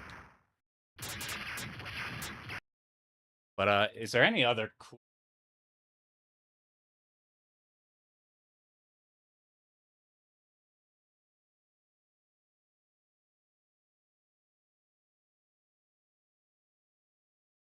Here's a cool thing. If you do the connect with about Higurashi, look, I'm always ready to connect about Higurashi. Speaking of that, there's like a manga-only book. This is like a one-off story that like connects. I think it takes place after what happened in the third arc. It's been a minute. I think that's where they're experimenting with the fucking fat-ass books. When they're doing the like fat-ass ones. Yeah, narrowing, I apologize. This is no longer a Sorcerer Striker scene. If you did get here for Sorcerer Striker, basically we no-missed the first loop of Mahou. And then we fucked around with the first loop with Chita of Sorcerer Striker, the easier version. And then we got to the final stage of the second loop of Sorcerer Striker. We kind of just died a lot. They usually are. So, like, for example... Like you saw.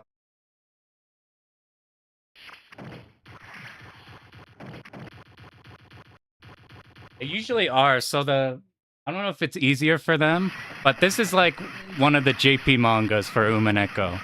I think this is like 4 or something.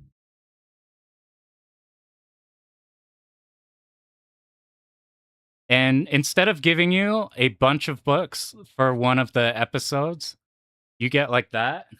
And then in English, I guess they said maybe it'd just be easier if we just go blah. We just combine like three of the books or something. Yo, oddly enough, they aren't Rising games. It says Rising on there, but they're way closer to compile games. Yeah.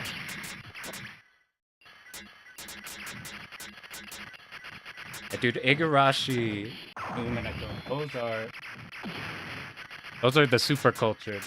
It's super hard to get anybody into them though, because they have like massive fucking pacing problems. So they're impossible to recommend ever.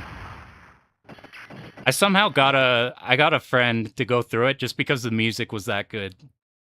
Any other VN? Steins Gate's really good and actually paced pretty good, despite like the first half not having like super stuff going on.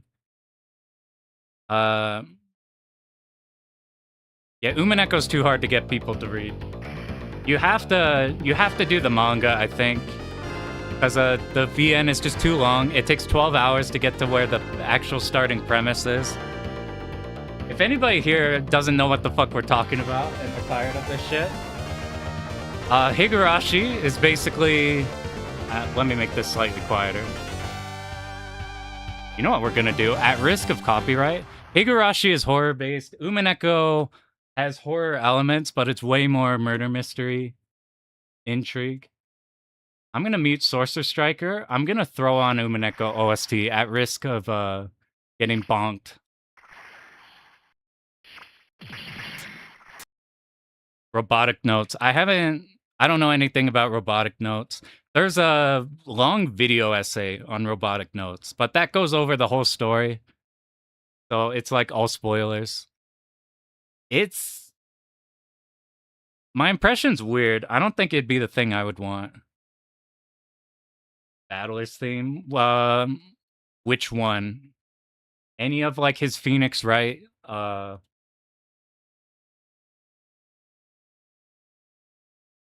What is the best one for just like get into Umineko? So what I would do, so they have Umineko on Steam with like, they couldn't get the PS3 rights to the old, they're called the Alchemist PS3 sprites. Those are, I think for Umineko, those are by far the best. There is a mod. There's a mod. You'll find it really fast if you go looking. I can't remember exact name. It basically turbo improves the game, like full widescreen. Faces flapping while going. All the animations instead of static PNG. All of the voice acting from it. Everything in there. The visual novel, it's slow as fuck. But it's really goddamn good. The music is unbelievably god tier. Let's put something on. I'm looking for when you're doing the puzzle in chapter 8. What's that one called? Is it Resurrected Replayer? Yeah, 7th mod, I think.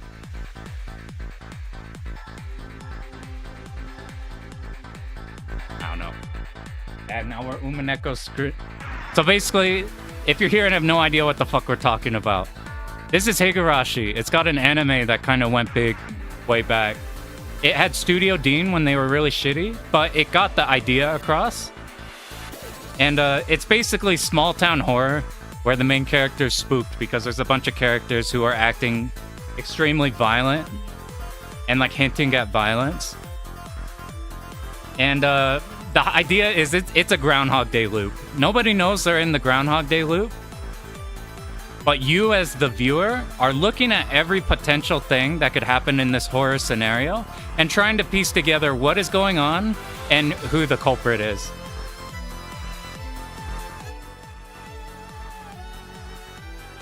I just do PC. Is it 7th mod or Umineko Project? Do the one that's widescreen, has mouse flapping. Yeah, on Steam, and then they poured a shit ton by having like a...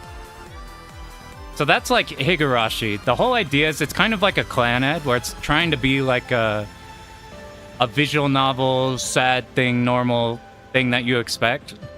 And then it, bam, hits you with horror and then goes full out. And then it hits you with it's a Groundhog Day loop where nobody knows they're in the loop. Except for you, who has to piece together shit.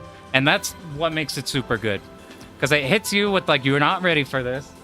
And then the actual mystery's cool. So I like Higurashi a lot. And that's from that. Bam, fucking Umineko takes everything Higurashi does. It's technically a sequel. Some characters carry over from Higurashi to here, but, like, not where it actually matters. It's just like, oh, hey, that's you from Thing.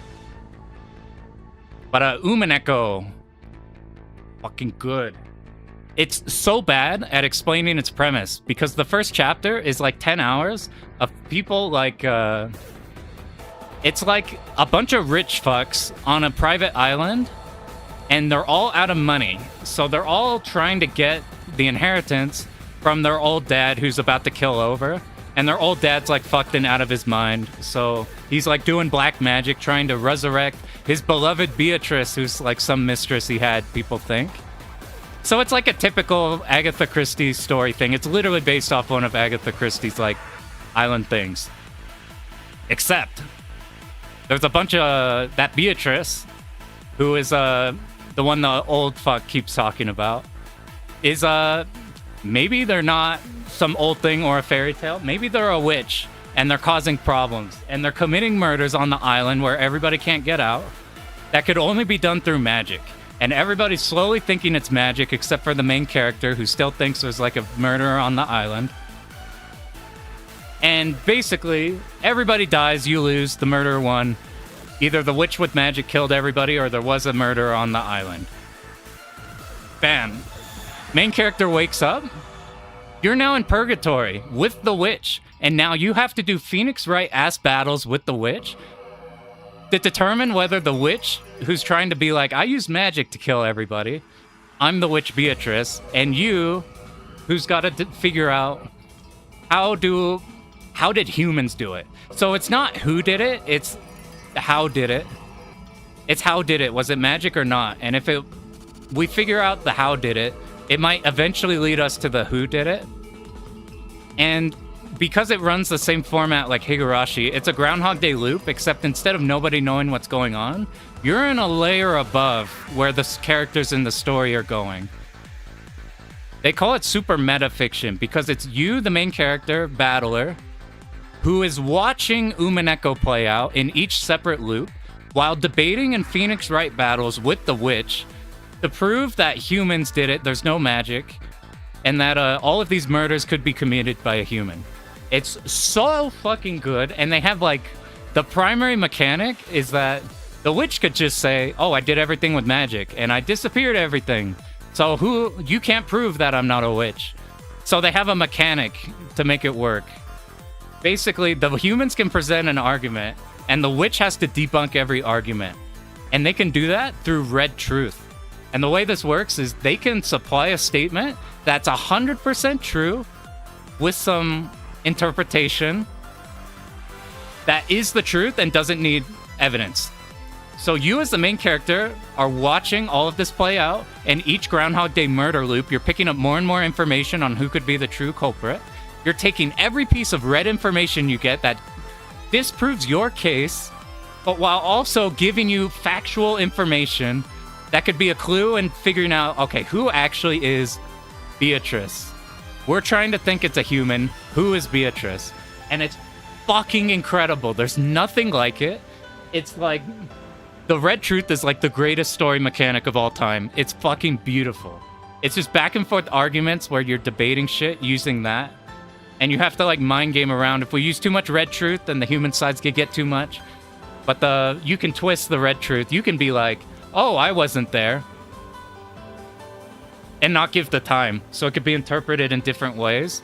You can interpret words differently. The whole story is presented from the perspective. There's so much mechanics, but basically there is sometimes and is sometimes not an unreliable narrator based off that specific, there's like mechanics going on. And like, so you gotta digest through multiple stories, what is true, what is not, what is magic, what is, the story's being presented from the witch. So the witch is presenting you all this magic shit, and you're trying to fish out real information from it. So like, they'll fucking pull out a bloody sword out of their hand, and now you're like, well, obviously that can't happen, so let's figure out what that actually represents. And you're figuring out how all this magic shit represents how a literal human action could have occurred. So it's like, oh, they were in the room, but the room was locked, and now they're not in the room. So the witch will present it from the perspective of, well, they teleported out because they couldn't get out. It's all locked. And then the humans would try to figure out how they could get out the window or perform a locked room trick that like disavows the magic. It's fucking my favorite, like, unbelievably good premise in anything ever, which is why I'm so obsessed with it. Yeah, Umineko is literally like Sea-Cat. So Higurashi is just like whenever the cicadas cry, everybody dies. And then Umineko's like, well, we got to do that format. So all the seagulls are gone because we're on an island and there's no, we can't get out. There's a storm. There's no seagulls because there's a storm. By the time the storm fades and the seagulls are back, everybody on the island's dead. That's the idea of the title. So like, if you can't stand slow pacing, the manga, it's not going to give you as many clues to help figure out stuff in both Higurashi and Umineko. You're missing Umineko music, which is fucking incredible. Where's a dream end? How is dream end not like one of the first?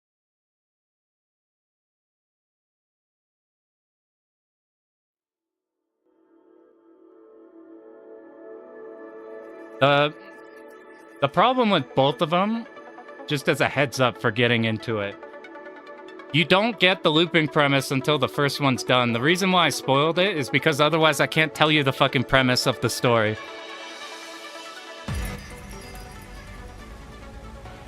Umineko Project, best way to play, but takes a lot of setup. It shouldn't be that bad.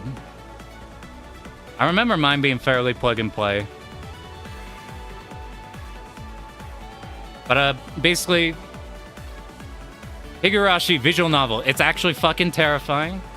It does meander when it's not in the horror sections. It's really good. It's probably the best way for Higurashi.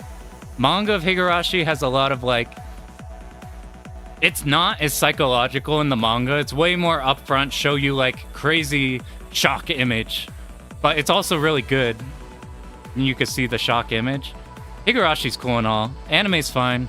Umineko, the visual novel. It's weird.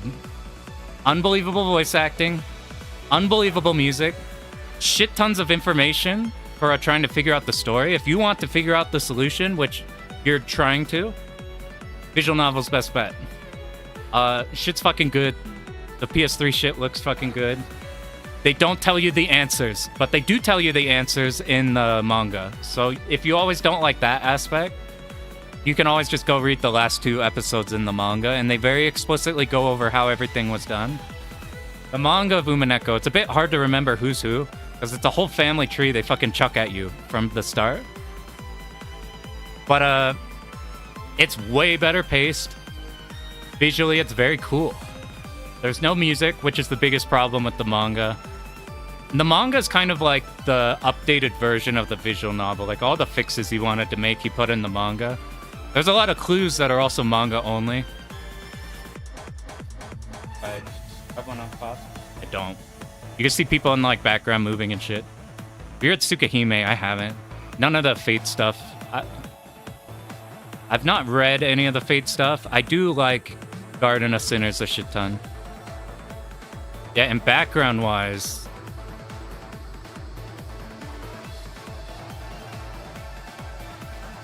Yeah, and then there was... Dude, I did that... So, QQ, I did that where, like, I've loved Umineko for the longest time.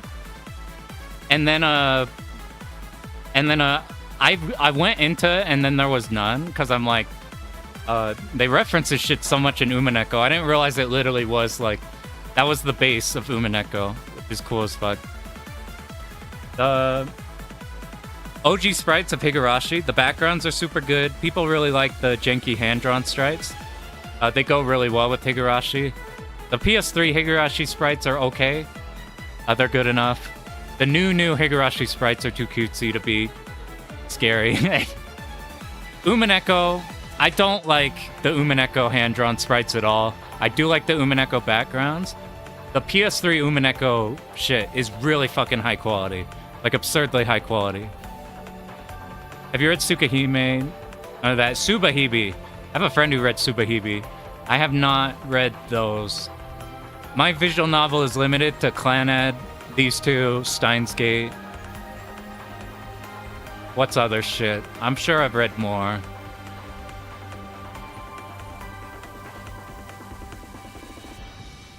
I don't know, just those two. It feels like you read more because these take 100 years. But, it's good. Yeah, the manga gamer sprites for Higurashi look like... Yeah. It just looks like that. And then the PS2 sprites... I think because they're in that middle ground, where they're in that, like... That era of... I don't like that era of anime art. But it fits Higurashi good. Muramasa I haven't. I haven't actually read that much now that I think about it. It feels like a lot, but this shit is... I've gone through both of these a couple times, and then the manga a bunch of times, so it feels like I've done it a lot. I don't like the OG Umineko. It's just the PS3 ones are too powered. They're like... I don't know. Like, Umineko isn't horror-based. It's got horrible things in it, but it's not horror-based. And like every Beto sprite is like a sprite you laugh at, and not a... You're supposed to be scared. For at least the first bit or something. You got jump scared by Flandre's song title. Oh yeah, when I found about that too. I always just known that as the Flandre song. Like UN Owen was her. That's like the... I haven't read it in a bit. I got that book somewhere. I forgot what that clue actually meant. Yeah, the shuffling is a good point, Kirby. Like, you can cycle them pretty easily, I'm pretty sure. That's at the newest. Like, if you just install Higurashi on Steam, or Umineko on Steam, the defaults that they have on there are bad. They're like new shit that they just had to do. Man, this shit is so good.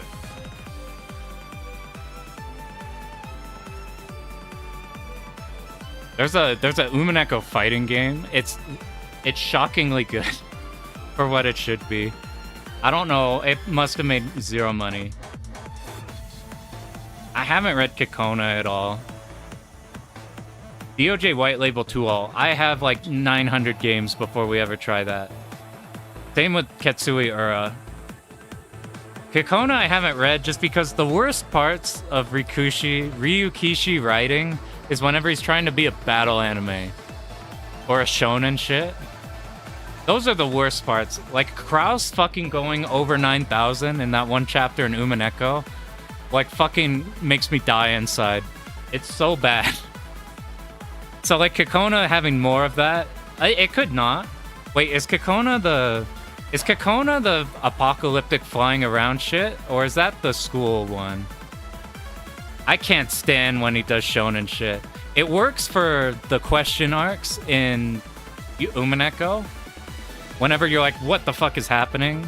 Like, and it works for like episode 5, the ending in Umineko. It works for a situation like that, where they're Red Truth battling, but also like shonening. But I just can't get over fucking Kraus power leveling to punch a goat. I can't get over it. Okay, Higginbana is the school yokai one. I haven't done that one either. Yeah, the original backgrounds are basically just pictures, but they like, what do? They like horizontal blur them a lot. So it feels a lot spookier than just like, here is like nicely drawn schoolhouse. I wonder if I could, I don't know. Yeah, I haven't done Kikona. Dude, you know what's sad is we're never getting an Umineko remake for the anime. Because Ryukishi has constantly said, he's like, I've been pulling it up to anime studios. But fucking Ho, dude. They made Ho. They made Higurashi Ho and his fucking dog shit. And now, and it did badly too. So now nobody's could do a Umineko remake because fucking Umineko anime was bad. And then it's like, well, Higurashi Ho is bad and more people know Higurashi. Dumb battle shonen stuff, it has to be Fate stuff. Like, that goes all in. Fate I'm weird with. I really like Zero and I really like Karano Kyokai. I don't like Stay Night that much.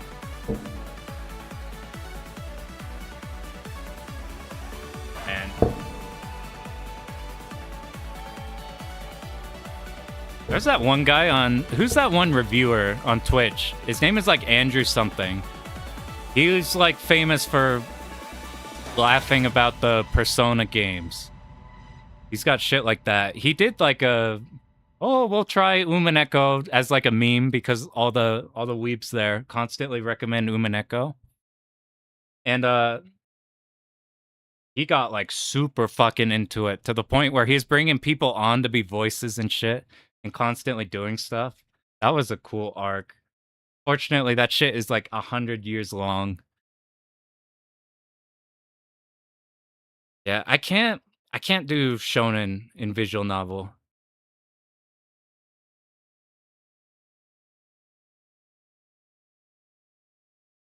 Miramasa has a bunch of chuny mecha crazy shit, but too much bloat.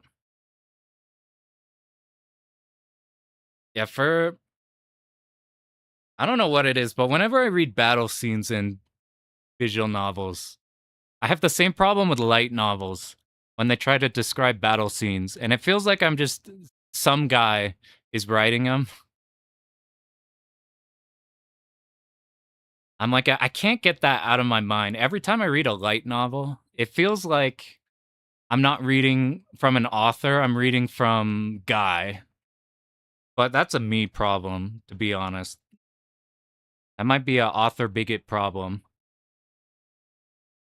of like just being like, okay, this is goofy light novel. So I'm like going in with a bad taste or whatever. Man, yo, you guys want some actual good shit also. But let me see.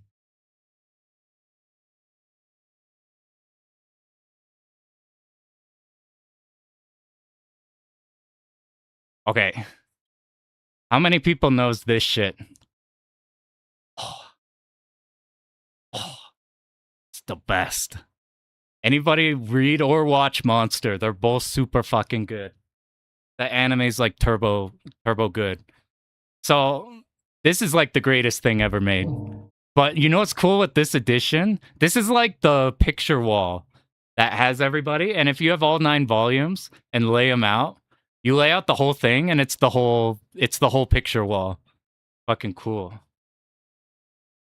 Monster's unbelievable. If you haven't seen Monster, you could just watch the dub on the anime like right now. Like quit watching and go start the dub on the anime. It's unbelievably good. Don't do it. You need to shower. If we talk about Madoka, oh no. I have bad news. I do like Madoka. I don't like anything that's I don't like any of the other Madoka shit though. So maybe you're saved. I don't like the movies or the I think I just like the self-contained that show. I think it did everything I wanted. Never finished that shit. You better is fucking good. It's fucking good. All right, there's some stuff. What time is it? We cleared some shit. We got close to it too all. The TikTok Zoomer edits ruined Monster. I haven't seen those, so I'm gonna ask you never to show us those. I don't need this shit ruined. It's too good. You liked Rebellion when you first watched? I think it was cool. It's been so long. My problem was just like I think the original was just perfect. Like I think that was just good, and now we're like awesome. I have problems when it feels like, oh shit, it did good. Now we gotta attach shit to it or like add more lore and stuff. That said, it's been a minute and I haven't seen all of them. I just saw like a little bit. The best part of those was the one where you shot through your head to hit something else. The Sugma edits, dude, I don't know what you're talking about, and I've never been more thankful to not know. I thought about going through. I've never seen Sailor Moon, but there's a lot of arcade gifs of Sailor Moon. I thought about making an opening screen before stream, so it doesn't just snap, okay, we're here, hi! Just have like a 5-minute, like, okay, stream's going in 5. Just have some random shmups in the background with like a tint zoomed in or something. And then just have like some Sailor Moon clip of them like going, ah! Like freaking out at that or something. Ava fan. I do like Mecha. I'm not an Ava fan though. I think they're good though. Ray Earth. I've seen some good Ray Earth games. Is it playable? It's a visual novel. I imagine it's playable on like everything. Like in the worst case, that like the whatever the what do you call it? Whatever the project shit to add all the cool shit in there. I like imagine there's like settings and stuff, but it's like it's a visual novel. Should run it on like some school laptop from 100 years ago.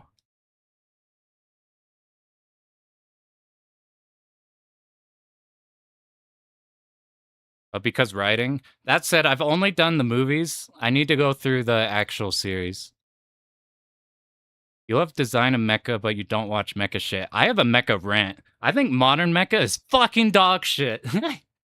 I can't stand the direction modern mecha goes. The cool. All right, we gotta fucking rant. Oh god. All right, this has nothing to do with writing quality, because the older like Gundams, for example, have like the silliest fucking dialogue. They have the like, have you, like, everybody loves Gundam, what's the one with the blue-haired kid who gets beat up every 2 seconds? The old tool to port it to a GBA file. There's a shit ton of ports of Higurashi also. It's on, like, everything. Like, DS ones, there's, like, Game Boy one, but... Alright, what? Yeah, Zeta.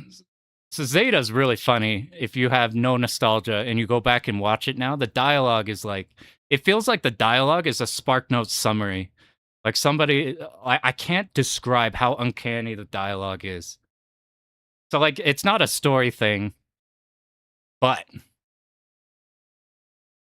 what's the cool shit in mecha to me? It's mecha sounds, it's hand-drawn mecha, it's lights. It's hand-drawn. We don't have... It's old shit. So they have... You know, like Aliens, we have big-ass fancy spaceships, but because it was from that time before we had flat screens and everything, everything's like CRTs or like what they think would be the future. You only watch 79. Is 79 just original the Gundam? Like, I don't know. It's... If you want a good Gundam, fucking... What's the OVA series, the children one?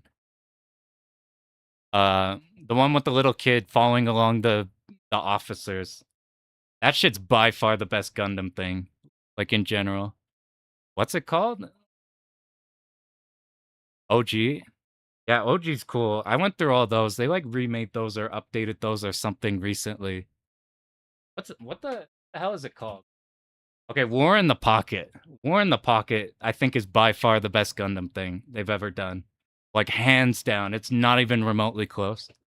I'm not even, like, a super Gundam person, but I just wanted to go through a bunch of the old ones because, like, something about older ones is so cool. So my mecha rant is that everybody wants to see the coolest shit that they could do. So we're gonna have like fucking crazy ass 3D models, fucking cyber shit and screens everywhere, and everybody moves like a superhuman who could fly around, and it's basically like a superhero in the air with how they move and everything. They're no longer piloting a mech. It's everything's never grounded. Fucking, it's too flashy. It's too many lights. It's too neon. It's too like. I can't take the actual Gundams themselves seriously. They're all fucking geometric in weird ways. They don't like let me explain what I mean. Let's look at what's I'm looking for the Wing movie whenever they're raiding the facility with some Daku. What's that shit called? Wing, and then it's like what's the movie called? I can't remember.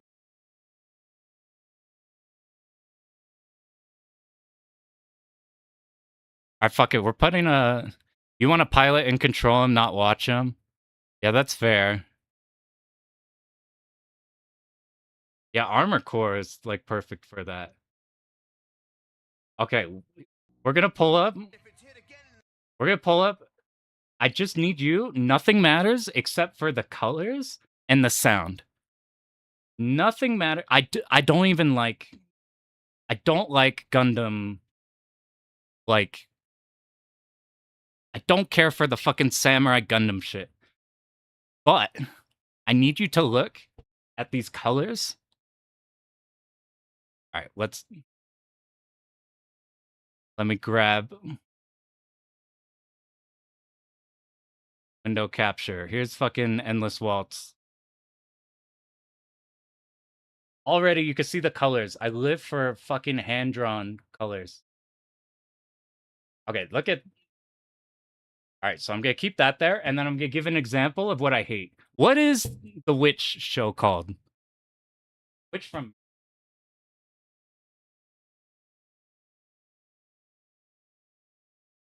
I fucking hate Witch from Mercury. I kept watching it because everybody says how good it is, and I just could not stand literally any aspect of it. It fucking drove me crazy.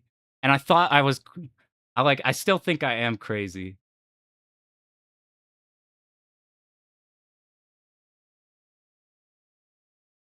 Where's some... I need some stupid cockpit shot that shows exactly what I'm talking about. Oh no, oh no. Don't listen, don't listen. Wait, hold up. You can't be here. You can't be here. I'm talking shit on newer mecha shit. I'm being old man right now and talking about hand-drawn shit. You can't be here, Matt. I'm just messing. So like literally I was complaining about this literally to, you see Daisakusen in chat. He's a dude I know in real life. I was literally complaining to him for like 3 weeks. Being like, hey, I tried this shit. I need you to tell me if I'm crazy or not. Didn't finish it? Exactly. It's... You haven't watched much mecha. I grew up on Code Geass. I think Code Geass is super fucking good. I also know, as I grew up more, I realized the shit parts of it are pretty bad. But I think it's still sick as fuck. What's some good hand-drawn stuff? Fucking anything from 90s. I'm gonna show you Endless Waltz. It's like, so Gundam Wing, it's the one that was on Toonami in America. So everybody's mecha exposure was Gundam Wing. Wing is fucking awful in really good ways. Like, it's a terrible, terrible show. It is super fun to watch. And it's really dumb, and it's really sick. At the same time, it's really bad. But the movie is like super peak, even now. I'm going to show a clip from the movie just to show like what I'm talking about, how it looks. So this isn't a hand-drawn versus like 3D CG thing. This isn't a hand-drawn versus like... This is a... People talked about Gundams from before being like, we gotta sell them in... Okay, is this what I'm talking about? Alright, this is a good example of what I'm talking about. Dirty Pair I haven't seen. Absolute retro feature, that'd be cool. So let me explain what I'm talking about. Alright, I'm showing you, here's some... Yo, Matt, were you here when we were talking Umineko? Yo, fucking... This turned into an Umineko stream. We started bringing out all of this shit and everything. And then whining about how there'll never be a Umineko remake. We're trying to convince everybody in here. No, we're pulling up like a fucking... We're pulling up like Dream and Discharger and shit. It turns out the shmup, the Umineko pipeline is available. Anyway, here's... Okay, I'm showing you. Alright, this is the shit that I want. So this is the dub. I don't actually know how the dub is. I'm sure it's fine.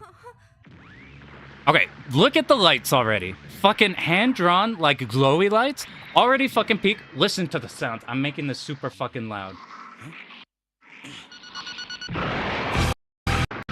Listen to sound effects. It's all the shmup sound effects that sound good. Can I get out?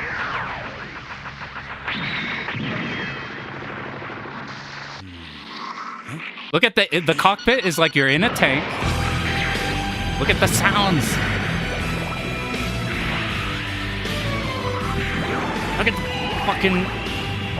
it's so good. He's like blasting through an underground bunker and fucking up everybody. Just look at the lights. Look at how like grimy shit is. I don't even like how the Wing Zero looks. What's like, is there any more in here? Where? This motherfucker pulls up with like a... Like, just look at the cockpit. Look at this shiny shit. Look at how it's grungy. These are fighter pilots that are like humanoid. Instead of being like superhero, like I don't know, like you're piloting some alien spacecraft. This feels like a thing somebody built in an arms race against other people who are in the arms race trying to build like a bigger tank. That kind of shit, and combined with the hand drawn and the way with hand drawn how shit glows. This is movie quality, so they have more budget. Most of the Bandai Sunrise shows have good production values with things like sound design, music. It's good. It's good.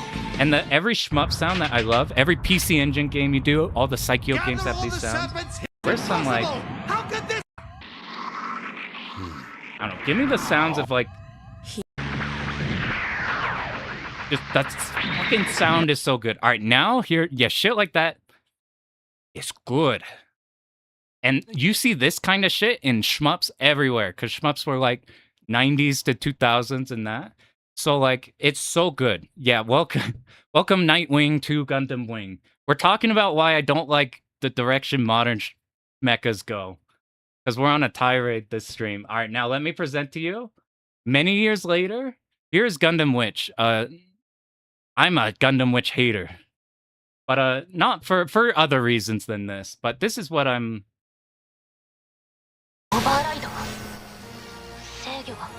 That looks like a toy. It doesn't look like somebody built a mech for the purpose of war. It feels like we're in a toy. It's too cyber, it's too neon. That's a human. That's not a person piloting a mech. That mech is a human. I need like grimy, grounded shit. I need them to like swing. I can't have them just like wing around everywhere and do the whoa, whoa, whoa. I can't stand this like super feature shit. I should probably mute sound on this in case they like... The sound fucking sucks compared to the other shit. Like visually, it looks good. Like this is quality visual. It's nothing to like, it's not bad visual. But I just... To me, instead of it being flashy, it's just like... My problem with shonens also is I never feel any stakes in what's happening, because it doesn't feel like that mech swung and whiffed and now the other one's coming in. Oh shit. It's just like they're just kind of doing shit. I can't stand, like when you see like the interesting shit in shonen is not when they're just like and just like it doesn't fucking matter. They're just punch and nothing's fucking happening. The interesting shit's when they have like the one thing, and then we either have to play around the one. Damn, look at these recommendations. We got Umaneko music and Unreal Tournament 2004. So Matt, Super Robot is completely different. Super Robot is the exact opposite. Like what I'm complaining about is these not being Super Robot, but are leaning too much into Super Robot. Like, you gotta go Super Robot, or you gotta... I hate it. Did you like IBO? IBO's good. Daikensen right there. Did you tell us to watch IBO? I liked IBO. I have a lot of interesting things on that show. That was a really interesting one. That show's good. That one is better at the grimy thing, but it might just be because they literally like, instead of like somebody mecha gets shot and then they're just like, oh no, my lover, and then they blow up. They just show like axes fucking hacking through cockpits. You're in the cockpit angle with the camera and you just see fucking axes. I don't have an arm anymore. This fucking axe came in. Jesus Christ. IBO is like the line between this new, way too flashy, way too humanoid superhero, way too neon that I don't like. And it's a good, like, it's more grounded. It still has the humanoid bit, but like, it's literally in the lore. Like, the whole idea is the people with the psycho humanoid beast Gundam shit are the people who are like literally connected to it. So it's like that helps with that, where it's like, okay, it's running like a four-legged thing and not like a tank because it's literally he's fucking going nuts.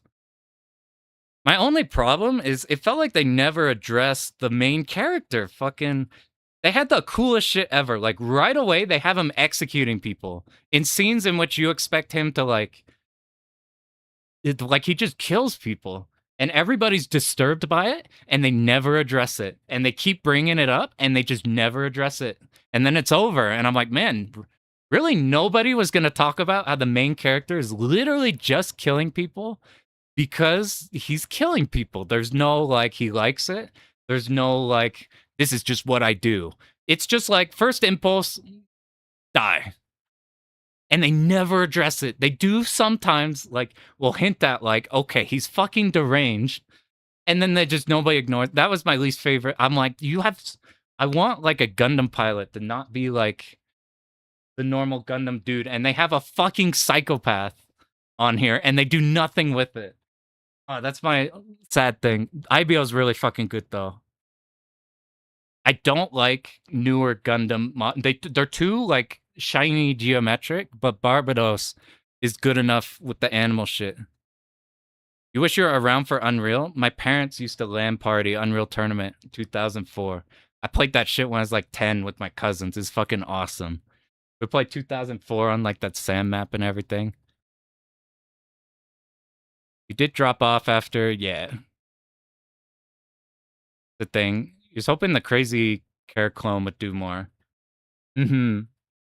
Hathaway's amazing. I haven't seen Hathaway. Macross is hella mecha. We need to. There's a lot of Macross shmups. I don't know anything about actual Macross.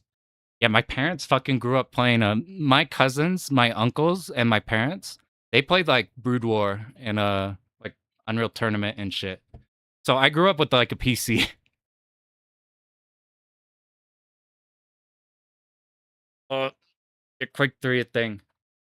Yo, Matt, there's like turbo good Macross games for shmups.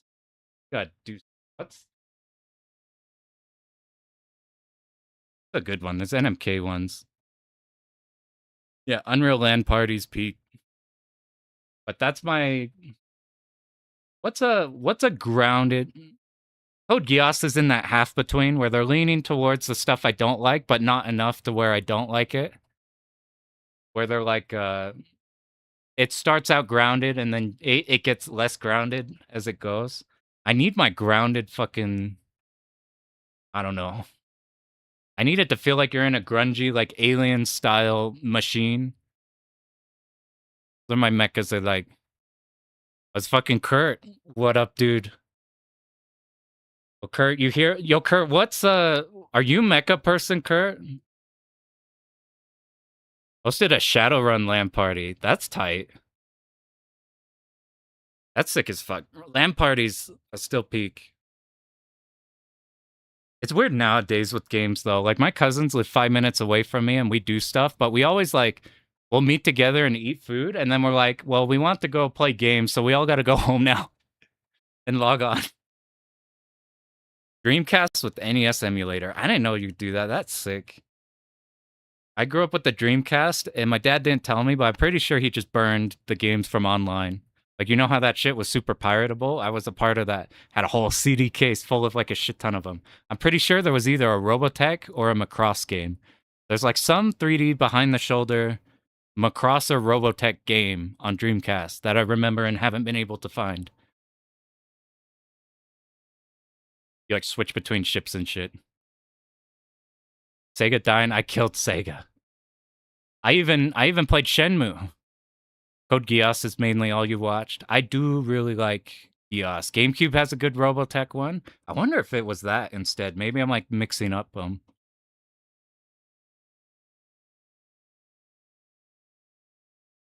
Oh shit! This screen looks extremely familiar.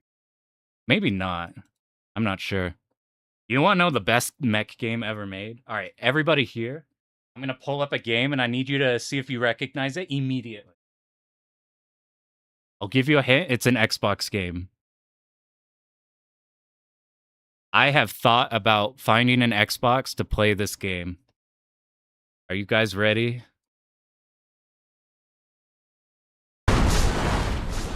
Behold, it's the best game ever made. I think this one was called the Cougar. There's a Mad Cat. I grew up on this game. This is Mech Assault. This is the first one. The greatest game ever made. Oh my god. This game, so like Mech Warrior is way more sim than it is this. This is where they just tried to turn it into a shooter. I was just happy. I'm like, this is the coolest fucking shit ever. Yeah, lack of 200. No Steel Battalion controller. A lot of games didn't work. Emulator, bad ROMs. Yeah, I got no idea from back then. Still learning been going through the roots. I went through. Okay, Kirby. Have you seen I want to pull it up so bad, but it's spoilers. Yo, Matt. What's a War in the Pocket? I can't pull up the scene. Is there any other good War in the Pocket scene? You played Verdict Day, I haven't. Valkyrie, I haven't. And get this into play Cyberbots. Isn't that the... Yeah, 0080. Is there a good thing that's not like the end? That's spoiler. It's hard because that's like such a fucking... Okay, you got... I'm going to show like 2 seconds of this. And then I'm going to stop. It's too... Okay, I need you to show you the greatest like Gundam scene of all time. You don't even need to like mecha. This is a War in the Pocket. It's the best Gundam thing, like hands down. It's not even close. Hey, Sydney boy. This time of year it's summer in Australia. So there's been not a single fight in this entire thing. Like literally nothing, except for maybe the very, very beginning. It's been super chill and just kind of a coming of age story of a little kid. And then fucking... I need hand-drawn ultra-violence. Look at the... Oh my god! I need hand-drawn ultra-violence. Look at this shit. Oh my god! Okay, we gotta stop. It's too... Oh yeah, 8th MS team's sick. One of the earlier base rates. I guess Camphor versus Alex. That's in here. Okay, this is what I'm talking about with the shmup sounds. 80s Gundams were bad. They didn't fuck around. Alright, listen to these fucking... Look at the glowiness. Fucking hand-drawn at night is so good. I just...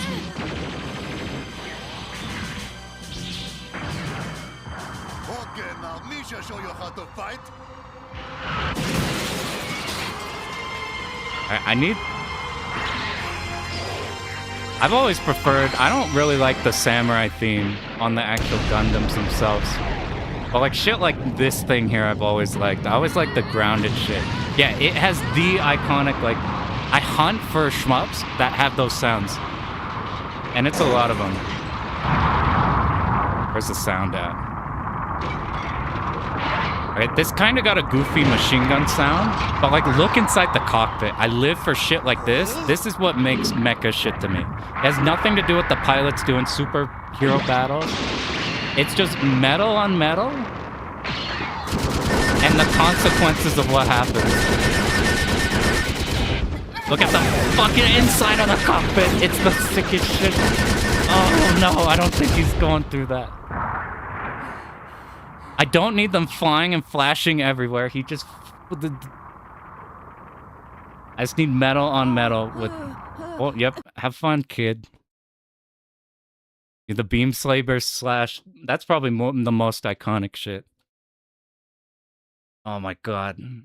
I don't even call myself a Gundam fan, but the sounds.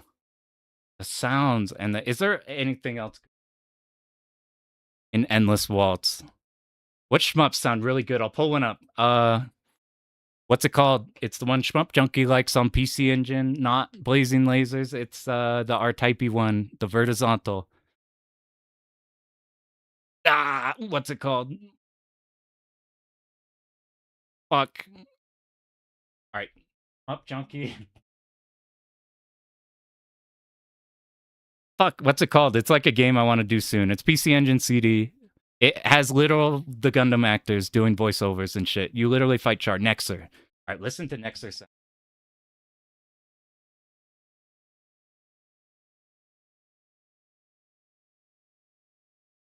Raiden doesn't have what I'm talking about, but Raiden has the extremely good sound font for hitting shit.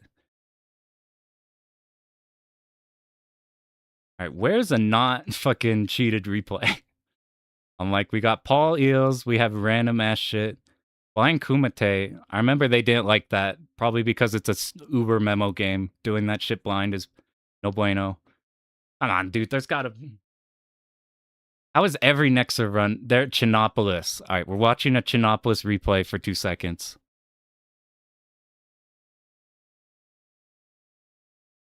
Listen to this game.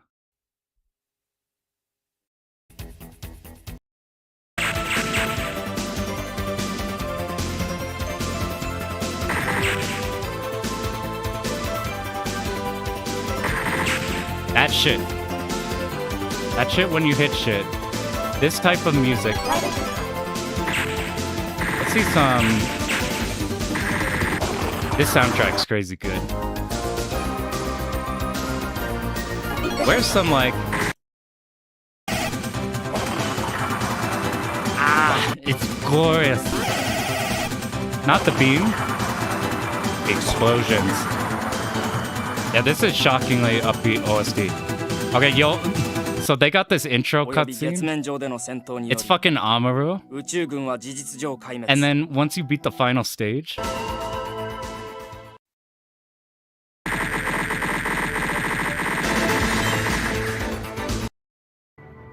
Once you beat the final stage...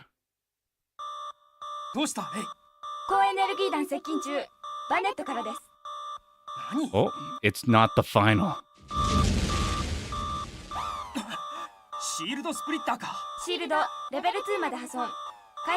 Where are you? There's a danger. But behold. This is PC Engine, by the way.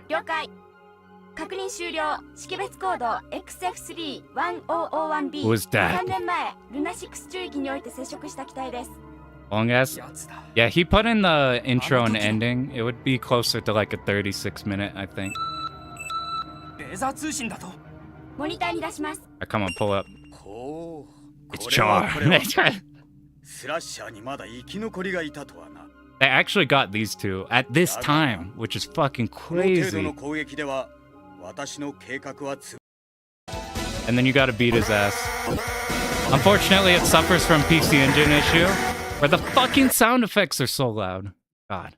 Alright, what's another good sound effect one? Let's pull up Macross.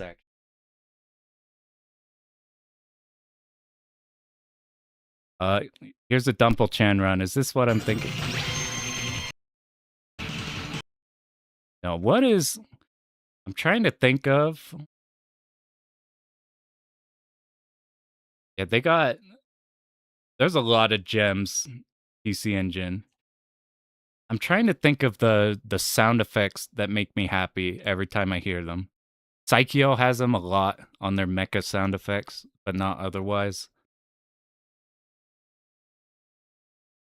Hyper Duel have what we're talking about? Does Axley have what we're talking? Okay, can I show you one of my favorite? This is what's a good run? We're peeping Peg's run super fast. Okay, I need to show you the greatest aesthetic in shmup. This will always be the best possible aesthetic in a shmup. Yeah, Raiden DX got like super meaty, super fucking meaty sound when you blow shit up. It's fucking satisfying as hell. Okay, so this doesn't have the Gundam sounds I'm talking about. This is Konami. They have their like sound font. But Space Colony. Wait, does Rayforce have what I'm talking about? Dude, look at this. It's not just, okay, we're in a space colony. It's, we're here. This shit is the best aesthetic in shmup. Space colony with shit in space in the background. And it's everywhere. It's in a shit ton of good games. Metal Black has that, but explodes after. Does Sapphire have? Sapphire's too loud. Let me look at a list. I'm trying to. What has the most Gundam sound effects? Gunbird 2 actually has a shocking amount of Gundam in it. Yo, what up, Mark? Yo, we're doing a Mahou stream. We got a Nomis of Mahou version. We almost got a 2-all of Sorcer Striker version. And then we got distracted by fucking manga and mechas. So now we're talking about mecha sound effects. Like, this is the shit I'm talking about. Like, this shit makes me happy. This type of, like, sound effect shit in any shmup makes me fucking so happy. Every time I hear, like, 90s mecha sound effects in a shmup.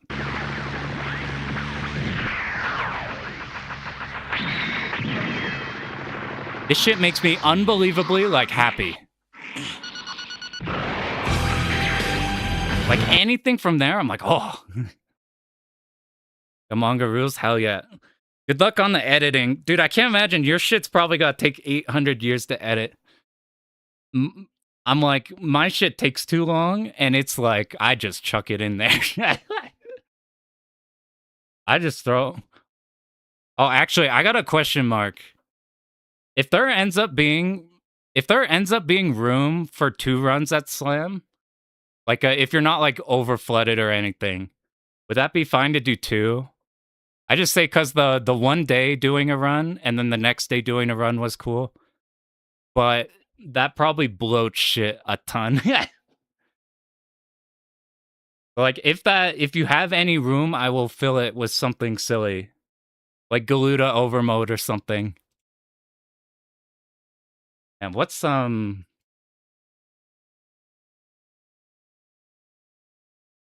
is some great Macross. Yeah, let's look at. Does the SNES Macross 800 billion years? Yeah, editing is like anything that like what people think a video takes or just editing takes. It probably takes like 20 to 30 times as long as a person thinks it takes. Every time I see like your shit that's like turbo edited or like shmup junkie shit, I'm like, dear Christ, that is a lot. It takes me fucking forever to do a 30-second intro on mine. As if your second run was a dual play with someone. Yeah. It was a beast to edit. Yeah. The live after RE9 vid. I caught a bit of that. I need to see the rest of it. Stuff's super interesting. I know like very little in either character action or the survival shit. Learn a shit ton more from like those videos and basically anything Bog Hog posts. I'm like, I got knowledge on shmups. The beat 'em ups are just character action shit. It's cool learning on those. You need to start like Ninja Gaiden 2 at some point. That shit would be sick as fuck. You got commentate and upload. Fucking, that's a lot of millions. Should do it, dude. It is sick. I don't think there's that many like Futari BL commentaries at all. Yeah, we talked about it earlier, but if you guys got in here now, there's Shmup Slam announcement. They're taking like IRL signups for right now. It's at Akihabara Arcade again. It's gonna be sick as fuck. As explaining that that's basically responsible for the only reason you're stuck with me here right now.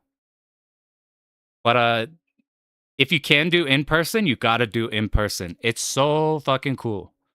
There were so many people who like I knew their names of like I've seen their replays and shit, and I'm like, you're the guy. I've seen that run before. That's crazy. It's super, super fun. Slam was crazy good.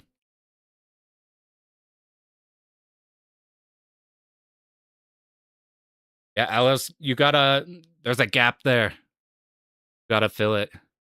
Black Label, the version of Futari, everybody agrees. It's very dependent on which scoring system you want and what difficulty you want, since Futari God is not like even remotely a similar game to Futari Ultra. So instead of being swappable out, they're very different depending. Like Black Label Reiko, like destroys that game, and then like 1.5 Reiko is like 0 damage, and then the scoring. Some of the modes change a bit. Like scoring, like God, both in scoring and in survival, is completely different than like in Ultra. So it's like it's a preference thing. I just play Black Label because Reiko's OP, and I would want to at some point do God mode. No Ketsui Emote commentaries. Yeah, I cannot think of. Like I saw your one with the, was it SPS or whoever with the, like the fat ass scoring run of like the Earl loop. That stuff is always super, super cool to see the high level, but there's always a gap with like either the middle ground or like for a while I didn't know there was like I didn't know survival runs were a thing for a long time, because you just look up a replay and it's some really good ass scoring replay. You want to go in person? Do it. Sengoku Blade would be cool. It's interesting playing live. Have you ever done like a fighting game tournament or something? Like or been on like if you've done like a fighting game bracket and you get on stream, it's like super nerve-wracking getting up to play, but you kind of just play when you're up there. You don't think about anything else. You don't worry about, oh God, people are watching. What if I fuck up right now? No, you just kind of, you can be nervous going up to it, but then you kind of just play once you're up there and make that all go away. Well, let me catch up. I read slow. 1.5 Reiko sucks? Yeah. You play Abnormal Palm if you want to destroy that game. I'll take you hate Futari. I don't like the slingshot slowdown. I actually like stage 3 the more I learn of it, the second half of it. Ura gets a lot more attention. Yeah. Ura is, oh my God. Dude, I'm glad the Akeda range is a thing, so we could fight Doom without needing to devote the rest of our lives to no missing the first loop. Like, Jesus Christ. Slime is less stressful than a fighting game tournament. Yeah, if you'll get like knocked out of bracket if you fuck up. Like a lot of people have fucked up in their runs, and it's totally cool because it's mostly like a presentation of it. Yeah, June 20th to 21st. It's like week before Evo, which isn't a problem because Evo is both Saudi and all the games suck. Everything sucks right now. As much as I want to play Tekken, I'm like dying inside. The state is so bad.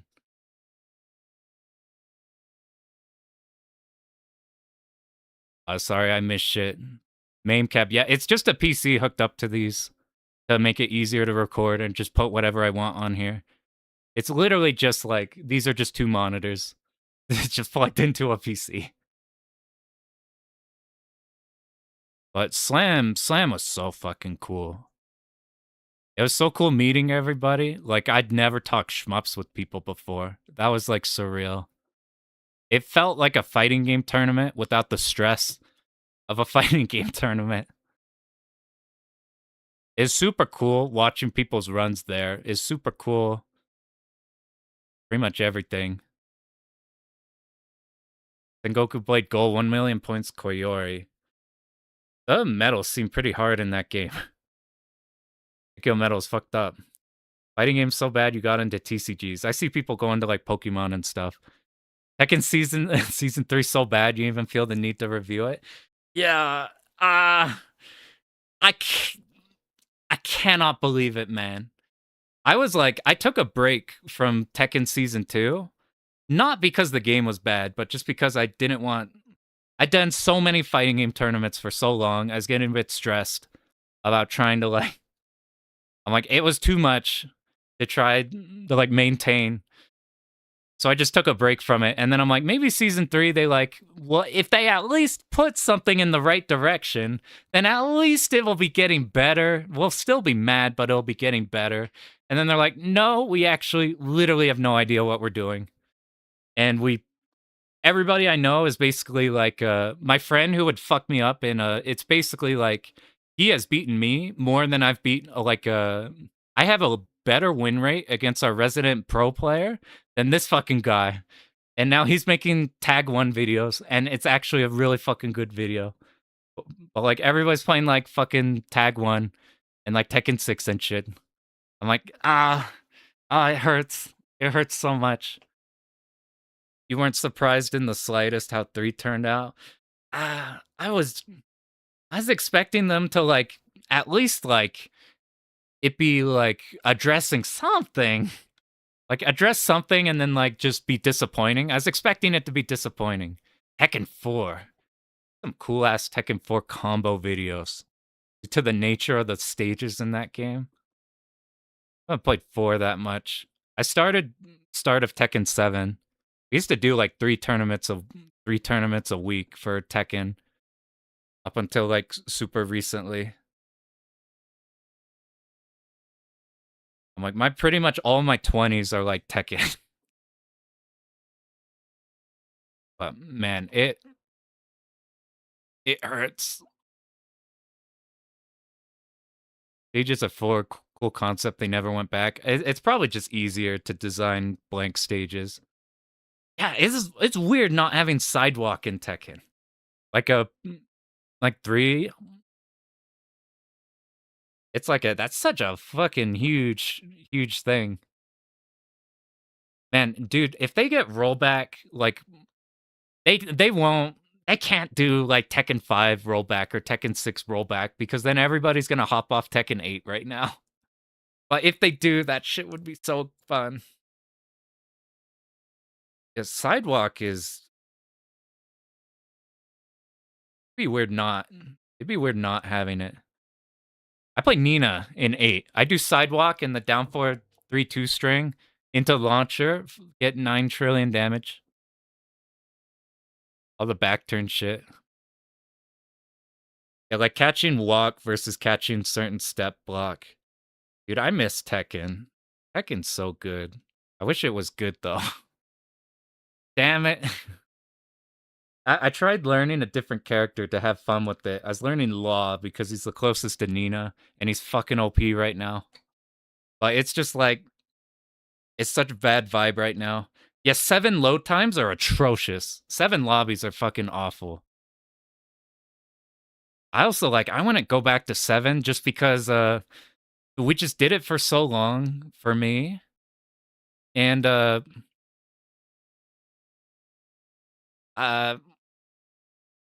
I don't know. It's good. I just did it for so long. No KBD in 4. I didn't think about that. You're kind of stuck. You gotta play way closer Virtua Fighter or something. Or Soul Cal.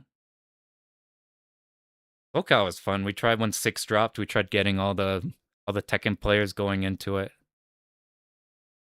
We're talking about Tekken as if it's truly dead. It's like they had their one last shot and then they like showed that they didn't know what they're doing. So now it's like we can't hope that the next season is better. They've already shown us that this is how it is. Yeah, Nee said like it's like with a different team it's savable. Dude, they said they fired the balance team. They said they fired the balance team and then it's like the same exact patch. Very Soul Calibur feeling because in 4 need a be like 8-way run. That'd be cool to mess with. 4 is like a super cool game.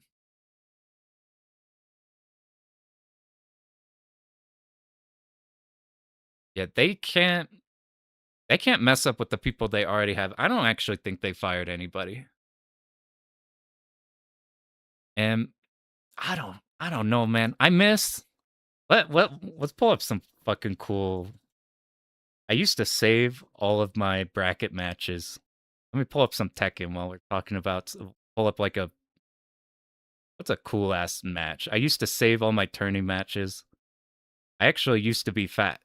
And So Tekken 7, I was fat, and then you could see through these videos as I got thinner.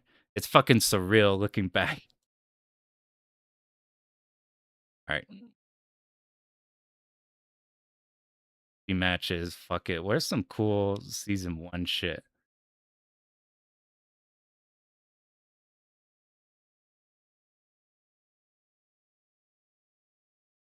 How about what's the most recent shit? That's probably where I'll suck the less. Oh, let's pull up bit. Oh, we had a cool ass. Oh, I'm gonna check that.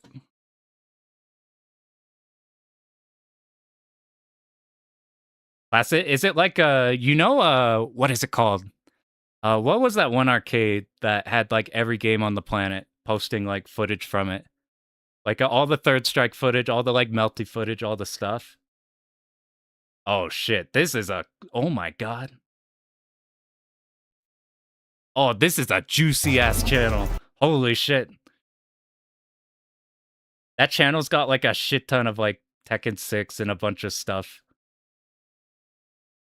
I got other games too, not Tekken related. We got like 98. Not Game Newton. Can't remember. It had like a period in it at some point. Let's find what was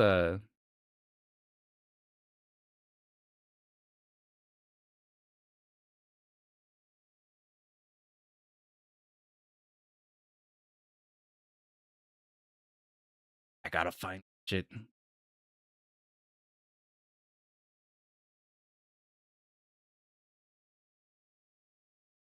Ooh, there was a recent Idaho tournament. Yeah, yeah, Acho. And Rip Green Arcade, by the way. And did Acho go too? Fuck. I learned about Acho from all the Baphael videos of him going through like every Third Strike replay of all time. Shit is sick. What's I'm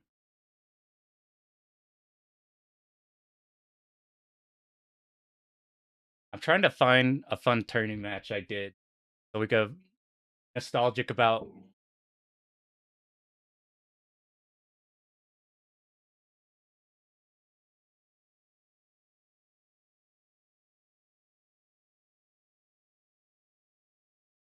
We went up a bunch of the Utah dudes went up to Idaho to crash one of their tournaments at like an anime con.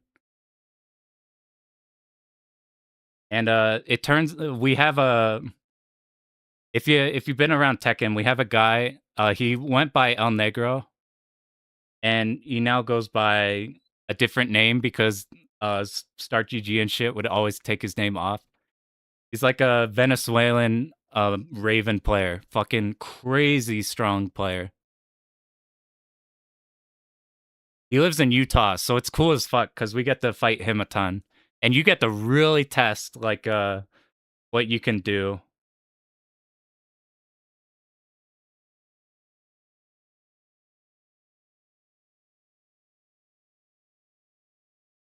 Ooh, I think it was on a. All right, did TNS?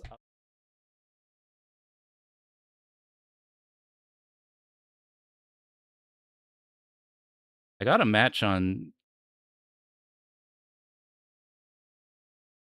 All right, I'm just gonna pull up some random match while I try to find a cool one.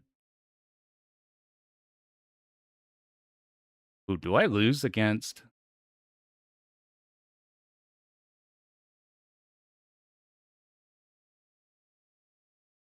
Fuck it, just pull random match. I'm thinking about Tekken right. Oh, is this it? That's what it's called. Okay, I got it. Don't play Tekken anymore. It is the perfect time to not be playing Tekken anymore. So don't worry. No. Dude, because Tekken's in such a bad spot, even though VF is so different, there's probably going to be a lot of Tekken people trying to like at minimum try it out. So I'm kind of excited for VF6.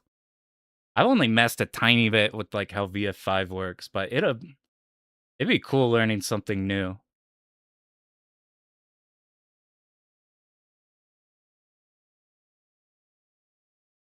Come on, somebody's got it. I found it. Yo, do you want to see? I fight fucking You want to see me get fucking annihilated by what's his name? Fucking King Ray Jr. Oh yeah. Oh, do I have any? You know what? I'm gonna show. I gotta show this match. This match was so fucking funny. You're preparing to be disappointed, willing to settle for the game to be decent. I will take decent at this point. Everything fucking sucks right now. It's so sad. The time you really want to get into Tekken suddenly when it's just at its worst. That's how I feel. I'm finally like, maybe I'll do tournaments again. Like, they're stressful, but it'll be cool to do again. And then I'm like, no. All right, I found some shit. So we had a tournament. This is end of season 1. Fuck, where's we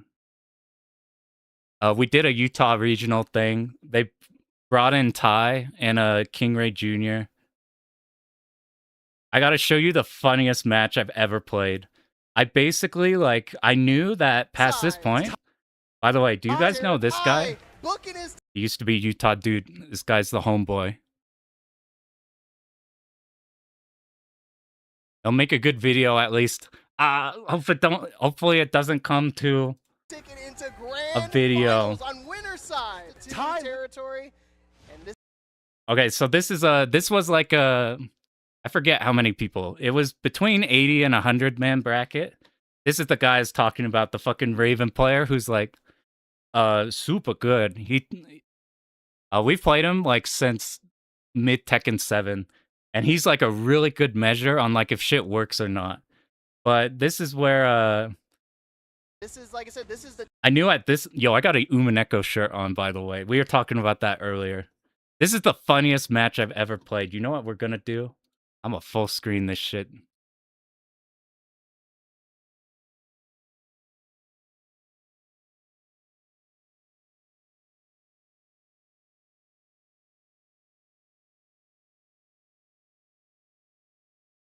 So I found if you want to beat a turbo fucking good player, you cannot be scared of them.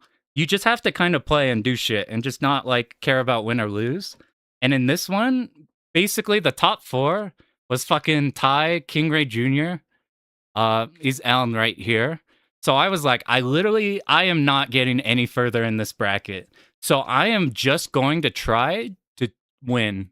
I'm just going to try to do shit. I don't care for my life. I'm just going to try to kill. I don't care if I win or lose. I'm just trying to murder. This is like the funniest match I ever played. Who's going to be our lone Utah representation for the rest of the tournament? ELN man. or PAN? This is season 1. Nina is like top 1 right now. She is unbelievably fucking strong. I literally went over to Ty and I'm like, yo, you got any idea on how I deal with Raven? And you know what he did? He would like, Ty fucking was like, you see that string right there? Do you know how to deal with it? And I'm like, oh, I don't know how to deal with it. And he's like, oh god, I don't either. Do you? Loves to use the parry every now and then. Look how small this Tekken is. I feel like a golf voice right now. Dude, I don't know the Raven matchup very good, so I just go for hard. Slowly edging out their victory. Womp. Man, I'm trying to think what I was trying to go for at this time. Backsway what makes her good. So she has absurd counter hits, 12 frame homing that confirms into like a 3rd hit counter hit if the first works. That wall splats. Her down forward 1-2 that jails. You can hold forward and go into while standing 4, and it beats everything but a stand jab. And she has multiple counter hitting high crushing lows. She basically runs up to you, down forward 1-2s, and you cannot do anything. You just got to be guessing. You just have to guess at all times, and she has super control. Her heat is really good because Power Crush is a heat engager. She just sits on you for forever, and you really don't have good options out of it. Her homing's crazy good. She has strings like that are like just super easy counter hit fishes. She is like, her damage is crazy good. Her wall carry is really good. Her whiff punishment's crazy good. Her block punishment's really good. Her sweep is really good. She is like unbelievably good character, and everything I just said is just how it is still now. It's just everybody else is also turbo good, and she's still like probably top tier. Yeah, it's a very Tekken 8 design.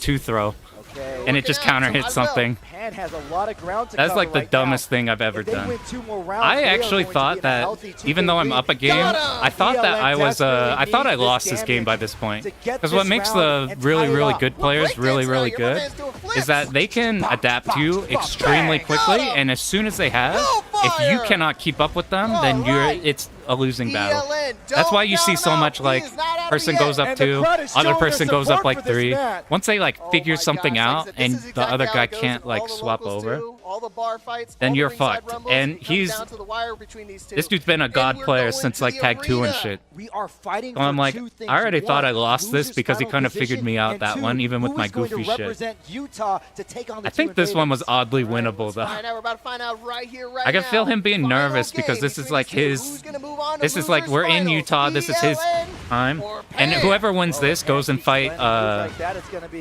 King Ray Jr. or I think it was King Ray Alright, good Jr. start. or Ty. I think he's starting to open up Nina his tech a wall little bit game too. is He's so like, fucking maybe I could good. go for some launches You just too. Whoa, one he threw counter the hit, wrong one way. whiff. See this shit? That string is like unbelievably OP. And Pan's gonna make sure. Oh, I better not Red lose four. this round. let's hope that mistake doesn't throw I have him a the whole. match. I have a armored Oh, boy, mid gotta be heat careful, engager. plus frames, but he Okay, that's interrupts fine. with the heat That smash. shit tracks You both don't bring sides. knives It's to a super free to gunfight, do once you got frame silly. advantage. Oh boy, no. Yeah, check season again, 1 had plus so two much. throw.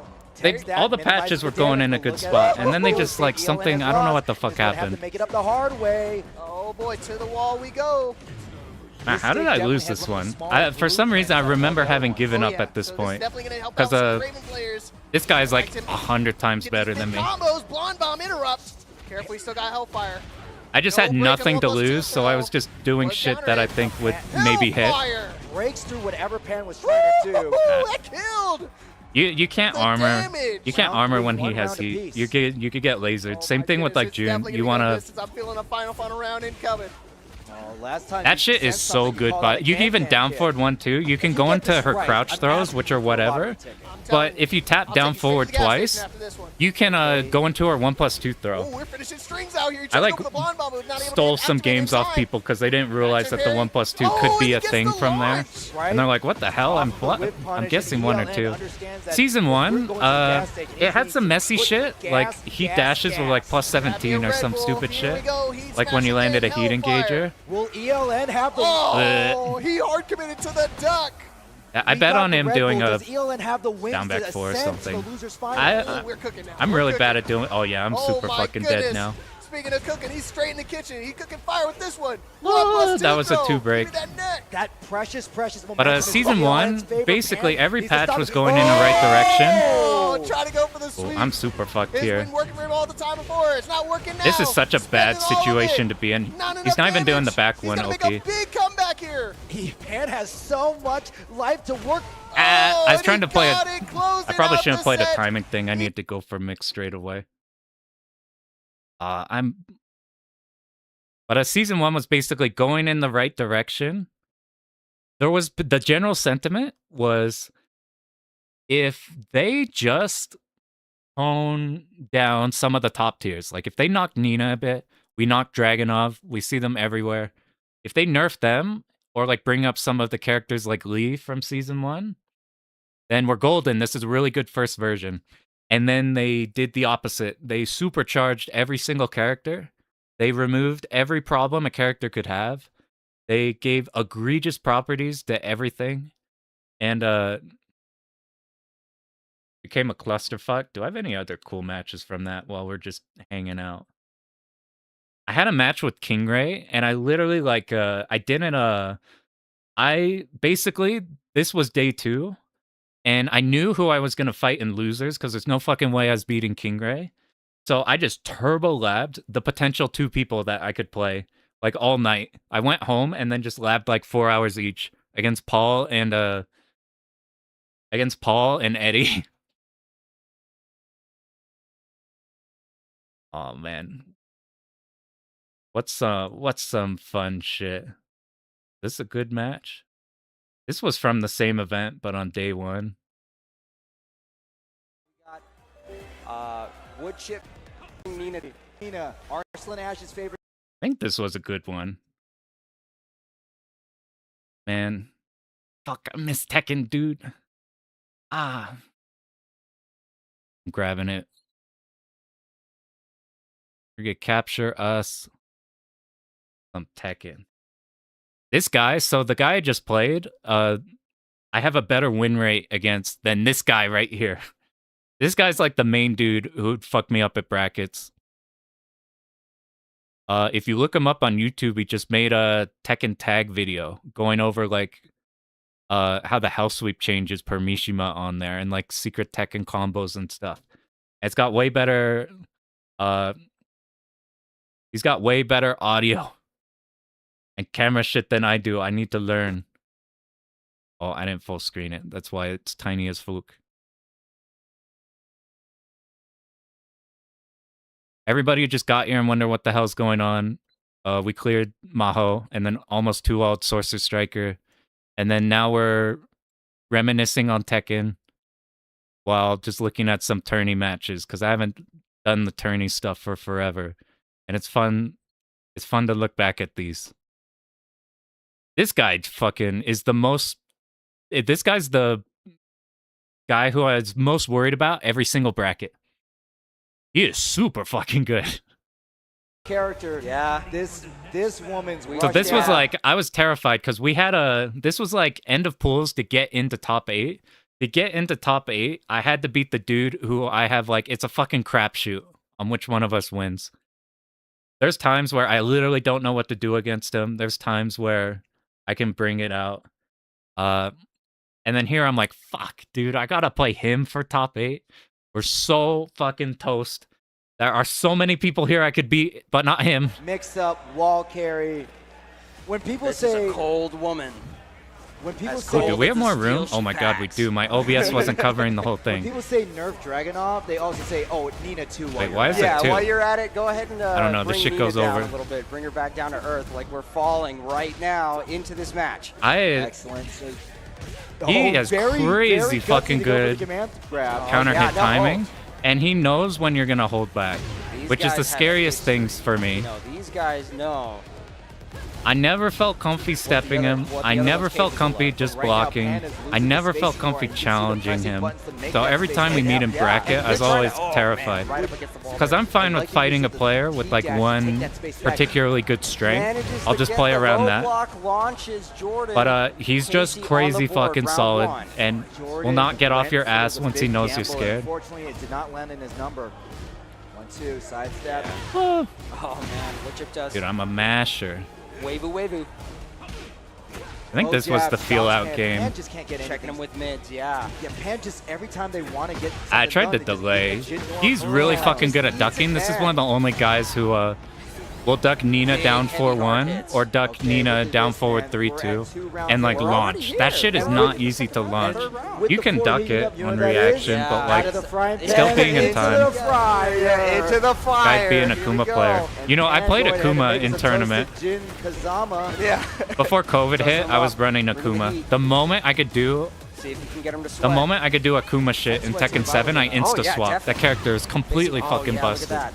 Blonde bomb. Oh, breaks the throw. Wow, I was Excellent. eating Go for a shit breaks it this first again. That game. was a different throw this time. I think I was Off the guns, spooked. Cold steel. Trying Oh, it doesn't break that. Yeah, one. that Pan, every look at the every time cool she down, the sidesteps, wood it's just like chip fairly safe ass offense. punish mix up Yeah. low. We're Versus, on the board now. I don't know if I hit any of the sidestep 1+2. It doesn't work like how it does now. Blonde Oh, in bomb Street allows Fighter. Pan to take their turn, backs away from the from the I don't know dab, who he knocks would it 1-2. play in Street Fighter. Yeah, keeping it small, keeping the He plays a compact. bunch of other Tiny stuff. tech in here. Keeping it going. Yeah, dude, he's Oh man, he fires terrorized Tekken for us for years. Man, Dude, I does fought not let Farzine up. Tekken at Right, with the low, the down Akuma four at allows Pan to Evo. tie it up. I It fought was really Farzine, scary for and Pan, but they start I to learned that start to they, fit the the pro pieces players, together. starting to make they something have happen. tournament strategies. Down four. Jin can really They have clip the leg, tournament too. strategies to Long just ball. delete people man, who give him gets too the much target there, respect. and we are so Literally, close to round the one, he goal. runs Pan up, spent down the 3 heat. Tatsu, DPs me with Akuma. And then on Oki, he runs Look at up, that down little 3 Tatsu movement. Look DPs, at the and the deep next from time he wood runs chip. up while standing Yeah. twos, and then I'm dead. Blonde And he bomb keeps again. doing This that Pan is over and heating over and up. over. Yeah. Oh, Because he we're knows cooking- you're going to give we're him cooking with respect, gas. so he's literally just going to Oh, run his win man, con back on to you the while you're just throw. trying to like, oh, I need to play solid. not I out of can't this make fight. mistakes against a good player. And then the good players just fucking kill you. Breaks the throw. This They is just really like, oh, tense.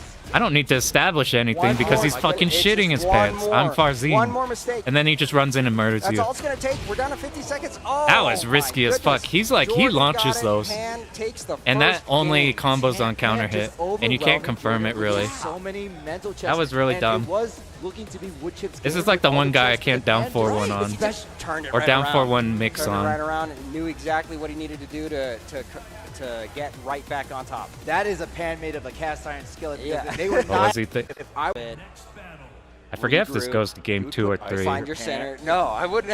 I mean, that is. This a guy very also has a dangerous bunch kick to win. of- You don't want to put ice in a hot I pan. won't- Well, it Okay, works. yeah. I win this Wait, game, but Wait, there there's is an ice also... pan. That's cold stone. I'm trying to think of like a good one where he Yeah, Cold Stone, you're completely right, fucking you're right. dumpstered on me. Because there's a... Pan I have a takes, lot wood of chip those. does kicks to the air. Wood chip does all the way into the wall. Best strats to Pan blank is a slate lot more every aggressive round. now, wouldn't you Not say? consider Yeah, who your definitely opponent much more is. alive. It's... You need to... Oh, I forgot about doing that Wants to stuff. continue that momentum from the okay. last game. You cannot be scared of them, even if they're like a notably good person. You have to work with what they show you. You can't be scared of things that they haven't shown because they might not do them. You have to run your game as fast as possible before they can run theirs in this game. Takes the round. You have to Looking a run lot your like the shit first and game. figure out their Indeed, defense the super Pan was a lot fast more before they aggressive this can time. take the Yeah, opportunities a where lot they're more in control aggressive, a and lot do the more same aware to of his you tricks. in this game. A lot There's more aware less of what to Tekken do. 7 like Nice trade. I'm not aware of tricks. finding the They're just for perfect kids, counter right? hit Yeah. or like dashing around doing nothing. This is like Big launch, big wave. oh, he should have murdered me for that. Launches him again. You could have down 3+4'd me, I would have fucking Whips out died on the guns wall. this time. That is Nina's favorite throw because it gets so Back much 2-2? spacing. No. Yeah, definitely goes right back to neutral. Dude, fucking Blom Bomb Oh, up against Power the wall. Crush is so Big busted. damage. Last time I Pan do. was in I this love that position, they shit. You do couldn't seal back the swipe deal, but throw. yeah, It's an they do this. unblockable high as they wake Oh, up. he It's might like be a able to tech close it trap. out. Oh, And the first my hit's goodness. Spikes untechable. them down one round apiece. I've like stolen so many One rounds round with that three. shit. Oh, that was risky as fuck. Bases him out. I was Comes hoping up for the to him. counter hit because I was playing more peaceful on down forward 1. That shit is so strong.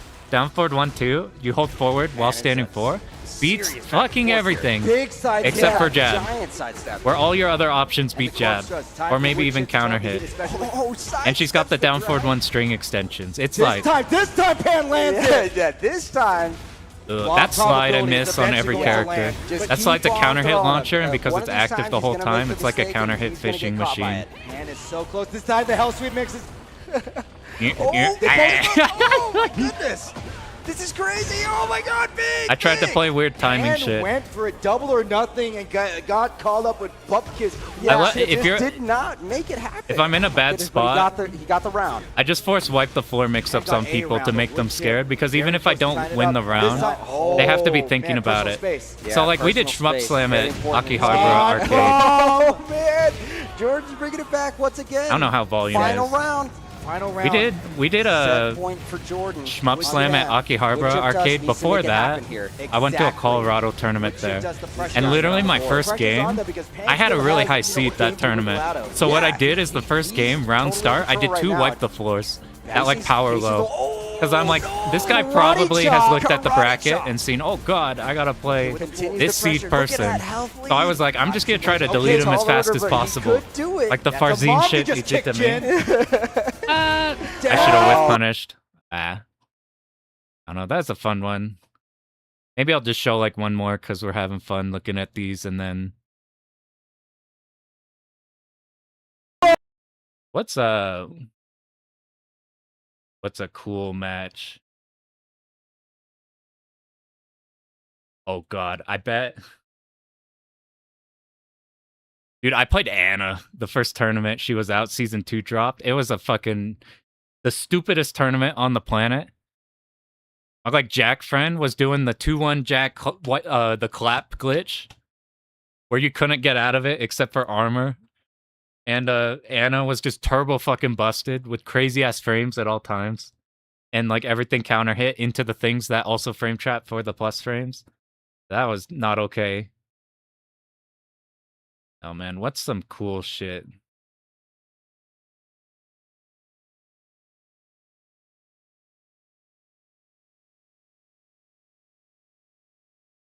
I viewed this one. Was I here? Here. Oh god, you want to see some Anna horse shit? You want to see some Anna horse shit?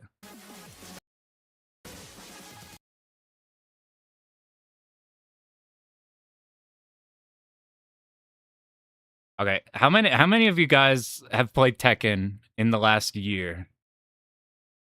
Because you've probably heard about Anna, and you're probably fucking sick of Anna. Because she's turbo good. And she's super. She's not like a top tier like Dragunov, who's just good. He's just good. He's just good at shit. And then it's less having a bullshit thing and more like the things are just tuned too high. And maybe 1-2-1 is pretty bullshit, but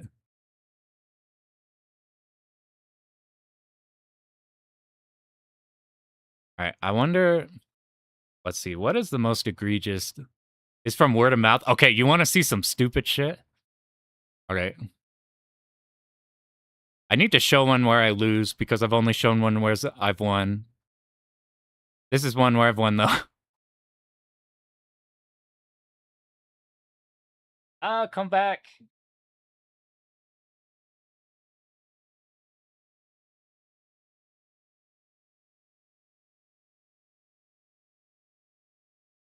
Here, actually, you've been keeping up but dropped off after Season 2 happened. That is the way to go. Actually, let me find. There was an Idaho, like, an anime con had the people holding, like, a tournament there, so some of the Utah dudes went up there to raid the place.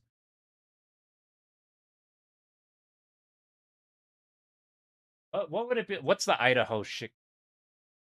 Idaho? What's is the name of it? Is it just Anime ID? It is.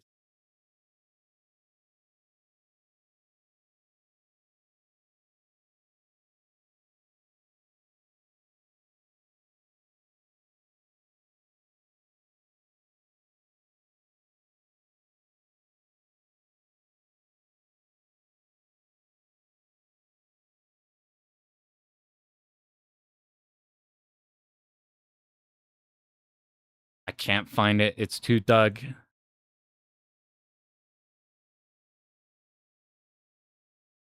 That's one where I like really had the Anna stupid shit on.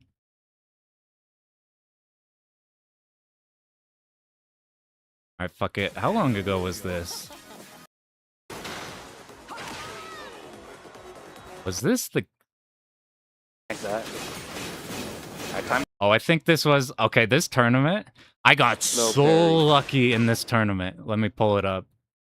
I got so unbelievably lucky this tournament because the ELN guy that we saw before, the Raven guy, he's fucking good. He's like world-class Raven dude. He's too powerful. This was the first time that two dudes, they're both of their first times that they beat him in bracket. So I snuck into Grands because they beat the pro dude. Like, both of them managed to have their, like, miracle runs. And here's my dumbass here, trying to ruin the fun. Coming in with fucking Anna. Coming in with... Just to make things miserable with Anna. I just want to show this for the... Show some of the dumb shit, if you haven't seen Anna before. This is such a stupid-ass character. Anna is, like, not okay. Like, all that Nina pressure shit seemed crazy. Anna, like, has that shit and more. So, like, we got the... How loud is that volume? I don't know. She has the... Yeah, she has the same exact, like, down forward one advantage situations, except stances out of it. Fucking... We got 11 frame counter hit. This shit is plus 1 billion. That shit is plus the homing mid that counter hits into wall splat. It's plus into your 10 frame jab that counter hits into wall splat. This shit is plus 1 billion. You cannot step after. Your like mid that goes into shit is crazy. Yo, what up, Sensei?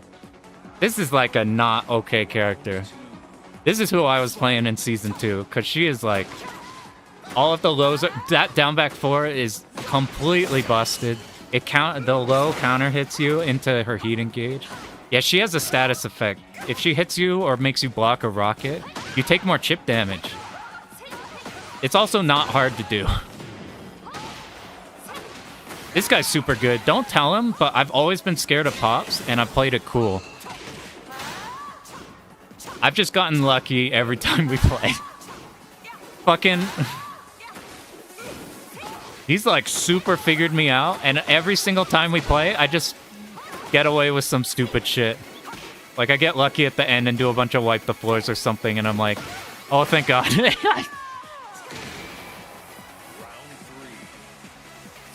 He's got super good conversion. He places can-cans crazy good, so it's terrifying. He places really good. Down 1+2, forward 2s. He converts really good. Like, so like Anna's in Heat, have fucking fun. I think Anna in Heat's... Oh, you have to guess there. She's got a low that's barely punishable, plus a billion, and she's got a mid that's massively plus at the wall. So that Oki puts you in like a crazy 50-50. So like he bet on the low, he fucking died. Here's me getting exploded by Jun damage. I still don't know how to deal with the parry. But Anna is like fucking crazy strong. That's the shit. I based my whole game plan on trying not to get hit by down 1+2. It didn't work. I'm really good at running into those. Fucking the full crouch low. Ooh, I don't know why I did the slide. I wonder if I misinput or if I was just bad. I didn't punish that shit. I try swinging a lot on his first hits. I do shit like that where he can go into stance. Because you don't want to let people go into stance for free off of their buttons that like have a mental mix-up. Because then you're basically just giving them shit tons of plus frames. So in tournament, I try to be an asshole and hit fast counter hit buttons on all of their shit and then stop. And then like start rotating it. So they feel like instead of doing their pressure, they feel like they have to guess frame trap or not. Look at this. This shit is not okay. Hello, hello, hello.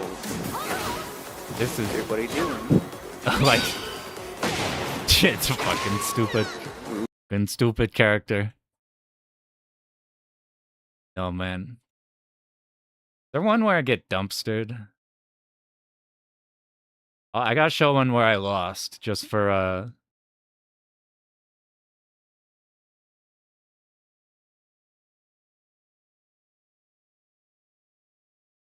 Here. What about, did I play anybody before and it be close?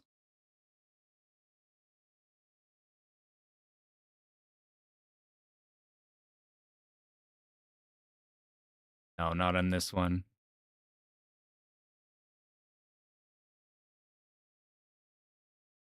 Ooh, this one I'm pretty sure I got shredded on.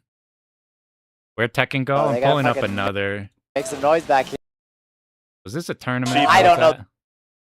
Wait, like this, like, sorry. Yeah, dude, come through, come through. Extension. Carry. I think this is when I either got 5th or...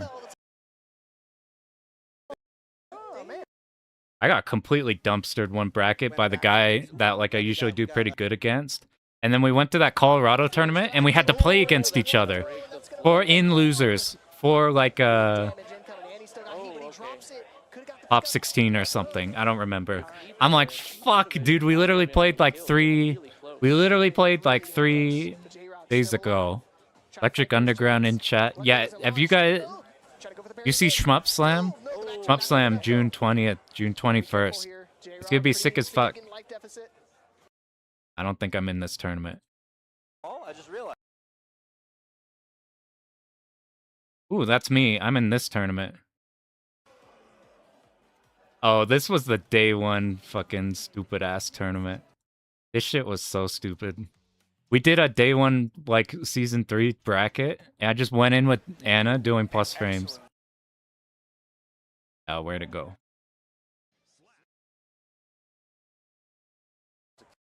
How about some... You know what? Fuck this Tekken 8 shit. Now we're getting some... This act.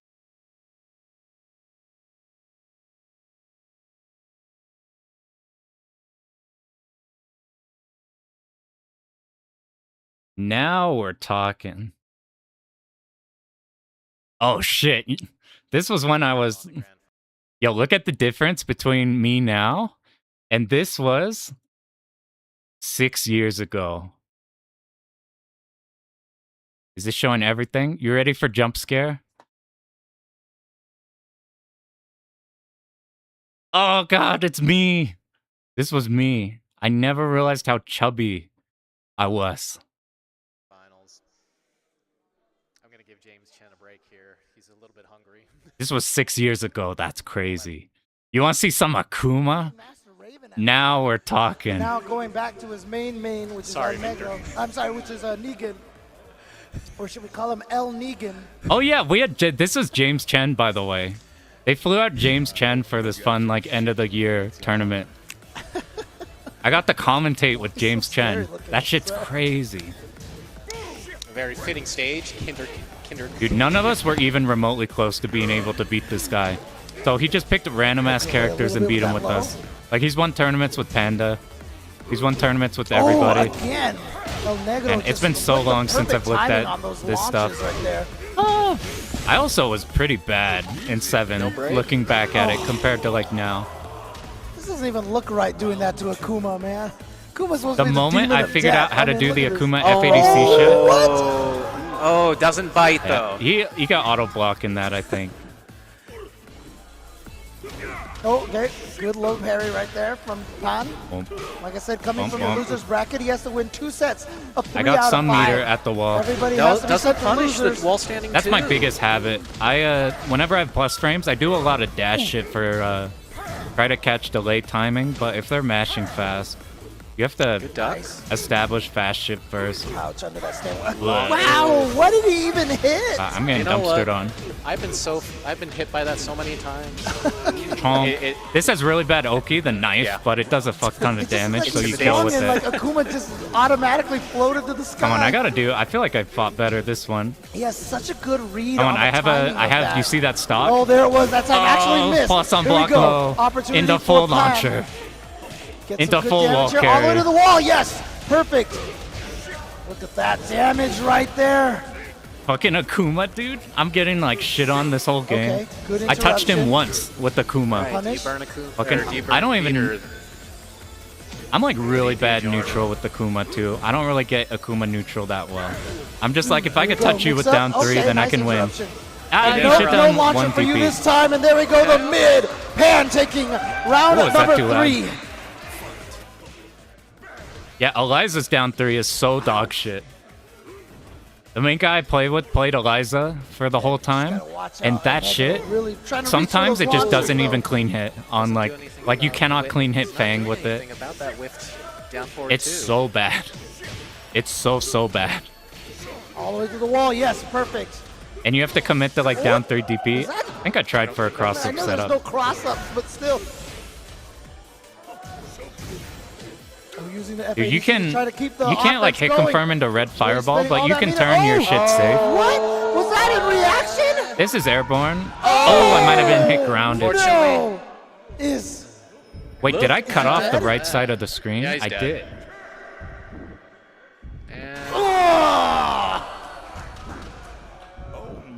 Did I do that for the other games? Damn it, I'm gonna be pissed. I think did I stick with the Kuma? The long in mode. I did. I don't think this was when you had to swap stages. I think I do cooler stuff here. I got like dicked on that one. Where's your fucking whiff punish? Sidestep, but didn't quite get the whiff punish in time. Oh god. Dude, I can't. All footage of me in Tekken 7 Just is so backdashed bad. his way out of there. Oh no! Gets the counter hit. All of, Big damage. ooh, you messed up Goes carry. for the throw. Good throw break. Not close enough. Oh, again, throw break. I was really bad Okay. at throw breaks at this But time he too. doesn't have a meter yet. So the comeback is going to be still no a duck. little bit harder. for Akuma. He I didn't needs believe to in the get whiff that punish. meter. Okay, Fucking, here's a great just start. do Now he has Akuma a shit. bar. Oh, Oh, wasn't you gotta close clean enough. hit it. But But still, he has a life lead now. if like Eliza, you Avoids fuck up the a clean hit, low then and you gets his DP. counter sweep. Pan taking round number 1 with the comeback. You do DP. You do DP and then you die. With Akuma, if you don't clean hit with down 3, the low, then you just fireball at ADC, you're plus 5. And the So you're like worst case scenario is good. Look at this. Now, into the fireball, not the demon flip that time. There we go, launching the demon flip. That's This gonna is a be weird to the wall wall, angle. side wall splat. A little awkward, yeah. Ouch. Punish on the fireball, and now Oh, big dog, what you a should be crouch into dead. the throw. He should be able to take this round. There Yeah, it we didn't is. do that double Pan, jab. 2 rounds to 0. Man, I haven't seen Tekken 8 or Tekken 7 And then the raw footage in launch. so long. I used to play whoring, and I'd look at footage of me, and it's literally me just down for whoring people at start of rounds for launcher. In 7, it was like a counter hit one is launcher, just not a like little how too it is far in as well. now. Oh, where's your Block on the fucking... low, but not punish in time. Akuma has the ability to punish minus that should 12 do it, shit yep. with down 2, the down jab into fireball FADC. All right, The first Allegro time I taking did his that to first round of Josie's like frame number crouch dash 2. low, I lost my mind. Yep. I'm like, holy shit, I can launch fucking this minus 12. Yep, catching him with that low I think you attack. could Now, punish that's the that new one that he knee, got? or it's minus okay. 9, I don't remember. Oh, nice Well, he punish. should have killed me for Block that. and punish.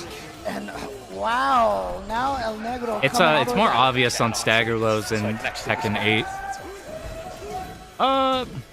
I picked this outfit specifically Trying to because bait out if you something from El focus Negro, but El and then Negro dash trying out to of it make right a away, comeback it here, being whips down his 2 rounds outfit to around nothing. and it causes Oh, here we like go. disorientation. Counter hit. Gets him all the way to the It corner. should be the wall. Oh, I'm no, so but ass. Just couldn't Oh, quite you're get to the fucking wall, in but trouble. Here we go, a wall splat for him. Hey, here's a real. Oh, I thought I. has got this. Oh, what the Slight fuck? lead While that he standing has 3. Right now, the Hey. EX uppercut. Nice block and punish. Pan I taking game wonder number what 2, this game would be preventing the like knowing comeback. what I know now.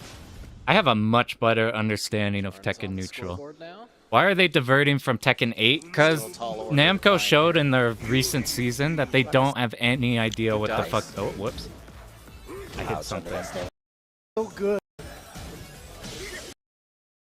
Trying to make a comeback here. What game were we being at? down. But block and I don't know, punish. whatever. I get Pan dumpstered taking game- on. I get dumpstered on. Let's check. Oh, Ooh, block on the down 1-2. Let's check out some whoring. I need to see like 6-year-old terrible whoring gameplay. I picked whoring because everybody was new here learning. Here we Is go. Tekken If El 8's Negro in can a take serious this game, mess. he will If be you search the Tekken 8 2019 Season at 3, Salt Lake you will City, find Utah maybe Tekken 50 champion, videos Japan right now. that are all talking Gonna try to about reset how the bracket game by is dead. taking the next 2 games. That's the He's gotta state do it everything is in with right now. Warong. The problem is they released Season 2, which was a terrible season. Basically, everything that everybody hated got amplified to 100. Everything that people liked got dumped on. They lied about they lied about a lot of the good stuff that they were promising in. They basically said we want a defensive patch, and then they basically gave everybody like uber anime pressure buttons that like cover any weakness any character had. Gave everybody like made it so like Going into the you just kind of do shit. different stances here, the flamingo stances. Oh, And nice. every weakness got covered. Every like Ooh, just outside the range. characters who everybody wanted nerfed because they were too like unfun to play against because they just had everything. They just made everybody have everything.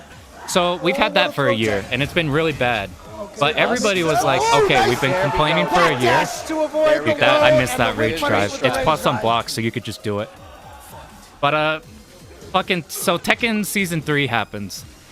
They basically they've had a year. Like I assume Season 2 was bad because they had that cooking for a while, and they didn't realize what people actually wanted when people got their hands on. Fucking launch that. They didn't realize what people actually wanted in season Go big combo for season here. 2. Oh, goes So for the- season 3 goes for the mix fucking up. just missed the mark completely, and it was a huge problem. But it's looking great Season for 3, fans they so put far. out a trailer. Look at this. Yeah, it's one annoying Again, busted raised character, comeback now and doing their a ton of solution to damage. that was let's make With every punish on character that busted. launcher. Just needs one punch. We'll buff movement while also giving Oh! everybody plus homing And moves. he's got the rage art. Actually, he just goes for the drive instead. Bleh. And it is enough. And then Come on, Jordan, you got this. and then season 3, they put out a trailer and they say back to basics and then don't give us any more information until literally the day of season 3 drops. That's the only info we have to go off. They say back to basics. Everybody's getting hype. Maybe like the oppressive plus frames are toned down off super high coverage moves. Goes for the low. Maybe like a movement they improve, or maybe they like adjust the heat to not be as egregiously like annoying to deal with. And then they drop season 3, and it's like There in the low right. they did the same thing as season 2. They super buffed some characters who didn't need it. They gave everybody new egregious moves that are either useless or cover a weakness on like characters who didn't need that fucking weakness covered. They weird buffs on already strong characters. Weird changes where they some of the busted, so like Asuka was completely fucking OP in season 2, and they nerfed her stuff, and then they nerfed her stuff, and then they nerfed her stuff, and then they nerfed it. So they like super destroyed Asuka as a character, like really badly. Like they nerfed the thing that we complained about, and then they went super hard. And then other characters who were like top tiers also, they buffed and gave new egregious shit.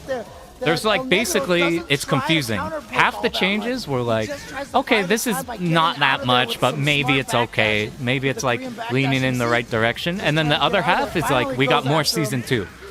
Here's Law. He's now got a homing really fast. Homing high that wall splats. But it hit too late.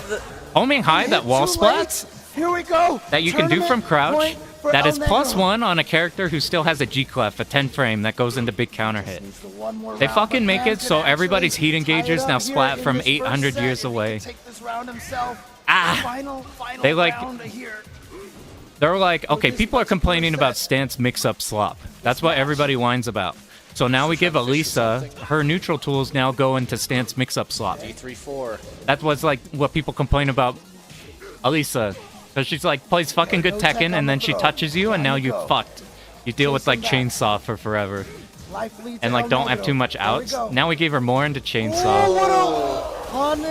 Just fucking baffling changes. Either a character got fucking destroyed, in a, which is like, okay, cool, they got nerfs. Are they like buff in weird ways? That's not going to do a lot of damage though. The scaling is so high. Yeah, this doesn't have health recovery like in Last mix-up. that's my... At this time, I had a problem of trying to whiff punish everything, so I baited with the jab. I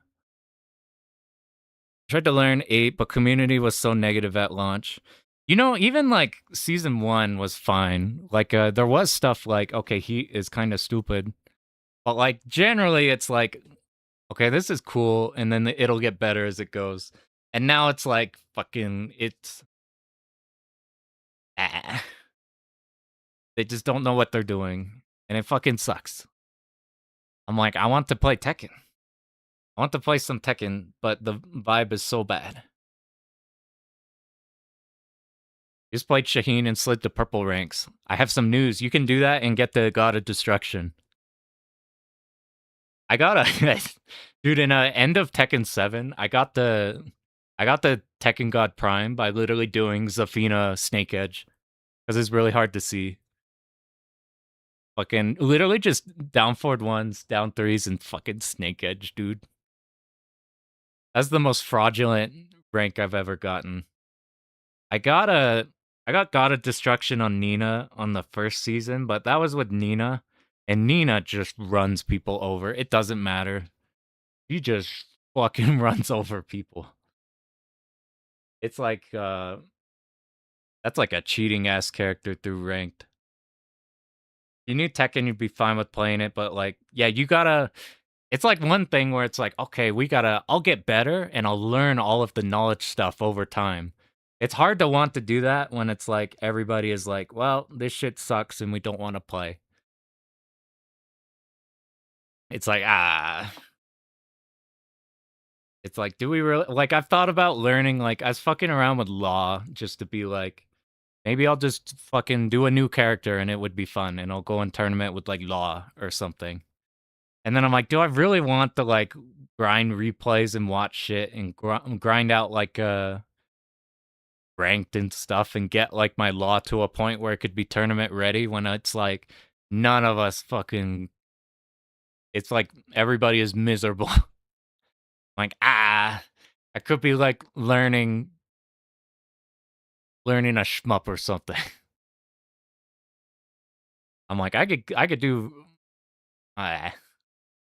It's so unfortunate. It sucks because it's like there's nothing remotely like Tekken. There's the other 3D fighters. They play a whole lot different, but and I don't really care for Street Fighter right now. I don't really care for Strive.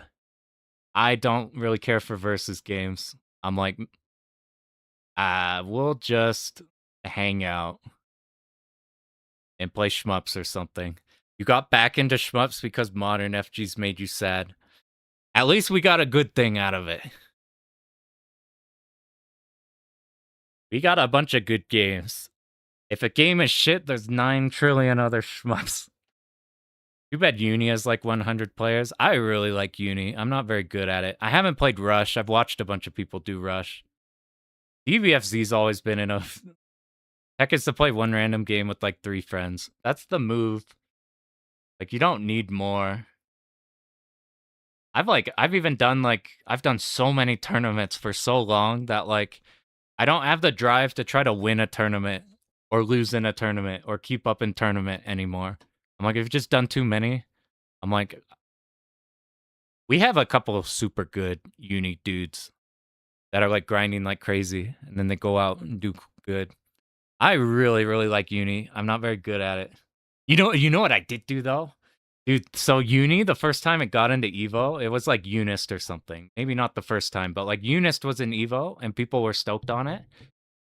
And then people played other shit in between the time they announced Uni being there and then not. But our local guys were playing Uni a bunch. So I learned Batista and I learned Batista setups. My greatest execution accomplishment, I hit a charge partition B dive kick at Evo.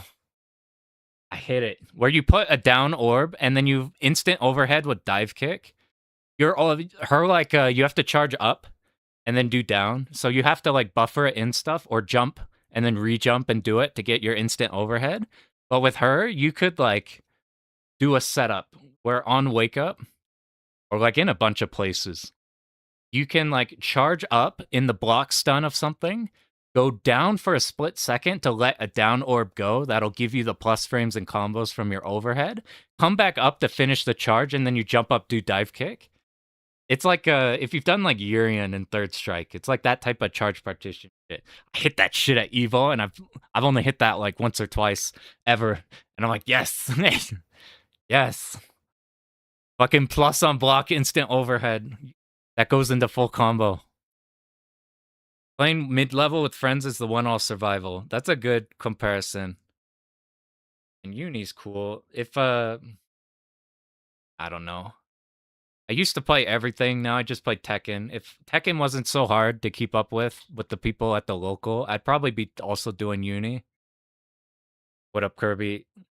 Yeah, we're talking, I figured out how to charge partition Batista dive kicks in Under Night. And that shit, like, up until going up to Evo, I was just practicing that shit over and over. Like, literally the morning of, before going on the drive up. And then we landed it in tournament. That shit is so hard. Fuck this Akuma shit. If I played it more, I'd play Carmine or something. I don't know if he's nerfed, if he's still top tier or something. But I play Zato and Batista, so I got the negative edge stuff. So if there's a busted character who can negative edge, then that's a character I like. Man, fucking fighting games. Stopped playing fighting game, went back to monster hunting. You either go to the Monster Hunter or the FF14 retirement home fighting game.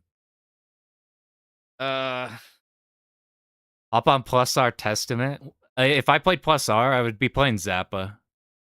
You play Seth poorly? One of our super good guys plays Seth. Another guy here plays Seth. I'm tired of the ball shooting me from behind for combo. I'm tired. I would play Zappa and Plus R and do stupid sword shit from cross. I played a tiny bit of Xrd. I played Strive for a bit. I see you later, QQ. Thanks. I'll try to get UFO ready sometime. The FF14 shmup retirement home plus uni. A good place to be. The Zappa Dog Infinite? Oh shit. It's his hitbox? Doesn't he like move around and he's just like... Those old games have funny hitbox interactions. Like Dizzy on Plus R. I haven't seen Dizzy Plus R. I've just seen Dizzy and Xrd. I played a Ramlethal for a tiny bit in Xrd. Because I learned how to do the wall mix-up. And I'm like, this is enough to just go in and anybody who can't deal with it is going to lose in bracket. Plus people can't punish electric. So I just do far/electric, far/electric. I just do jump, heavy slash. And if anything hit, you were going to be at the wall and I could do a wall mix-up. I learned that shit that like forces a cross-up in the corner. So you're guessing Ramlethal multiple high-lows and then a fucking... she could push you out of the wall just slightly and then and it's not very seeable. Always Amelia main. The mix-up main.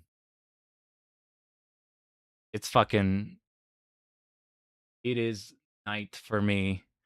That was a stream. Somehow we went from Mahou to Sorcerer Striker to Umaneko to fighting games.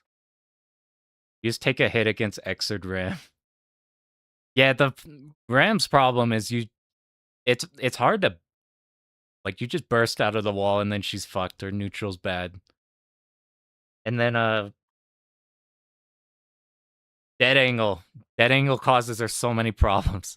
You need so many setups to beat dead angle. Oh, yeah. I'm like, my tourney strat was just hoping nobody knew to dead angle to get out of my setups. We only had a few, like, super Xrd people. So, like, I could get away with doing shit nobody was messing with. Nobody knew what was going on with doing wall mix-up. Nobody could punish electric. So it was good. Alright, I'm gonna hop off now. That was a fun stream. We got the no miss in Mahou. That's pretty crazy. I need to check to make sure that actually is a no miss. I'm pretty sure we didn't die anywhere. And then we got close to the 2-all, but we kind of died a lot. And we died with a lot of bombs for the Sorcerer Striker version. The conclusion is Mahou, more memo. Sorcerer Striker, bullets are slower. It's easier to play blind. Thanks a bunch, Kirby. Thanks, Point Blank, for good night. I'd see you guys later. Good luck on all your runs. Thanks, Gungnir. Later, guys.